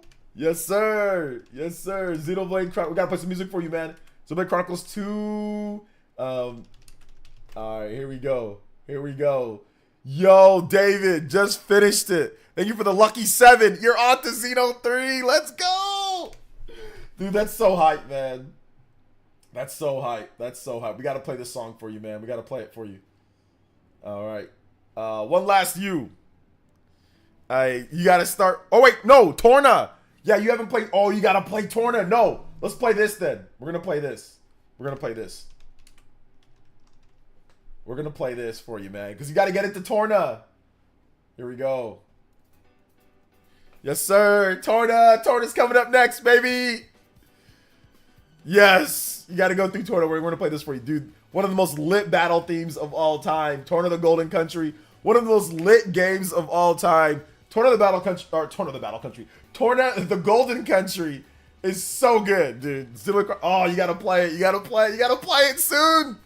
You gotta play it soon. And David, we need a full report after you beat Torna. What do you think about the whole Xenoblade 2 saga? Yeah, the next one is Torna. Oh yeah, you gotta play it. Luckily, Torna's nowhere near as long, right? So luckily for you, Torna's nowhere near as long. So Torna can be beat in like 20 hours. 20 hours or so. 20 to... You can probably beat it faster than that, like, if you just really go through things. But they force you to do certain missions, like, at one point. But yeah, Torna is really good. You can get the reprint from Video Game Plus. You can get a reprint from Video Game Plus. I think it's... What is it on there? 40 bucks? If you want to go through, like, you can do it digitally if you want. So here's your options, David. You can do it digitally through the eShop. Like through your game, through the eShop, where it just loads up in your game, right? So that affects how you see it on your screen. So if you want to just, you can access just Xenoblade Chronicles 2 through your, like, the game, and then, like, you can just go through it from there, then play Torna. Or you can buy a separate physical copy, and it'll show up, obviously, on your screen, you know? And I think you can buy it separately on the eShop as well. I don't know if you can buy it. Can you buy it separately on the eShop as, like, an individual game? I'm not sure. You might not be able to, but either way, or you can buy it physical. Or you can buy it physical. Well, it's not here yet, but I did buy a physical. Okay, so there you go. You're good. You're good. So then you can just take the game, pop the cartridge in. There's no save data or anything that carries over, so you're good there. And you can just start it up and play it. And I really want to know your thoughts after you beat Xenoblade Chronicles 2 Torna. I really want to know what you think. So, no spoilers, guys. No spoilers in the chat. No hinting about things, about story or anything like that. But yeah, I really want to know what you think after you beat Torna. Yeah, because Xenoblade 2 was lit. But Torna really kind of puts everything together more. So, it's great.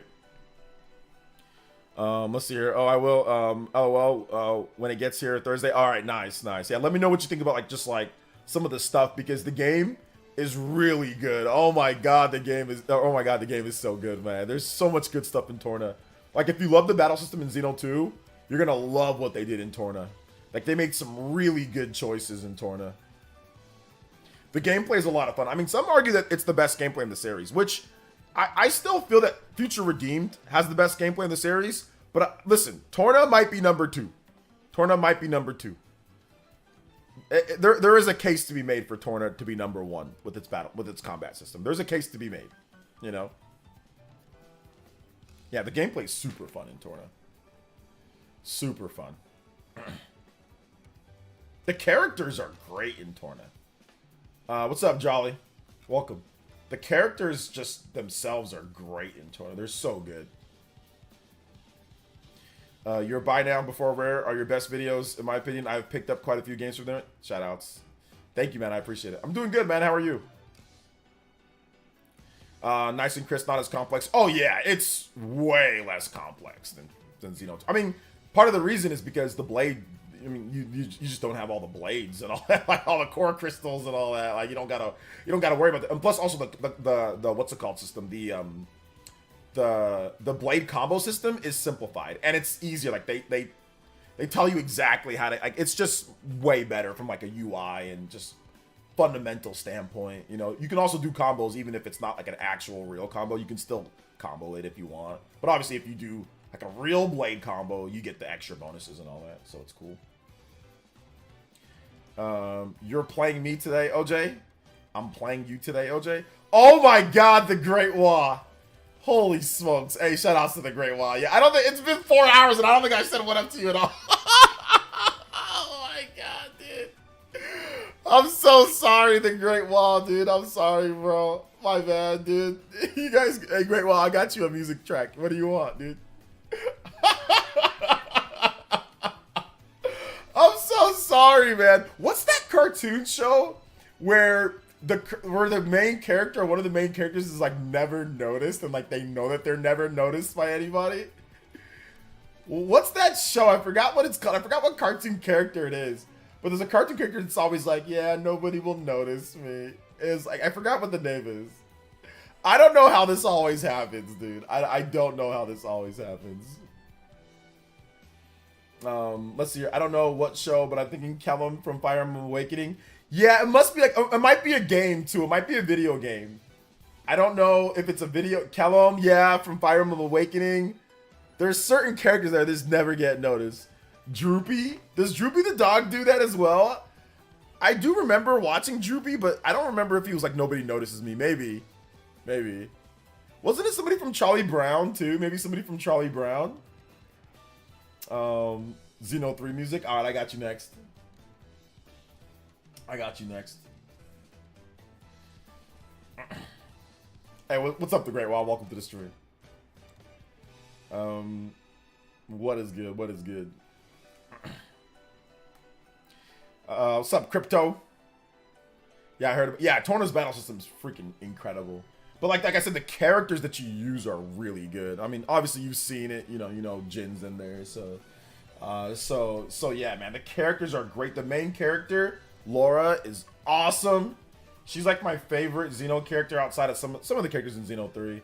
But like, if I had to pick a protagonist that I feel like I like, one of the like, I mean, I love Xeno 3's main protagonist. I love Future Redeemed. I love Matthew. I like a lot, but man, Laura is so good. She's such a cool character. I even had her as my profile picture on Twitter for a while. Like, she was like my my profile picture because like that's how much I really liked her as a character. And her outfit is incredible. She might be the best dressed main protagonist in Xeno history. She has like a goated, like somewhere between like, I want to say Xena Princess Warrior, but a little bit of that. It's kind of like a skirt, like with like the little battle marks in there and stuff. That's cool. With like a shoulder thingies and kind of like almost like a Japanese kimono type of stuff, like the top, like with these gauntlets on her legs. Like, it's so good. It's so good. Shout outs to Jolly Jord. Thank you for the raid. Oh my god, a raid of 55 people from on Twitch. Thank you so much, Jolly. Mango says Jolly raid. Jolly raid. Thank you so much from the Raiders. Thank you so much. Thank you for the big raid of 55. The Random Gamer Dude. Thank you guys so much. First time chat from the Raiders. Appreciate you. We're talking about Xenoblade. I don't know if you guys play Xenoblade, but we're talking about Xenoblade Chronicles. We're talking about that. We're going to play some music here from Xenoblade Chronicles 3. It's a good game. Welcome, Raiders.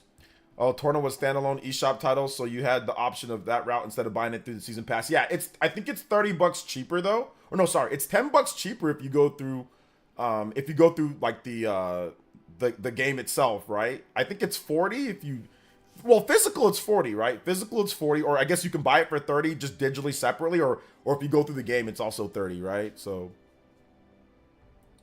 yeah, it's awesome, man. Awesome. Good stuff. How would you rank each Xenoblade protagonist? Oh man, that's probably like a video for like another day. Like all the Xenoblade main characters ranked. But yeah, definitely Laura would definitely be near the top. So yeah. It's 40 for the game itself, 30-ish via the pass. Okay. So no matter what, you're gonna be paying 40 for the game, whether you buy it digitally separate or you buy it physical, it's 40. But if you want the game, if you buy it through the eShop or through the game Xenoblade 2 via the eShop, it's 30. So, so yeah. All right, take it easy, Jolly. Thanks for the raid. I appreciate that. Thank you so much. Thank you for the raid. If you guys, like I said, we're gonna be shooting for a little bit more. So if you guys want to hang out, talk about Xenoblade, talk about RPGs, or talk about whatever else, I'll stay on for a bit more to talk to you guys about stuff. Or if you guys have questions, like video game questions, I'll answer like video game stuff. Thank you for the raid, though, man. I appreciate that, Jolly. Have a nice night. Hit that follow button over on Twitch if you want to, and I'll get you a notification. So if you're not following me, I stream pretty much daily.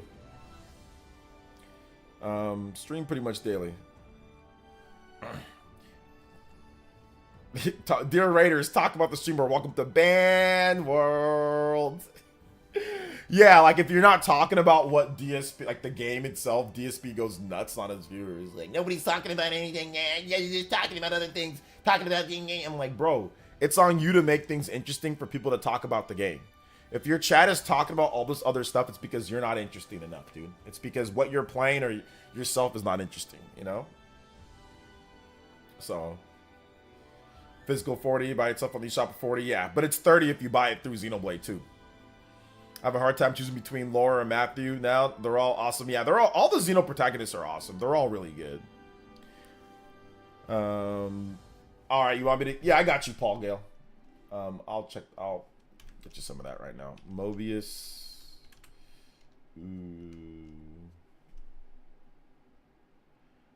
Okay, Mobius K. Mobius K.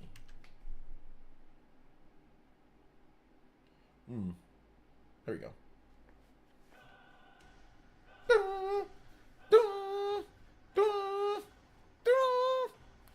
Good luck fighting the physical. I had to get my crusty Peggy version on the spine. VGP is doing reprints. Right now, they're doing reprints, so people are able to get it, no problem, right now. What's up, J Wolf? It says, do you think Square Enix just ruined any company remaking a game in their catalog like they did with FF7 Remake series? I think that a lot of developers are going to be very cognizant of how they do remakes because of FF7 Rebirth. Yes, I think it's going to affect how they do things. But a lot of companies didn't really make remakes like Square Enix did. Square Enix's whole goal on doing this was to milk it. I mean, to be honest, it was because Sony had money, and it was to milk it. I don't see why you do this. In my opinion, I think there's no reason to do what they did. Now, don't get me wrong. The games are great and it's fine, but hindsight, looking back, it was a bad idea. But if you're looking at it from a business perspective and you're thinking, wait a minute, FF7 is our greatest selling FF game of all time. People love graphics. People love this. Sony's going to pay for most of this. They're going to pay a good chunk of it, and we can milk this out on top of doing FF16 and getting money for that. At the time, it looked like a good idea, but little did they know it wasn't a good idea. I think we can all look back and say it's a bad idea, you know, but at the time it was probably, it's tantalizing. They're going to give us $500 million, or they're going to give us $300 million over the course of, you know, a decade plus. We're going to be able to create FF16, FF7 Remake, FF Rebirth, Rebirth 3, Reawakening, whatever they want to call it, right? And they're going to give us a ton of money. Man, that's going to increase our profits. It was a business thing. Because any rational company is not going to do that. If you're not having somebody subsidize that, there's no way in heck that you're going to do that, because nobody's ever done that. This is a very unique thing. I mean, maybe some companies have, but do you guys know anybody that's done this for a course of taking one game and splitting it into 3 games over the course of multiple platforms? This is insane, right? I don't recall any company ever doing this, like for like a classic game. Can anybody think of anybody that's done that over the course of time? I can't think of any other game. Usually it's more of a one-to-one remake, or it's like a remake with expanded options, but they don't sit there and split it into like freaking 10 games and split it into 3 games and completely redo everything and completely change the story and like do all that. Like, they didn't do all that. So Square Enix, I've never seen this in my life, and I think that this will be the end of people actually trying something like this. I think it's a bad idea. I don't think it's a good idea. If you want something new, just create something new. right? If you want to continue, just make Final Fantasy VII Part 2. That's all you have to do, and see where it goes from there. It's just take the same characters, take that after the ending of FF7, and then just make a game. Just one game, and see how that goes, and have it start and finish, okay? That's probably what you should do. But this whole plan 3 games over the course of this and all, like, it's a bad idea. I don't think it's a good idea. Shoutouts. I'm late, but I'll lurk. Hey, shoutouts, Toxic Joke. Appreciate that. Make sure you guys hit that follow button, too, if you have not already. Thank you guys for supporting. Shoutouts to the Twitch Raiders. Love the hat. Go Bulls. Yes, sir. Wake up, get out there. All right, I'll get that next. I got you, Sicilian. Wake up, get out there. We'll get that next. This Mobius song is always like the most lit one. They probably thought it would work since people love FF7 so much. Yeah, they thought it would work. But I don't think it's working. Like, I don't think it's working. They're good games, though. Don't get me wrong. FF7 Remake and FF Rebirth are good games, but if we had a mulligan, if they can just say, hey, we can just do this over again, I think that what they would have done was probably just say, hey, let's just make FF7, the original FF7, and just expand that. Maybe you make some extra new side quests, new weapons, new abilities, new different things, and then just like retell the story within that one game, and then just kind of go from there. If you want to do something else, you can, like a 7-2, but yeah, I don't think this didn't work out for them. So it makes FF7 feel so drunk. Yeah, it's just being milked to no end right now, you know? Like, even like Persona 5 is a better option, because what they did with Persona 5 was they just released the game, right? Persona 5, and then they released, okay, here's Persona 5 Royal. It's the same game, but essentially what you get now is you get like a whole semester, new extra segment added in character within the scope of the same game. And then, of course, yeah, they changed, like, endings and things are different, but it's still within the scope of the original game. You're not completely rewriting history 3 games plus. Like imagine if they took Persona 5 and said, well, we're gonna split it into 3 games, then we're gonna rewrite the story for everything, and then we're gonna, they're gonna be all, like, that would just be like, nobody wants that, you know? Like, that's not a good idea for any game. Like, I can't think of a single game where that's a good idea to do that. Now, like I said, in the moment, we were all like, oh, heck yeah. Woo! Although we didn't know it was a 3-part series, though. They didn't reveal that, I think, until later. I don't recall it. I don't remember it being like, they didn't market it that way. Like, hey guys, we're getting 3 games, and it's going to be all this. Like, and some people didn't even know that it was an actual, like, reimagining. They thought it was actually going to be like a real remake of the original. Square Enix was a little deceptive with the marketing with the game in terms of what it was going to be. Now, I knew that it was retelling the story, but a lot of people said, wait a minute, this isn't what I thought it was going to be, and I think they dropped it after the first game, or dropped the first game. That's why Rebirth is struggling. I mean, outside of it being PS5 exclusive, I think Rebirth is struggling because people said, wait a minute, I didn't sign up for this. I didn't know. They just said, oh, FF7 Remake, it's called FF7 Remake, it's coming back, heck yeah, it's the same game that I love, but it's not. It's a very different game than what you love, or what you loved, right? So I think people are, wait a minute, I've been hoodwinked. I'm good, and just said, I'm out, and I'm done. I know my brother, who's one of the biggest FF7 fans of all time. This guy was crazy with FF7, the original. He saw it and was like, wait a minute, this isn't what I signed up for. I'm good. He didn't even play the game. He didn't even buy. He's like, I didn't sign up for that. I wanted the original FF7.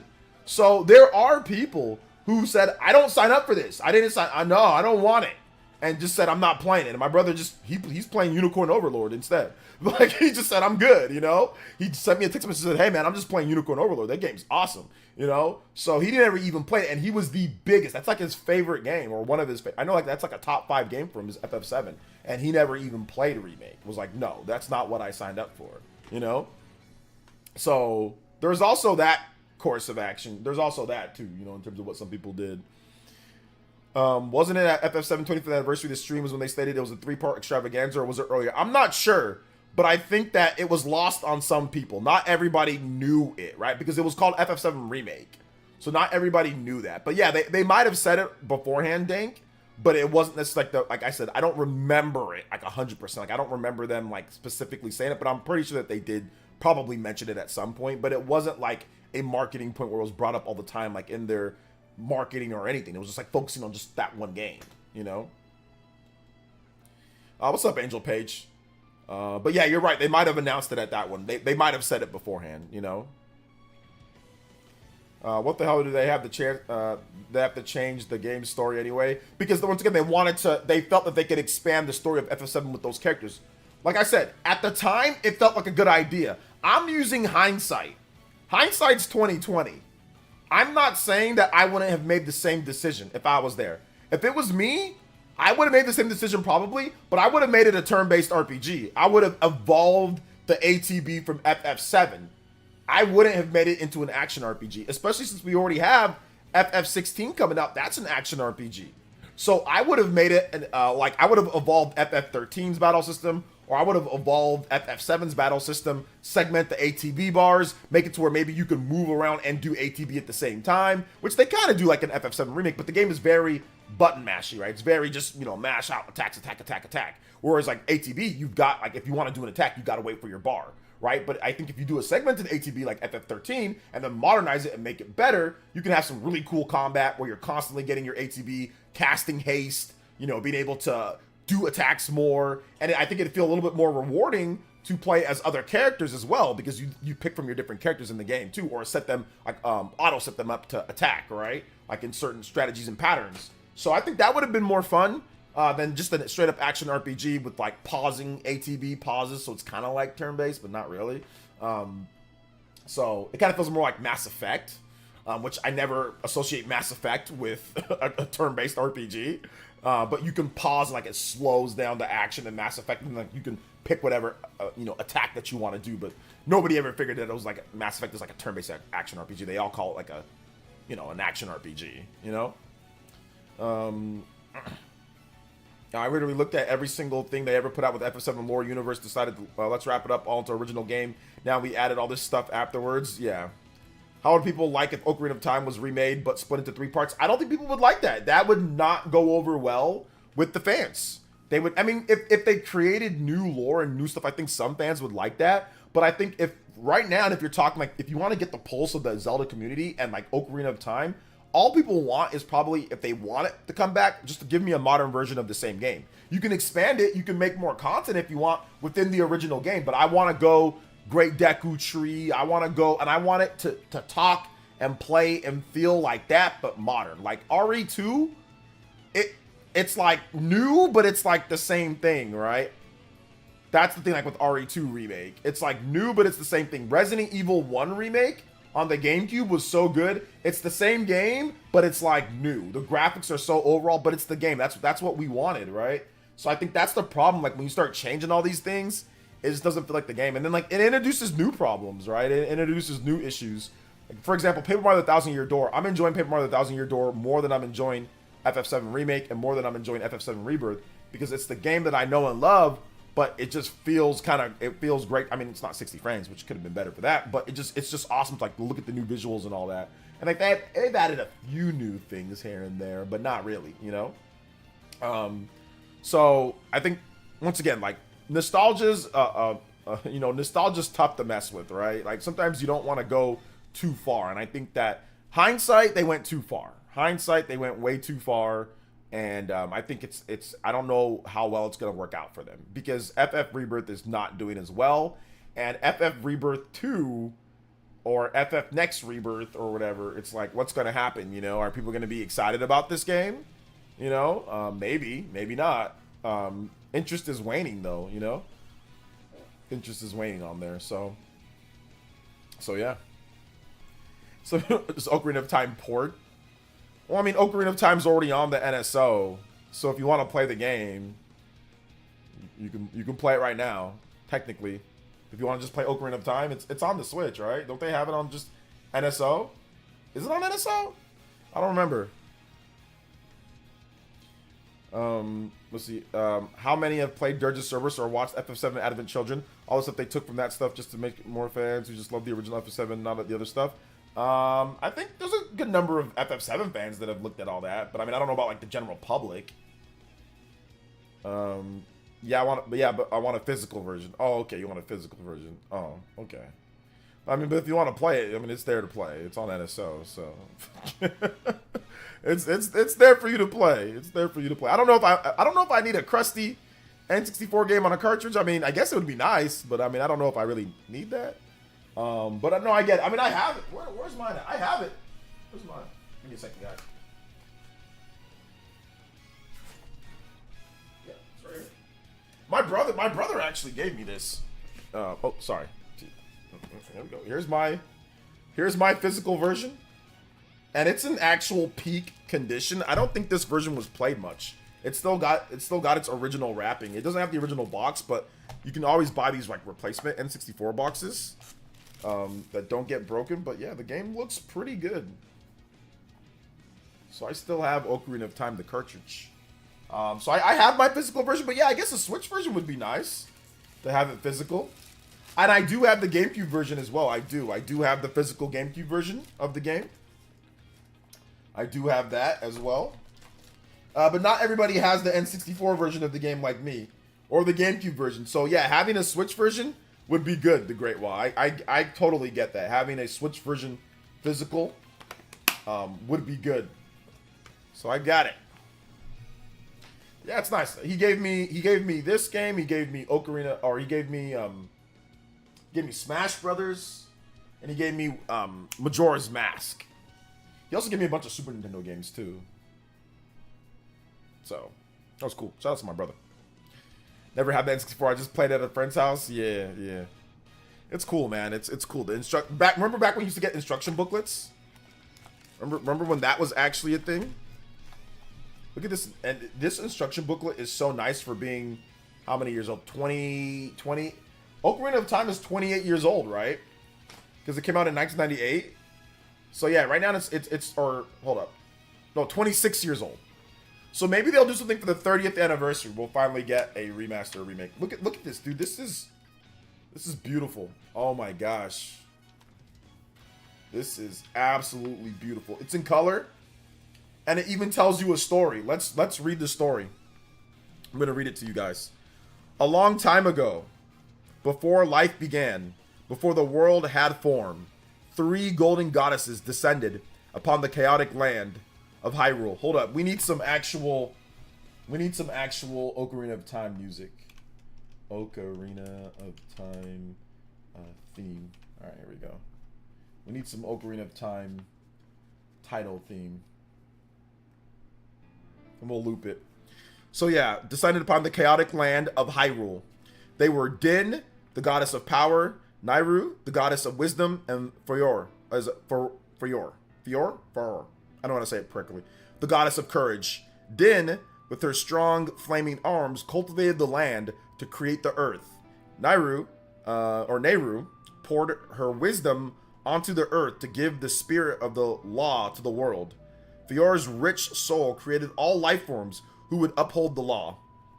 These 3 great goddesses returned to the heavens, leaving behind the golden sacred Triforce. Since then, the Triforce has become the basis for Hyrule's providence. Where the Triforce stood became a sacred land. In the vast deep forest of Hyrule, the great Deku tree served as the guardian spirit. The children of the forest, the Kokiri, lived with the great Deku tree. Each Kokiri had his or her own guardian fairy, except one. His name was Link. Early one morning, Link was having a nightmare. It was the same nightmare he had every night.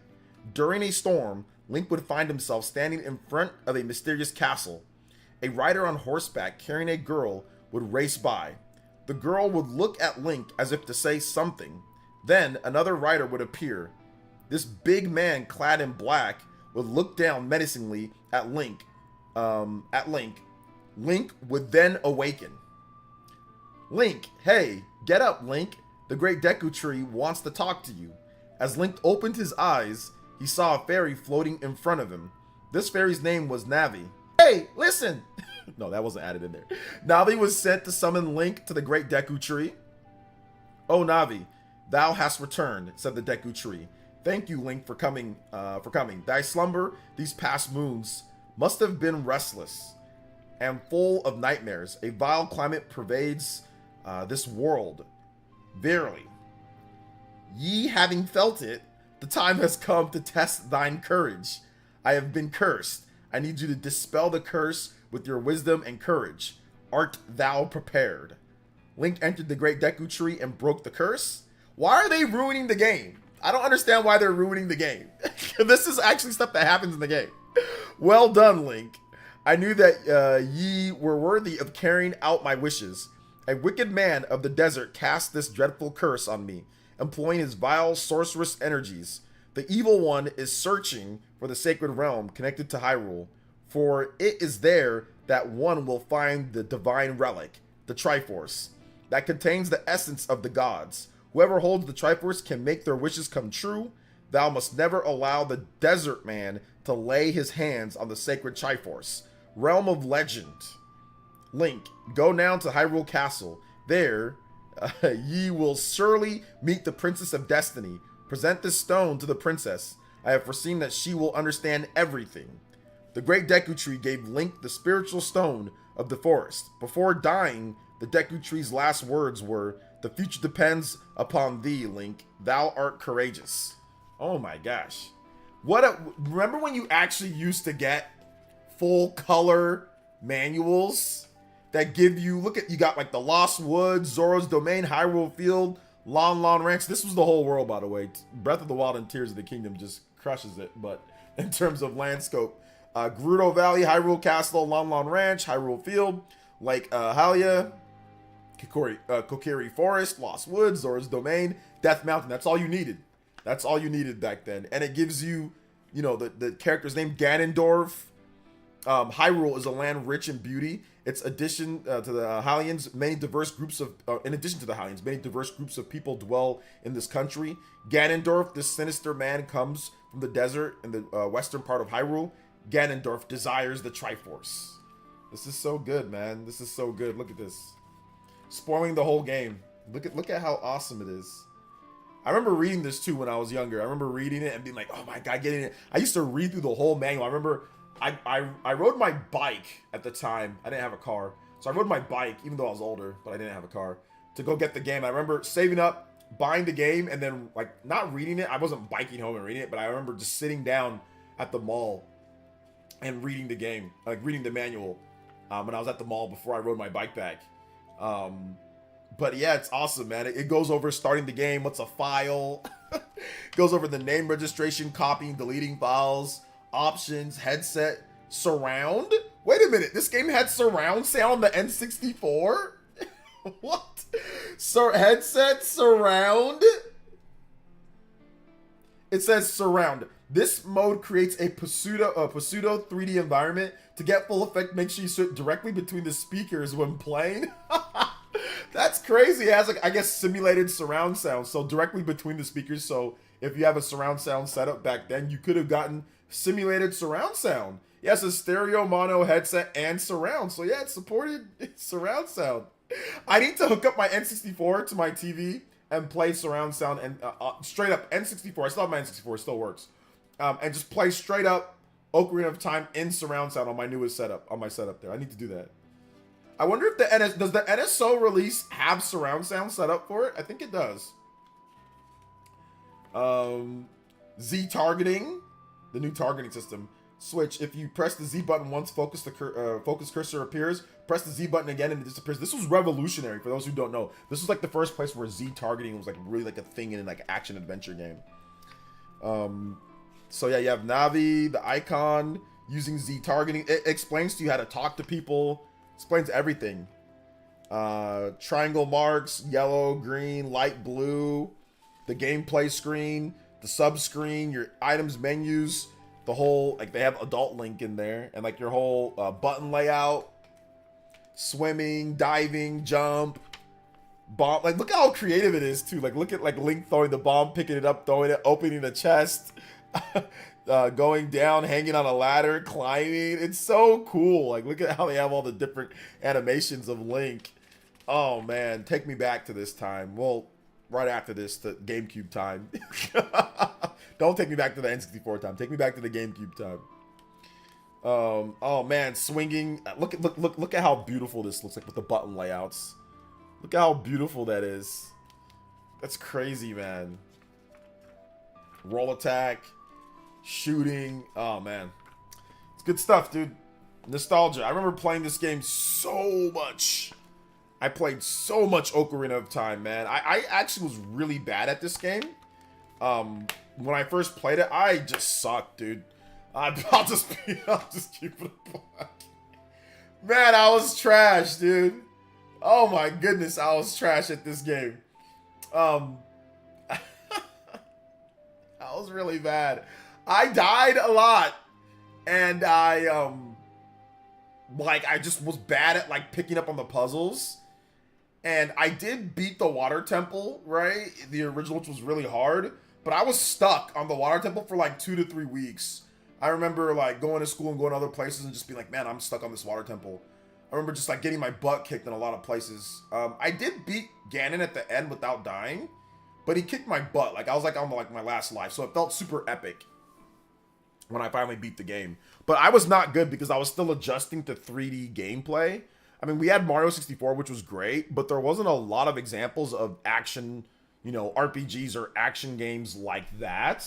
So I just, for some reason, I was really bad at it. And I got better as I played, but I wasn't good, you know. Ocarina of Time's not a hard game. Like, you should probably never die in that game, but I remember dying quite a number of times. Just getting hit with stuff, you know, dying on certain bosses, things like that. So yeah. Let's see, OJ reading audiobooks was the next path in the ball. OJ time, yeah. So yeah. All right, guys, we're gonna go ahead and wrap it up there. We went for 4 hours and 30 minutes almost. Let's go. Good stream today. Good stream. Thank you. I want to say big love and thank you to the support of the Elite Ninjas today. Today, you guys' support was awesome. You guys always keeping it up. I appreciate that. If y'all can come through, support the streams, I really, really, really, really appreciate it. Don't think for a second that I don't. Shout outs to Bead Queen, any of the streams, the Hokage and Stream Ninja. Appreciate you, young lady. 100 combo breaker. Gotta give it up for the 100 combo breaker. Justin also had a huge dono as well. So thank you guys so much for that support today. It really means a lot to me and helps out tremendously with keeping the streams going. The Great Wall, I'm sorry, man. I'm sorry that I missed you earlier. Shout outs to David V. Shout outs to Sicilian Gamer. Also, shout outs to QP40. Thank you for the subscription. Appreciate that. Didn't read that off. Christian Miro, multiple donos today. Thank you so much, Christian. Sicilian, once again. Also, Win Jeffrey, thank you for the subscription. Appreciate that. Paul Gale Network, CR Worlds. That's also Christian. Rena Habog, thank you for the multiple donos. The African Triforce Tat. Casual Noob, Carlos Hernandez. Will S. Anderson Blitz. Adroxis. Thank you guys so much for your support today. It really means a lot. Thank you. It really keeps, like I said, keeps these streams rolling where we can continue to do these every single day, man. If you haven't seen my video for today, my RPG news video, check it out. It's pretty cool. It's kind of like a low-key video, not anything like super crazy. People aren't watching it a ton, but it's still content. So if you want to check that out, it's right here. That's my most recent video. I talk about Metal Slug Tactics. We talk about the Nintendo Google leak. We talk about all sorts of stuff in that video. So it's pretty good. It's pretty good. So thank you guys so much for watching. Thank you guys for being awesome. Thank you guys for the donation. Shout out to Jacob Dressback. Appreciate you for the multiple gifted subs. 50 on the combo JoJo board. That's nuts. That might be the highest JoJo board that we've ever had. In terms of just like JoJo's. That's crazy. Or one of the higher ones for sure. So thank you guys so much. Appreciate y'all. And we will see you guys back tomorrow for another stream. Appreciate it, guys. Love y'all. Peace.